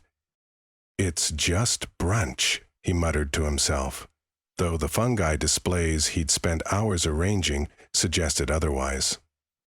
He'd reorganized the tea shelf 6 times, each arrangement more elaborate than the last. Currently, the jars formed a rainbow gradient that even Seraphina would approve of, though he suspected she'd rearrange them regardless. The princess had opinions about aesthetics that no cave-dwelling troll could hope to counter. When the light filtering through the cave entrance turned from silver to gold, Grumblethorn heard Seraphina stir. She padded barefoot into the kitchen alcove, her hair a wild tangle around her face. "You've been up for hours," she accused, pressing a sleepy kiss to his shoulder. The fungi looked terrified. "Fungi don't have emotions," he grumbled, but he'd learned not to argue too forcefully when she was right. She plucked a warm honey cake from the cooling slab. "Then why is that one trembling?" That's the draft."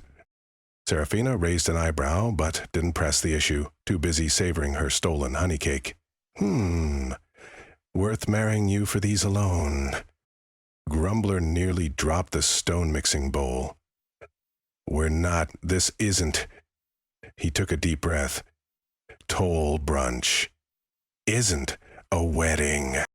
But it's traditionally for married troll keepers, isn't it?" Her eyes sparkled with mischief. "Chamomile told me all about it when I visited the shop yesterday." Of course she had. Grumblethorn made a mental note to have words with that steam-headed meddler. "It's a partnership ceremony," he said stiffly, "for new toll keeper arrangements." "Arrangements that are traditionally marriages," she countered, stealing another honey cake. "Your fungi are blushing." "They don't?" he sighed. "Please, go, get dressed." She grinned, kissed his flower-covered cheek, and danced away to change from her nightclothes. Grumblethorn took a moment to compose himself, focusing on the precise alignment of teacups, a mismatched collection they'd cobbled together from his stores and gifts from the hedge witches. Some were chipped, others oddly shaped, but together they formed a perfectly imperfect set, much like the two of them. By the time Seraphina returned, he'd changed into his best tunic, and the vest she'd embroidered for him. A surprisingly thoughtful gift, adorned with tiny crowns and mushrooms intertwined in an elegant pattern. He'd never owned anything so fine, and the sight of it still made his throat tight. "Stop fussing," Seraphina told him, straightening his vest with practiced hands. "They've all been gossiping about us for weeks anyway. At least now they can do it to our faces while eating those honey cakes you've been stress-baking since midnight." "I'm not fussing," he protested, even as he adjusted a teacup a quarter-inch to the left. Seraphina laughed, the sound echoing pleasantly through the cave. She wore a simple green dress that complemented her auburn hair, a far cry from the elaborate gowns of her royal past, but somehow more suited to her true nature. A crown of tiny white flowers rested on her head, one he recognized from his garden. She'd picked them without permission, naturally. "Now, I'm underdressed," he muttered. "You're perfect," she replied, with such sincerity that he had to look away, cheeks burning. The first knock came while he was still recovering his composure. Seraphina raced to the entrance, while Grumblethorn frantically brushed flour from his vest. "Fashionably early, as always," came Tilda's sardonic voice from the entrance. The enchanted raccoon sauntered in, with an absurdly large package wrapped in leaves and twine. "Where's my favorite emotionally constipated troll?" "Right here, being insulted in his own home," Grumblethorn called, crossing his arms. Tilda ignored his scowl, climbing onto a chair to reach table height. "Your gift, lovebirds. Open it now, while there's no one else to judge my artistic talents." Seraphina eagerly unwrapped the package, revealing a crudely carved wooden sign. In jagged charred letters it proclaimed, "The Bridge Lovers," with a smaller subtitle, "Emotional Disasters, Who Finally Figured It Out." Seraphina burst out laughing while Grumblethorn made a strangled noise of horror. "It's perfect," Seraphina declared. "It's going in the fire pit," Grumblethorn countered. But Tilda had already scurried back to the entrance. Before Grumblethorn could stop her, she'd hammered the sign beside the cave entrance with impressive efficiency. "You do not get to name our home," Grumblethorn protested, reaching for the sign. "Too late, it's tradition now," Tilda batted his hands away. "Touch it and you'll offend at least 12 different forest spirits. You want bad luck on brunch day." Grumblethorn glowered but dropped his hands. "You made that up." "Test me and find out," Tilda challenged, then turned to Seraphina. "Are those honey cakes? I've heard rumors about troll honey cakes for decades." The raccoon's distraction gave them a brief moment of peace before the next arrival. Bramblehook, panting under the weight of an improbable tower of packages, scrolls, and what appeared to be a singing plant. "Livery for the happy couple," he wheezed, dropping everything onto the nearest surface. "Half the forest sent gifts. The other half is bringing theirs personally. You might need a bigger cave." Grumblethorn scowled even as Seraphina delightedly explored the pile. "Who even—" "Enchanted preserves from the hedge witches," Bramblehook explained, gesturing to glass jars filled with jewel-toned contents. "A book of relationship advice from the talking owls. It's mostly the word who repeated for 200 pages, but they meant well. Oh, and this is from the fairy queen herself." He handed over an elegant envelope that pulsed with magic. The moment Seraphina broke the seal, it showered everyone within 10 feet with a cloud of fine glitter. "Congratulations," Bramblehook read from a safe distance as Grumblethorn spat out a mouthful of sparkles. "May your unusual union bring balance to the forest realms. P.S.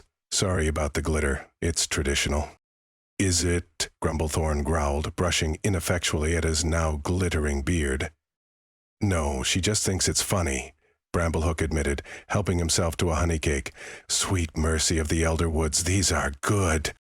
The goblin's vocal appreciation drew Tilda over, and soon they were both demolishing the first batch, while Grumblethorn tried to contain his anxiety by rearranging the tea selection yet again. Seraphina caught his hand. "They're enjoying themselves," she said softly. "That's the whole point, isn't it?" Before he could answer, the cave entrance filled with a swirling cloud of fragrant steam that announced Chamomile's arrival more effectively than any fanfare. "Where's the happy couple who took entirely too long to admit the obvious?" the tea golem announced, gliding into the cave with her floating clipboard bobbing along behind her. The porcelain of her face was arranged in a broad smile, and the steam that formed her hair was particularly elaborate today, coiled into something resembling a celebratory crown. "Chamomile," Grumblethorn nodded stiffly. "Thank you for—" "Oh, we are tense today," she interrupted, consulting her clipboard. Emotional suppression, fear of judgment, residual commitment issues, and—" her eyes widened slightly. "Well, at least you're making progress in some departments." Grumblethorn's face went hot. Seraphina bit back a laugh. "I brought appropriate blends," Chamomile continued, producing an assortment of small sachets from her apron pockets. "Finally got over yourself oolong for our handsome host. Commitment doesn't actually kill you. Say long for the lovely princess. And—" she eyed the gathering crowd. "Enough gossip fuel green to keep this party interesting." She set to work brewing her specialized blends, and the cave filled with rich aromas that somehow conveyed both comfort and a vague sense of being emotionally called out. Typical chamomile. Guests continued to arrive. Woodland creatures Seraphina had befriended, several hedge witches who brought additional pastries, and a pair of bashful dryads who presented the couple with a living wreath that hummed contentedly when placed above their hearth. Grumblethorn found himself answering questions, accepting congratulations, and somehow not dying of social anxiety, though the latter had much to do with Seraphina's steady presence beside him. He was midway through explaining the bridge's magical properties to a curious hedge witch when the cave fell suddenly, dramatically silent. 5 trolls stood in the entrance, massive, stone-skinned elders with moss beards trailing to their knees and eyes like deep forest pools. Grumblethorn froze, recognition striking him like a physical blow. "Elder Thornroot," he managed, addressing the largest of the group. "This is unexpected?" The ancient matriarch stepped forward, her movements deliberate and powerful, despite her great age. The moss covering her stone skin formed intricate patterns that told the story of her long life, if one knew how to read them. Grumblethorn did, and what he saw there left him momentarily speechless. "Grumblethorn of Silverwood," she rumbled, her voice like boulders shifting in an earthquake. "Word travels, even to the deep groves." The other guests pressed back against the walls, even Chamomile temporarily silenced by the troll's imposing presence. Only Seraphina held her ground, stepping up beside Grumblethorn with her chin raised. "Welcome to our home," she said, every inch the royal despite her simple dress and flower crown. "We're honored by your presence."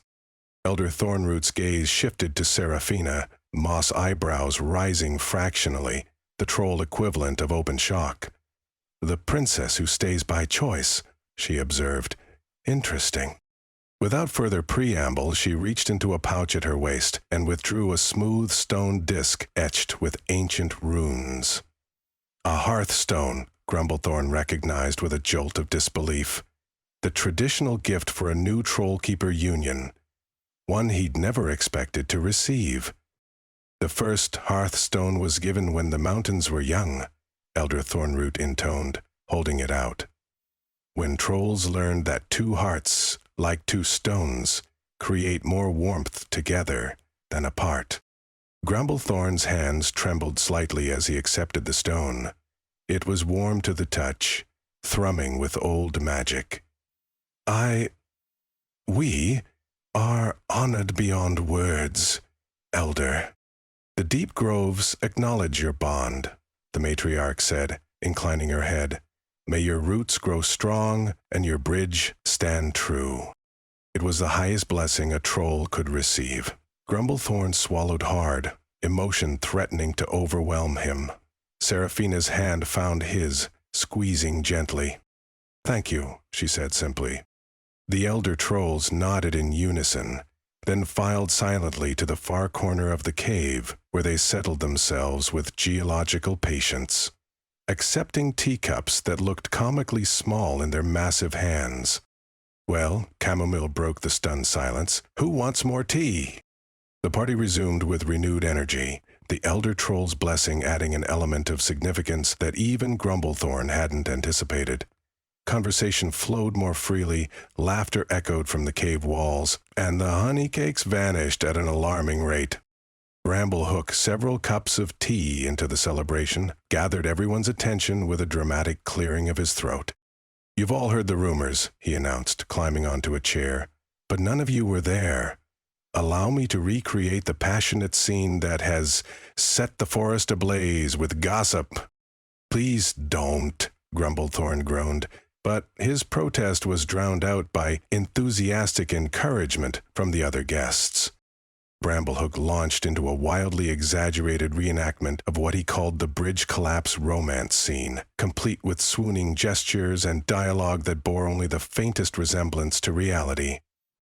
"Oh, my princess," he wailed in a deep voice clearly meant to be Grumblethorn's, "I cannot bear to be parted from you.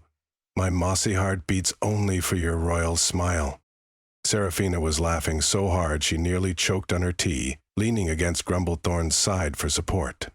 He contemplated whether the cave ceiling might mercifully collapse and end his embarrassment. "My dearest troll," Bramblehook continued in a falsetto, batting his eyelashes wildly, "I care not for castles or crowns, only for your big, strong fungi collection." "That's not what happened," Grumblethorn protested over the howls of laughter. "Close enough," Seraphina whispered, wiping tears of mirth from her eyes. "The Blue Jays got the emotional essence right, if not the exact dialogue." Grumblethorn grumbled, but couldn't maintain a scowl when faced with her joy. These people, this bizarre collection of magical beings, had become something he'd never expected to have. A community. Perhaps even a family of sorts. The entertainments were interrupted by a sharp knock at the cave entrance. A human in royal livery stood awkwardly at the threshold, eyeing the assembled magical creatures with poorly concealed apprehension. "Message for Her Highness Princess Seraphina," he announced stiffly. Seraphina accepted the sealed scroll. "Another letter from Mother," she sighed. "Let's see what new diplomacy she's attempting." She broke the royal seal and scanned the contents, her expression shifting from resignation to surprise to delight. "Well," she said, loud enough for the gathering to hear, "it seems we've been officially recognized." "What does that mean?" Grumblethorn asked, peering over her shoulder. "It's addressed to Ambassador Seraphina and Tollkeeper Grumblethorn of Silverwood Bridge," she read, her voice carrying through the suddenly attentive cave. "Mother has reluctantly extended diplomatic recognition to your unusual arrangement and requests regular updates on magical border affairs." "You've been promoted to ambassador?" Tilda cackled. "Royals really can't admit when they've lost, can they?" "It's her way of saving face," Seraphina agreed, folding the letter with a smile. "But it also means she's accepted my choice." "Our choice," Grumblethorn corrected quietly. The small moment might have passed unremarked had Chamomile not chosen that precise instant to loudly ask, "So, when can we expect future little trolls with princess crowns?" Several guests choked on their tea. Elder Thornroot's moss eyebrows shot up again. Grumblethorn's mind went blank with panic. But his mouth, apparently operating independently, calmly replied, "My partner and I haven't discussed that particular bridge yet." Partner, the word hung in the air, drawing impressed murmurs, and one audible dramatic gasp from Bramblehook. Grumblethorn hadn't planned to say it, hadn't even consciously thought it, but now that it had escaped, he found he didn't want to take it back. Seraphina's response was immediate. She set down her teacup, crossed the room to where he stood, and kissed him thoroughly in front of their assembled guests. Her hands cradled his face, and he found himself returning the kiss without a trace of his usual self-consciousness. When they broke apart, she turned to their audience with perfect princess diplomacy. What my partner means is that we're focusing on renovations first. The Moss and Crown Nursery can wait until next spring. I win the bet, Tilda shrieked, jumping onto the table. Pay up, all of you! To Grumblethorn's astonishment, several woodland creatures and Bramble Hook sheepishly produced various forms of payment and handed them over to the triumphant raccoon. You bet on us? Grumblethorn asked, torn between offense and curiosity. On your family timeline, Tilda corrected, counting her winnings. I said within the year. The pessimist said never, the optimist said 5 years. Unbelievable, Grumblethorn muttered, but Seraphina was laughing again, and he found himself smiling despite everything. The celebration continued until sunset, when guests began trickling out with leftover honey cakes and enough gossip to sustain the forest for months. The elder trolls departed with formal nods. Chamomile left her clipboard floating by the hearth for future reference, and Tilda vanished with suspicious bulges in her pockets that suggested more honey cakes than any raccoon should reasonably consume. Finally, as twilight deepened the forest shadows, they were alone again. Seraphina took Grumblethorn's hand, leading him outside to where the bridge stretched across the ravine, golden in the last rays of sunlight. They stood together at its edge, watching the sunset cast warm light across the ancient stones. Seraphina leaned against his side, and Grumblethorn wrapped an arm around her shoulders, marveling at how naturally they fit together now. How right it felt to hold her close. Not bad for a kidnapping gone wrong, Seraphina mused, her head resting against his shoulder. Grumblethorn looked down at her, still disbelieving that this fierce, brilliant woman had chosen to stay, had chosen him. The bridge beneath them hummed with content magic, the cave behind them warm with lingering laughter. Not bad at all, he agreed, pressing a kiss to the top of her head. Through the cave entrance, Grumblethorn caught sight of Fern, who had remained tactfully quiet throughout the celebration. As if sensing his gaze, the plant stretched upward and bloomed one final spectacular blossom, its shape unmistakably like a heart. Even the houseplants were romantics now. Grumblethorn found he didn't mind nearly as much as he should have. Epilogue. Tea for two, and 15 nosy forest creatures. Afternoon sunlight filtered through the newly installed crystal wind chimes hanging from the bridge, casting rainbow patterns across the mismatched tables and chairs now arranged beneath the structure. Seraphina stood surveying her clipboard with the determined focus of a battle strategist planning troop movements. Her hair was pinned up in a haphazard bun, several copper strands escaping to curl around her face as she frowned at the parchment. The fairy court representatives can't sit near the hedge witches. There's still tension over that pollination incident, she muttered to herself, making yet another adjustment to the seating chart while Grumblethorn hovered nearby. His mossy shoulders hunched slightly as he attempted to follow her organizational system, looking increasingly bewildered. Seraphina tapped her quill against the parchment. And Elder Mossback needs to be at least 3 seats away from Lady Thornberry after that comment about her crystallized slug collection. She made another notation, tongue caught between her teeth in concentration. When I suggested hosting community gatherings at the bridge, I didn't realize it would involve diplomatic negotiations, Grumblethorn admitted, carefully arranging tea sets that changed color based on the drinker's emotional state, a gift from chamomile that was already causing him considerable anxiety. His claws clinked delicately against the porcelain as he positioned each cup just so. Seraphina glanced up, catching the worry in his eyes. Worried about what color your cup might turn? She grinned, deliberately setting down her clipboard to help him with the arrangement. I'm hoping for that lovely shade of flustered green you turned when I kissed you in front of the mushroom circle last week. Grumblethorn's ears twitched, the moss along his neck brightening. That was a private moment witnessed by 17 different species. And they all thought it was adorable. She bumped her hip against him playfully.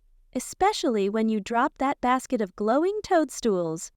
Before Grumblethorn could respond, a flash of movement caught their attention as Bramblehook burst onto the scene, nearly tripping over his own feet in excitement. The goblin courier's arms were laden with decorative banners, his small form practically obscured by the colorful fabric. "I'm early, perfect, so much to do," Bramblehook announced, dropping his burden onto the nearest table with a dramatic flourish. He immediately began unfurling the largest banner, which proclaimed in sparkly lettering, "Silverwood Bridge Tea Society, where emotional growth is mandatory." Seraphina blinked. "I don't remember approving that slogan." "Creative license," Bramblehook declared, already setting up what appeared to be a matchmaking station, complete with compatibility cards and a spinning wheel labeled, "Who will confess first?" Grumblethorn made a strangled sound. "What is that?" "Just a little something to encourage the romantically challenged." Bramblehook winked conspiratorially at Seraphina. "Got the idea from those stories Princess keeps under her pillow." Heat rushed to Seraphina's cheeks. "Those are historical romance scrolls. For research purposes." "Sure they are, Your Highness," the goblin snickered, continuing to arrange his station with manic energy. "Just like that diagram you drew of Grumblethorn gardening shirtless was anatomical study." Grumblethorn's head whipped toward her, eyes wide. "You drew?" "Look!" Seraphina pointed desperately toward the bridge. "Our first guests are arriving." Saved by impeccable timing, Seraphina suppressed a sigh of relief as a procession of curious forest denizens began making their way toward the gathering space. Gossiping bluebirds fluttered overhead, shimmying from branch to branch. Several shy dryads emerged from the tree line, their bark like skin dappled with early spring buds. Most surprising were the elder trolls, who approached with measured steps, their ancient hands reaching out to touch the bridge in apparent disbelief. One particularly gnarled troll with moss growing in spirals around her horns shook her head. "Never thought I'd see the day. A troll hosting tea parties instead of tolls." "It's not a tea party," Grumblethorn muttered. "It's a community gathering with refreshments." "Called a tea party where I'm from," the elder troll replied with a knowing smile. Seraphina watched Grumblethorn greet each arrival with increasing confidence. His initial stiffness melted away as conversations flowed, his deep voice rumbling pleasantly as he directed guests to their seats. She noted how naturally he'd grown into this new role they'd created together. Bridgekeeper rather than tollkeeper, host rather than hermit. Pride swelled in her chest. 6 months ago, he'd barely tolerated her presence in his cave. Now he was discussing proper brewing temperatures with a cluster of water sprites and offering a shy mushroom spirit the shadiest seat at the table. When he caught her watching, he gave her a small, mossy smile that still made her heart flip like an acrobat with something to prove. A puff of steam suddenly materialized beside Seraphina, making her jump. Distracted by romantic contemplation when there's organizing to be done, Chamomile's teacup head tilted knowingly, her porcelain body gleaming in the dappled sunlight. Her ever-present clipboard hovered officiously at her side. Emotional progress noted, but practical matters require attention. Seraphina smoothed her skirt. "Everything's under control." "Is it?" Chamomile gestured toward Bramblehook, who was now demonstrating the matchmaking wheel to a group of fascinated fairies. "The compatibility reading should come after the tea service, not before. Premature emotional vulnerability leads to indigestion." Before Seraphina could respond, Chamomile glided to the center of the gathering. The steam rising from her head formed an elegant swirl as she raised her porcelain arms. "Welcome to the first official Emotional Progress Hour." Her voice rang out clear as a bell. "All feelings will be validated, no emotional breakthrough will go uncelebrated, and anyone caught suppressing significant realizations will be served brutal honesty breakfast blend." A nervous titter rippled through the crowd.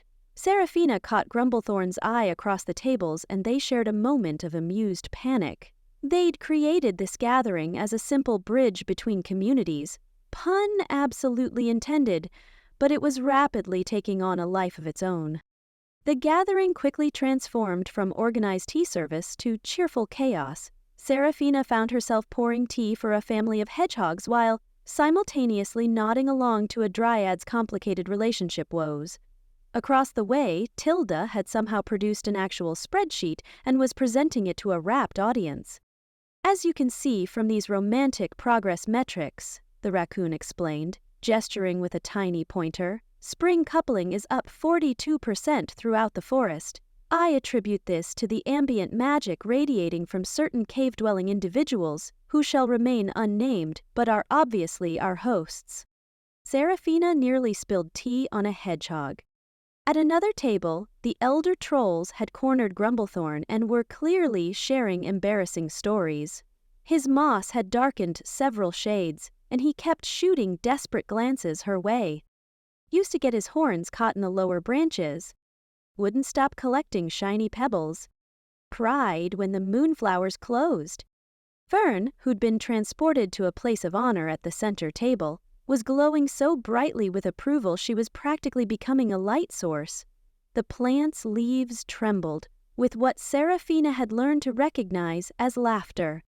Between pouring tea and mediating a heated debate between a love-struck fairy and a commitment-phobic gnome, Seraphina caught Grumblethorn's eye across the crowd. His expression was a mixture of wonder and mild panic that made her laugh as she navigated through the guests to reach his side. "Elder Stoneclaw was just telling me about your collection of pressed flowers," she said, slipping her arm through his. Grumblethorn's ears twitched. That was private information.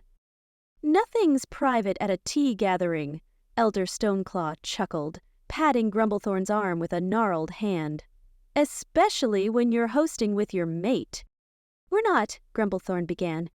"We're partners," Seraphina corrected smoothly, enjoying the way his moss brightened at her touch. "Co-hosts of the bridge." "Co-hosts," Elder Stoneclaw repeated with exaggerated understanding. "Of course. In my day, we just called it married." Seraphina tugged Grumblethorn away before he could sink further into embarrassment. They found a momentary pocket of calm near the edge of the bridge, where the afternoon light filtered through in gentle waves. "Did you ever imagine this?" she asked, slipping her hand into his as they watched their unlikely community mingling beneath the bridge that once bound them together by force and now gathered others by choice. His moss glowed faintly where their fingers intertwined, a tell she'd come to treasure. Grumblethorn looked out over the gathering, fairies darting between tables, trolls laughing with dryads, Chamomile presiding over it all with teapot-like authority, and shook his head slowly. "Never," he admitted. "My imagination wasn't expansive enough." "Neither was mine," Seraphina confessed. "All those stories about princesses and monsters, and none of them mentioned afternoon tea." Grumblethorn's thumb traced small circles on her palm. "Or magical bridge renovations. Or enchanted roommates with opinions about throw pillows. Fern has excellent taste in decor." Seraphina leaned her head against his shoulder, savoring the mossy warmth. "She said my curtains were aggressively cheerful yesterday." "They are," Grumblethorn rumbled, "but the cave needs it." Their moment of quiet was cut short by Bramblehook's voice rising dramatically above the chatter. "Ladies, gentlemen, and spectral entities, it's time for our first matchmaking pairing." The goblin was standing atop a chair, brandishing what appeared to be enchanted dance cards. "The rules are simple. Each participant draws a card, follows the prompt, and discovers who might be their perfect match. It all depends on strategic truth-telling." Several guests immediately looked in their host's direction, expressions hopeful. "Should we rescue them?" Seraphina whispered. Grumblethorn sighed. "Probably." Before they could intervene, the first brave participant stepped forward, a nervous young troll and a blushing water sprite. Bramblehook handed them each a glowing card. "Now then," the goblin rubbed his hands together, "read your prompts aloud." The young troll squinted at his card. "Sure. A truth you've never told anyone?" The water sprite's card glimmered. "Reveal what you admire most about someone here." Bramblehook beamed. "Perfect! Now you must answer truthfully or the cards will know."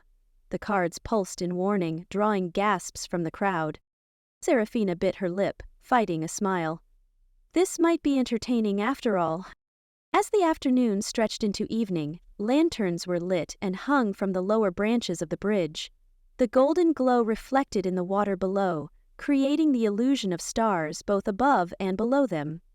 Gradually, guests began to depart, some alone, others in newly formed pairs, and several with Bramblehook's compatibility cards tucked carefully away. Chamomile approached as Seraphina collected empty teacups. Statistical analysis indicates 87% emotional satisfaction rate, significant improvement over the forest average. Her clipboard hovered beside her, a quill taking notes of its own accord. "I'm glad?" Seraphina tried. "You should be." Chamomile's porcelain features formed what might have been a smile. "The Bridge Tea Society is officially Silverwood's most effective therapeutic intervention. I'll be naming a blend after you both." "Something with moss?" Seraphina teased. "Stubborn Princess Chai, I think, with just a hint of trollberry." With that, Chamomile glided away, leaving Seraphina staring after her in bemused silence. As the last guests made their way home, Seraphina and Grumblethorn began the process of tidying up. The lanterns glowed softly against the twilight, casting long shadows across the tables. Grumblethorn paused in stacking chairs, then leaned close to Seraphina and asked with unexpected earnestness, "You still want to write new fairy tales?" His question carried the weight of all the conventional stories neither of them ever quite fit. Seraphina set down the teacup she'd been holding. It had turned a warm golden color that Chamomile had identified as contentment, and looked up at him. The princess who chose a troll. The runaway who found home under a bridge. She sipped her tea, spark of something citrus, because of course, and smiled up at him. "Only if we get to make them weird." His smile came slowly, spreading across his face like moss finding sunlight. "Deal." Beneath the glowing arch of the bridge, surrounded by magic and the lingering warmth of mild emotional chaos, they began Chapter 2. Not a fairy tale, but something better, their own story. Thank you for listening.